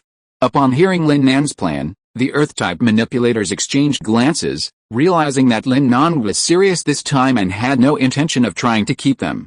In fact, not only did they realize this, but after a dozen other exits were opened, the people leaving also realized this. However, for some reason, some of them were blocked. "Ah, is this the free air outside? It smells so good." Wang Huan was the first to come out, and his first action was to sniff the air. However, someone following closely behind him frowned. "District Chief Wang, how can it smell good? Why do I smell something rotten?" As soon as he said this, Wang Huan noticed the same thing, as did some of the people behind him. "What's that smell? It's so stinky. Did something die?" The soldier maintaining order nudged them. "Hurry up. Don't stop here. There are people behind us." The man next to Wang Huan looked at the soldier with disdain. "Why are you rushing me? This is District Chief Wang. How dare you rush me? Don't be so hasty. The commander has ordered that anyone who leaves, regardless of gender, age, leadership, or civilian, will be treated the same as a traitor to the Demon City. We can leave you alone, but if you still want to be treated like a Demon City citizen, sorry, no." Wang Huan had been boasting, thinking the soldier was blind, but when he heard his words, he almost cursed. "You're such a jerk, Lin Nan. Wait until we get to headquarters, and I'll tell them all about your crimes." Wang Huan got into his car and headed northwest. But before they'd gone half a kilometer, a massive pit suddenly appeared in front of them. Thousands of cars were stuck behind them. When they got out and looked, they were instantly overcome with vomiting and diarrhea. The pit was filled with broken limbs and internal organs, piled haphazardly together. It was the size of a football field, completely filled. The May weather was already warm, and the pit of mutant corpses emanated a suffocating, foul odor. Since they hadn't been reclaimed yet, they were left exposed. It was inevitable that they'd encounter mutants that feasted on the carrion, mutant crows, zombies, and mutant stray dogs and cats. However, they naturally preferred fresh meat to rotting flesh. Slowly, they raised their heads, and it was then that the men realized there were even more mutants in the pit. Terrified, they frantically hid in their cars, trying to escape. However, the thousands of vehicles proved impossible to move, with most trapped inside. "Don't worry, there are only a few dozen of them, and we have hundreds of thousands. We don't need to fear them," Wang Huan shouted through a megaphone. However, no one paid him any attention, all preoccupied with their own escape. Those who had previously called for unity and a joint fight against the mutants were now nowhere to be seen. This is true human nature. You offer a promise to someone, and they might follow you for that promise. But after working for a whole afternoon, they say they're hungry, and you offer another. They say, "Okay, keep going." Then, in the afternoon, you offer another promise, and they might still follow you. But now they're starving, and you're still offering another promise. Tisk, who cares about you? You're a fool. Lin Nan, standing high above, naturally saw the mutants chasing the crowd. He waved at a team of evolvers, and in an instant, they slaughtered them all. Qin Ming, standing nearby, was baffled by Lin Nan's actions. Wasn't this a good time to tell them to retreat? Why was he helping them clear the roadblock? Could it be that Lin Nan was determined to let them leave? The rescued people couldn't help but breathe a sigh of relief, but some were now backing out. This is so dangerous. How about we go back? At that moment, Wang Huan suddenly said, "Going back means death, so why not give it a try?" You see, that lousy commander wouldn't dare let us die here, or headquarters would definitely hold him responsible. Let's keep going, they'll protect us. Everyone nodded, convinced that Wang Huan's words made sense.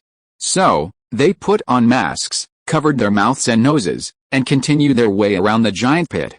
They encountered another group of more than 10 zombies, all first level, and without incident, they were easily dispatched by the evolved team. Another near miss. After dozens of such encounters, these people had the illusion that Lin Nan would escort them out. This illusion was shattered when, 10 kilometers away, they encountered several mutant wolfhounds. Just when they expected the evolved to strike again, they were horrified to discover they had vanished, or rather, departed without a word. Everyone was stunned. The mutant wolfhounds before them stared at them with their crimson eyes, fearing their prey would flee in the blink of an eye. The group at the front, seeing no escape route, steeled their resolve, stepped on the accelerator, and charged straight at them, hoping to crush them and create a path through the enemy lines. However, while the idea was good, the execution proved utterly sluggish. The mutant wolfhounds were, after all, first-level mutants, with incredibly fast reflexes. Seeing the car hurtling towards them, they dodged to the side, easily avoiding it. The group thought they had shaken them off, but they had underestimated the mutants. The mutant wolfhounds, dodging, swiftly spun around, then leaped. With a snap, they pierced through the car windows, either through the passenger side, the driver's seat, or the rear window. In an instant, the carriage was stained red with blood. These people were like a gift from God to these mutant creatures. Those with cars were attacked, and those without became food for the other creatures. Hundreds of mutant birds suddenly appeared in the vast sky, giant crows, magpies, and eagles. They circled overhead, screaming. For the first time, humans felt the same fear as mice and rabbits at the mercy of the giants of the sky. Some were terrified. They saw a mutant crow snatch their young from people's hands and devour them mid-air.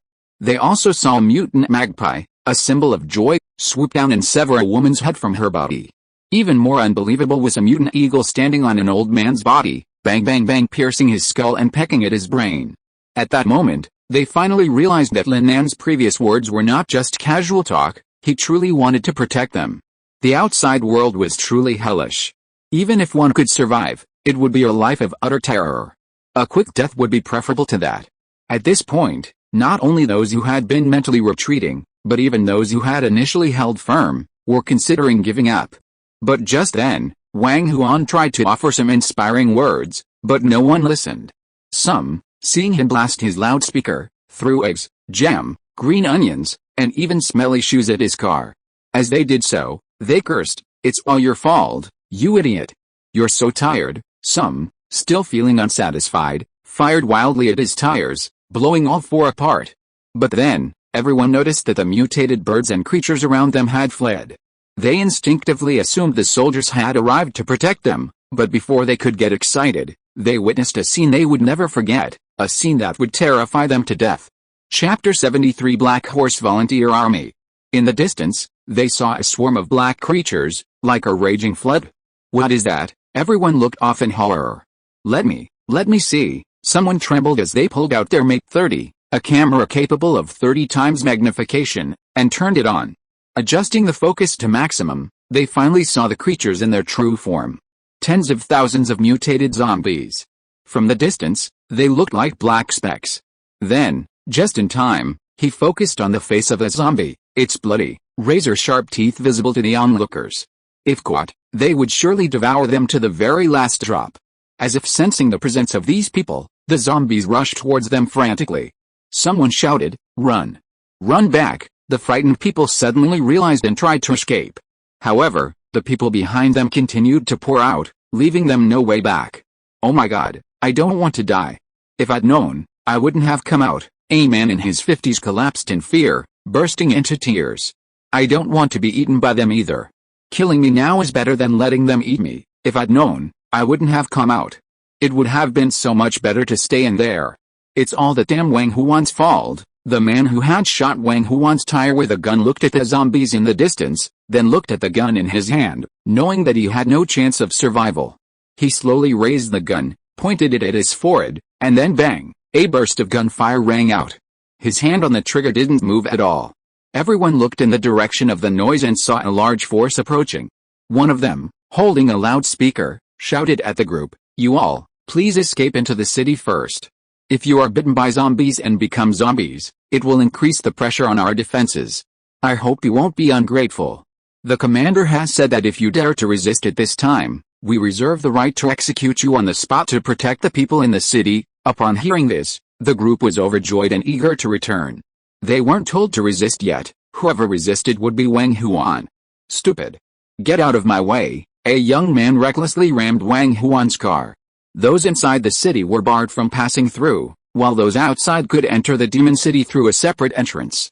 Furthermore, under Lin Nan's arrangement, Earth-controlling operators had constructed several bridges directly connecting the outside world to the demon city. Those who entered the demon city felt a sense of peace and security, a genuine feeling of security. However, some were also concerned. With so many zombies, could the demon city hold its own? From their position in the city, they couldn't see what was happening outside. Soon, the large screen from before lit up again. "Isn't that those zombies?" Someone who had returned recognized the zombies. Just then, a sweet-looking woman with a melodious voice appeared on the screen. "Hello everyone, I'm your host, Chu Mingayao. This is a report from the front lines." Chu Mingayao was sitting in a helicopter, the camera trained on the battle below. Lin Nan, worried that a large-scale exodus would attract zombies and other mutant creatures, had taken precautions early on. As for specific measures, he opened several emergency passages, which were reserved for soldiers only. This sped up the deployment. Although the entrance to the demon city was crowded with people, the rest of the area was open, perfect for tanks. So, Lin Nan summoned 100 tanks to form a legion, naming it the Black Horse Volunteer Army. Furthermore, these gray tanks were unique. To form a legion, they must be different from ordinary tanks. They had been significantly enhanced in terms of defense, reload capacity, and speed. Each tank had been modified for an additional 1,000 points. As for where Lin Nan had gotten these nearly 100,000 kill points, the sea, stained crimson by the bombardment, revealed just how many mutated marine creatures had perished. Killing any monster with Lin Nan's summoned weapon would earn him a kill point bonus.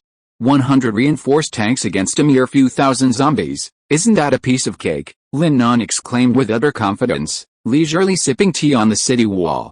In his view, no matter how ferocious a first-tier zombie might be, it was still just flesh and blood. In the face of artillery shells, its only fate was to be reduced to shreds. And just as he had imagined, as the helicopter camera slowly panned downward, the people in the city watched as nearly 1,000 zombies were instantly reduced to nothingness by the barrage of nearly 100 shells. Those few zombies, scattered and untouched by the shells, were still decimated by the subsequent barrage. While it might appear that these tanks were wasting entire rounds on just one or two zombies, in reality, these ammunition was unlimited, and there was no such thing as waste. Thousands of zombies were decimated in an instant, with nearly 1/5 of the tens of thousands reduced. The might of the Black Horse Volunteer Army thrilled the people of the Magic City. Qin Ming stood behind Lin Nan. As the former commander of the Magic City, he understood that while these tanks were powerful, some would slip through the net. Once they entered a crowd, they were practically useless. Unless they killed the civilians along with them. Lin Nan noticed Qin Ming's frown and guessed what he was thinking. He said leisurely, "Don't worry, they can't break through the bombing zone set up by my Black Horse Volunteer Army. Even if, never mind, with only tens of thousands of them, there's no way they'll be able to survive." Only tens of thousands, Qin Ming shook his head helplessly. As the saying goes, pride comes before a fall. In his opinion, Lin Nan was being overconfident. He thought about it and decided he needed to warn Lin Nan. But before he could say anything, he noticed something strange. The tank's reload speed was incredibly fast, dozens of times faster than regular tanks, nearly one round every 2 seconds. This meant a bombardment of 100 rounds could be completed in just 2 seconds. Qin Ming was stunned. He looked at Lin Nan and couldn't help but ask, "Are these still tanks?" He had thought the unlimited ammunition was incredible enough, but he hadn't expected their attack speed to be so fast. It's not an exaggeration to say they're the assault tanks of tanks. Lin Nan was puzzled. What's an assault tank? Qin Ming glanced at the submachine gun in the hands of the guard next to him, and Lin Nan suddenly understood. "I like your metaphor, and so, With nearly 50 bombardments a minute, the nearly 10,000 zombies were reduced to only a few hundred. Just then, Kinming suddenly noticed that the tanks had stopped bombing. What's going on? Everyone was confused. They were watching with great interest. But then the fighting suddenly stopped. Look, those people are rushing out of the tanks. They were shocked to see 100 men in black combat uniforms emerge from the tanks. Each one held an imposing presence. Among them were middle-aged men in their 30s and 40s, as well as young men in their teens and 20s. They were all equipped with standard military swords. Who are these? Kinming was stunned for a moment, but after seeing these men in action, he understood. These are the second-level evolvers, Lin Nan nodded. They are now my quasi-Dark Horse volunteers. Only the strongest are worthy of becoming true Dark Horse volunteers. Before attacking the zombies, Lin Nan instructed his men not to kill all the zombies, but to leave a few hundred. He wanted to select the truly powerful from among these men to become his personal guards. After witnessing Lin Nan's strength, these second-level evolvers considered it an honor to serve as his personal guards. Lin Nan's condition was simple: kill 10 zombies and you'd become a Dark Horse volunteer. The conditions were actually quite difficult, given their lack of combat experience, and the fact they had to kill 10, but to put it simply, they were all second-level evolvers, so they were confident they could handle first-level zombies. Everyone watched as they charged frantically into the zombie horde, fearing they'd miss a single one. Look, that woman! Everyone's attention focused on a single woman. Wielding a standard-issue saber, she darted through the zombie swarm, dispatching them with ease. Most importantly, she was incredibly beautiful, on par with Chu Mingyao, who was reporting on the situation. The only difference was that one was a pure and lovely genius, while the other was a cold, aloof goddess with a chilling appearance. It's her, Lin Nan paused. He had noticed this woman while arranging the battle plan. After all, she was beautiful. But what impressed Lin Nan most was how she kept staring at him, making him think he was quite handsome. Oh my god, how many has she killed? At least 30. And she doesn't even seem tired. That's right, that's incredible. I've decided she's my goddess from now on, and I'm going to be his bootlicker. Come on, don't you know her? She's the campus belle of our Magic City University. Her admirers line up all the way to the Huangpu River. Even if you're a bootlicker, you'll have to queue behind me, Tisk. The boy glanced at him with disdain. But just then, another girl spoke up, excitedly saying, now that you mention it, I know.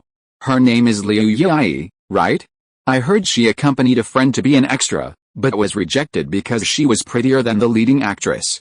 The investor, who was from the leading actress's family, wouldn't agree. Wow, I remember now. So she's that Liu Yai. She's really beautiful in person. Lin Nan had also heard their conversation. He frowned slightly, wondering, this Liu Yai. I know her so well. Chapter 74 Liu Yai. Big sister, please leave some for us. There are only a few zombies here, and you've already killed nearly 50. We want to join the Black Horse volunteers too. That's right, youngster. Leave some for us old folks too. Besides, you've killed so many, you already have a place in the Black Horse volunteers. You can withdraw now. Dozens of people surrounded Liu Yai, urging her to show mercy. You're no weaker than me. With your unwavering determination, you could have gathered 10 zombies long ago. If you're all cowards who want to fish in troubled waters, I hope you don't join the Black Horse volunteers. I don't want to be associated with you, and I don't want him to be disappointed. With that, Liu Yai instantly vanished, reappearing a long way away. Oh, this little girl, she's so pretty, why is she so offensive? However, they also knew that Liu Yai's words were true. Although they were full of energy, they were still a little timid when facing the zombies. But her words did indeed ignite their fighting spirit. Soon, after about 5 minutes, all the zombies on the scene were wiped out. Lin Nan stood up and spoke a few words into the intercom. Meanwhile, Chu Mingyao and the others, broadcasting live, received Lin Nan's orders. Su Anren looked at Chu Mingyao. Yao, Lin Nan told them to go to the barracks first. He said he'll be there soon. I'll go tell them. Xiao stood up and leaped directly from the helicopter. The would-be Dark Horse followers were shocked to see Xiao's plummeting from the sky. Is she going to die? A young man said instinctively. However, as Xiao's landed, metal pillars inexplicably appeared beneath her feet, supporting her steadily. When Xiao's finally landed safely, everyone was shocked to see the woman before them was so exquisitely beautiful. Her fair, Smooth skin made her seem incongruous in this apocalyptic world.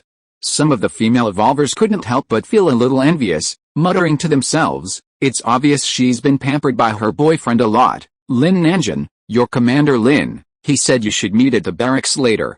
He has some business to attend to and will be there shortly." Xiao's nodded slightly. Just as she looked up, she suddenly spotted Liu Yi in the crowd. Their eyes met, each taking notice. As the beautiful always find others equally beautiful, Xiao smiled at Liu Yi and turned to leave when she suddenly called out, "May I ask who you are, Commander Lin?" Liu Yi spoke almost unconsciously, feeling a touch of abruptness as soon as she said it. Her pretty face flushed. If you don't want to tell me, it's okay." Seeing her embarrassed expression, Xiao felt like laughing. She looked up and noticed Chu Mingyao's helicopter was getting close. She walked over to Liu Yi and, seeing she didn't mind, whispered in her ear, "I'm Lin Nan's wife." Without even looking back, she left, leaving Liu Yi standing there, somewhat dazed. The commander's melons were all eager to share. "Hey, what did that woman tell you? Tell us too." That's right. We have some melons to share." Liu Yi was startled awake by their words. She came to her senses, glanced at them, and then left without a word. What's going on? These people were confused. It feels like a mistress getting mad at the wife. You've all been watching too many idle dramas, right? Let's go, get back to the barracks. Lin Nan stood in the distance, watching the danger averted. The people of the city rejoiced. This battle had truly witnessed the strength of the Magic City. Facing tens of thousands of zombies and over 100 tanks, they had completely defeated them in less than 10 minutes. And those soldiers were incredibly brave. Armed with only a sword, they could fight 10 zombies at once, wielding no one who in the entire Dragon Kingdom possessed such strength. Through this battle, they also witnessed a new leader.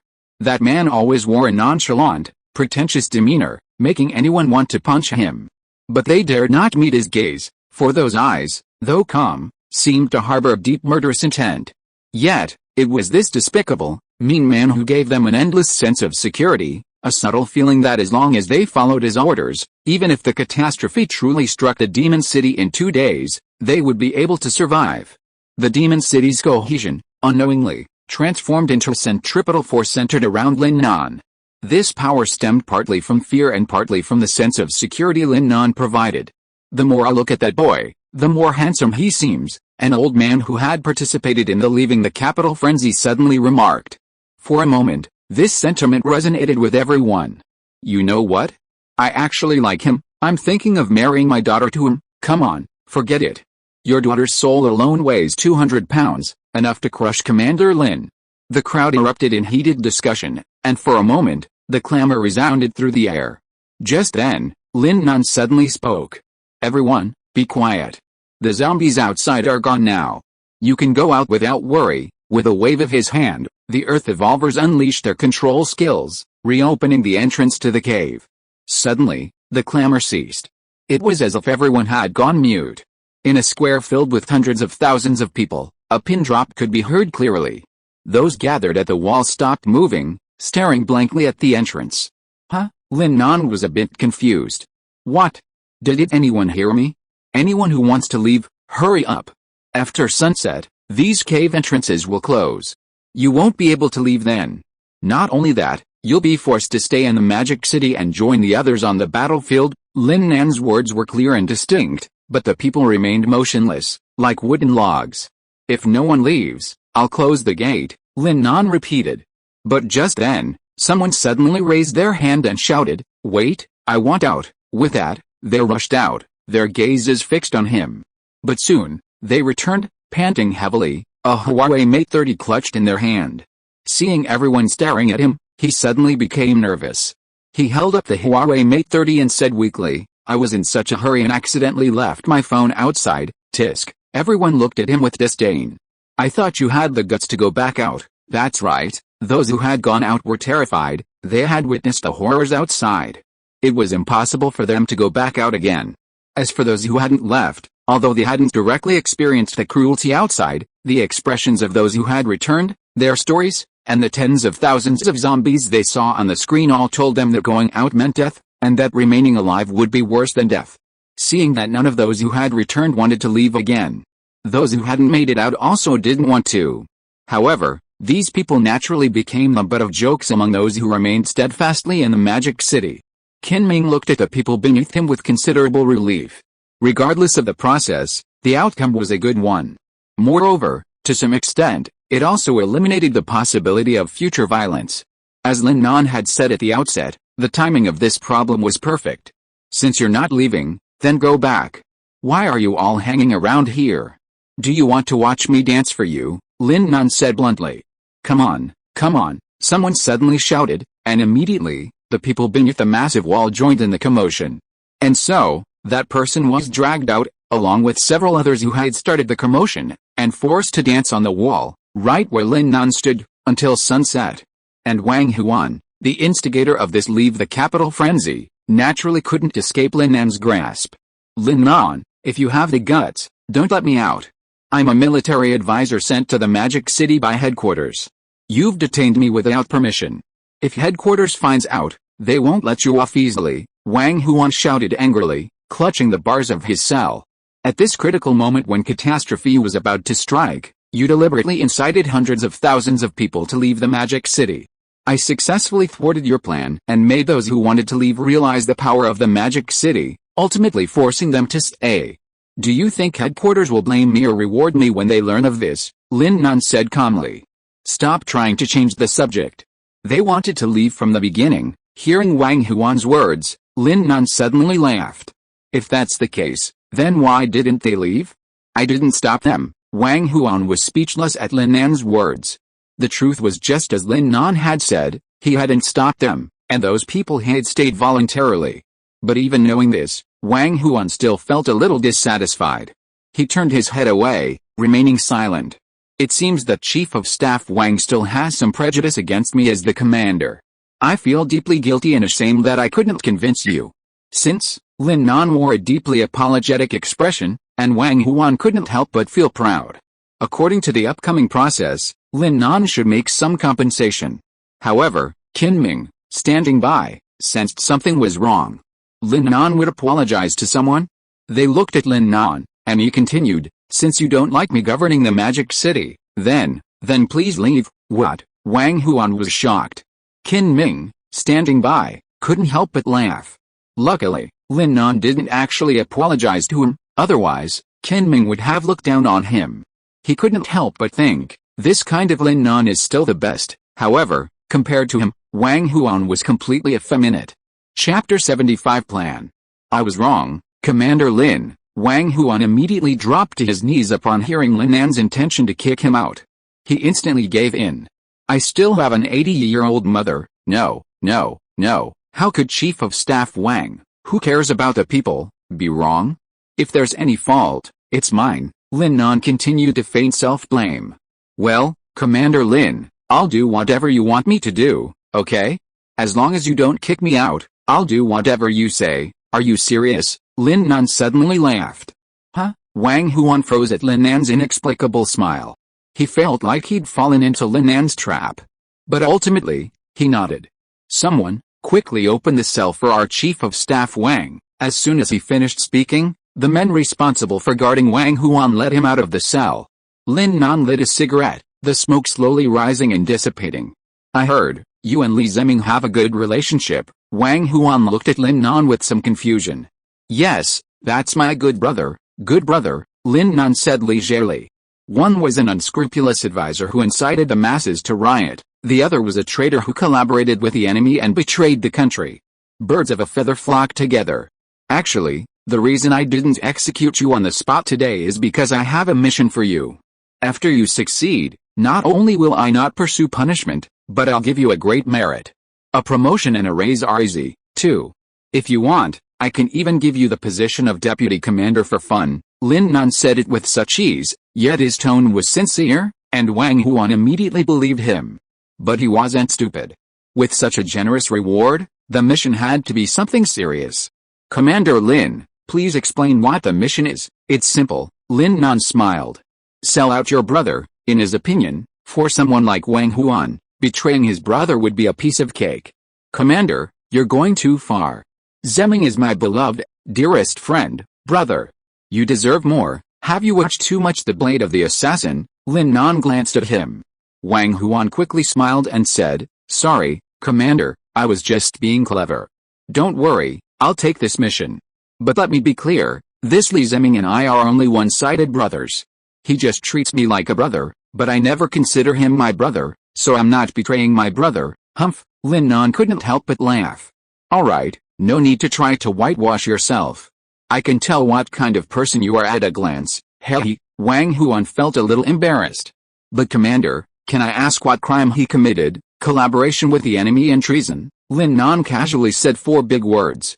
Wang Huan couldn't help but gasp. He thought to himself, Niu 13, he can actually collaborate with the enemy at this time. However, when Wang Huan thought about it carefully, he felt something was wrong. Logically speaking, all countries are dealing with the virus at this time. Which country's enemy can he collaborate with? But after thinking about it, Wang Huan felt a little regretful. If I had known that he was collaborating with the enemy, I would have said that we have a very good relationship, but I chose to betray him for the sake of the country. That sounds much better than some one-sided brotherhood.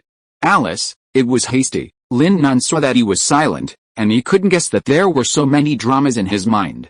He kicked the table in front of Wang Huan without any hesitation. Don't be in a daze, I'll assign you a task, and you just do what I say when the time comes. Wang Huan was immediately awakened. He nodded and said, you say, I will definitely listen attentively. Within a week, we will transport the vampire ancestor Cain and his coffin to the headquarters, and we will use a secret passage, but we will pass through a valley called Broken Beach. I want you to pass this message to him intact. By then, they will definitely come to the valley to plunder, and we will arrange elite troops to ambush there, catch them in a trap, and eliminate them in one fell swoop. Lin Nan said calmly, do you understand? After all, Wang Huan is the chief of staff of the Magic City, and his comprehension ability is still very strong. And Lin Nan's method is not outstanding, but it is very useful. Wang Huan was a bit confused. That vampire you were talking about, could it be the coffin? Lin Nan smiled faintly. Yes, exactly what you think. Oh my god. Wang Huan shuddered, his face filled with horror and disbelief. You really want me to contact them? Can I? It's up to you whether I can or not. Anyway, you know the consequences if things go wrong. Lin Nan was also very straightforward, using both coercion and inducement. In fact, if he hadn't known that he and Li Zeming had a special relationship, given Lin Nan's temper, he would be on the road of reincarnation now. Okay, I'll try. With that, Lin Nan let him go. Looking at his still trembling back, Lin Nan wanted to laugh. Just then, Qin Ming, who had been standing silently by, suddenly spoke up. Lin Nan, why do I feel like this Wang Huan is a little unreliable? Oh, how could that be? He's reliable? Lin Nan couldn't help but chuckle. Oh, I forgot to tell you, the plan has changed because I've come up with a better one. Qin Ming was a little confused. It had only been a day, and he'd just come up with a good one in the morning, and an even better one in the afternoon. What kind of brain does that have? Evening. In front of Li Zeming's house. Ding dong. Who? Li Zeming's voice, a little heavy, echoed from inside. Brother Zeming, it's me. Wang Huan. The door opened a crack, and through the gap, Li Zeming saw that it was indeed Wang Huan. He immediately opened the door, but made no move to let him in. Brother, I'm feeling a little down. Can you have a drink with me? Wang Huan raised his mayote and a large bag of side dishes. Li Zeming instinctively glanced inside. He didn't really want Wang Huan to enter, but seeing him carrying a large bag of food, it seemed a bit unkind to just let him go. After all, they had a good relationship. Come in, I'll drink with you for a while, but I'm going to say this up front, the city defense is under a lot of pressure these past few days.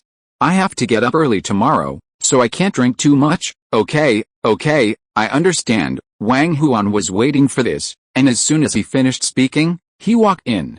Li Zeming glanced back to make sure no one was following, then slammed the door shut with a loud creak. Brother, why are you so stupid? Why are you stirring up the shit for no reason? Li Zeming was referring to the little frenzy that had occurred that afternoon. I hate it, Wang Huan said, drinking a full glass of baijiu, seemingly to vent his anger, but actually to give himself courage. He had seen Li Zeming peeking into the house earlier. Wang Huan was thinking there must be something shady in this room. Thinking of Lin Nan's claim that he was collaborating with vampires, Wang Huan's heart instantly leaped into his throat. Could there be a vampire in this room? Thinking of this, Wang Huan drank another glass. After 2 drinks, the atmosphere gradually became lively, and he grew bolder. He spoke again. When you weren't there, Lin Nan beat me up in front of so many people, not even giving me a second's respect. I was so angry that I wanted to leave the Magic City. Besides, if I didn't leave, would I really die? Hey, you have to trust Commander Lin. He said he would protect the Magic City. As he spoke, Li Ziming's lips curled up. He had truly believed that Lin Nan could protect the Magic City, but now, the vampires were gathering their strength, preparing to storm the Magic City's underground laboratory on the day of the catastrophe. With the vampires within and the zombies outside, the Magic City was simply undefendable under such internal and external pressures. The 2 of them exchanged words, and after 3 rounds of drinks, Wang Huan's face had turned red. To the outside world, he appeared drunk, but in reality, it was just a facade. He used this apparent drunken state to speak scheming, so-called truths. Others were often deceived by his seemingly heartfelt words. Hey, Ziming, I have something to tell you. It's something I'm holding back, but don't be afraid to tell it. Wang Huan blinked his half-lidded eyes and spoke drunkenly. I spent the whole afternoon in that cell, and guess what I heard? What? Li Ziming picked up a peanut and put it in his mouth. I heard that Lin Nan and Qin Ming were discussing using a secret passage to transport something like vampires in coffins to headquarters. Wang Huan feigned confusion, trying to figure out how to convey the crucial information word for word. But just as he mentioned vampires in coffins, a strange sound echoed from Li Ziming's bedroom. Wang Huan was startled. He looked at Li Ziming hoping to hear his excuse, but he saw that his eyes were bloodshot and staring at him. Then there was a loud bang, and Wang Huan fell to the ground in fear. I treated you as a brother, but you wanted to betray me. Li Ziming stood up, revealing his scarlet fangs. Wang Huan was stunned. He didn't know how he could be found out. I felt something was wrong the moment you came over. How could that devil Lin Nan be so kind as to let you out? It seems like he's trying to trick me. No, brother, I didn't trick you. He let me out because he didn't dare to touch me. After all, I was sent by the headquarters, Wang Huan wanted to explain. So what's going on with you now? Aren't you drunk? How come you're so sober? You don't really think no one knows about your little tricks, do you? From the moment you blushed, I knew you were going to tell me the truth at any moment, but I didn't expect you to resort to such tactics to bluff me. Tell me, was Lin Nan sending you here? Li Ziming's words were well reasoned, and Wang Huan felt a little desperate. He hadn't expected that the little skill he once prided himself on had already been seen through by Li Ziming. And this time, he had really walked into a trap. Wang Huan wanted to make some excuses, but the door to the inner room suddenly opened. End of this chapter. Thank you so much for reading until the end. Don't forget to give it a like. Looking for more exclusive content and immediate access? Subscribe to our Patreon. Remember, every like, subscription or donation encourages us to continue. Thank you all. See you in the next video.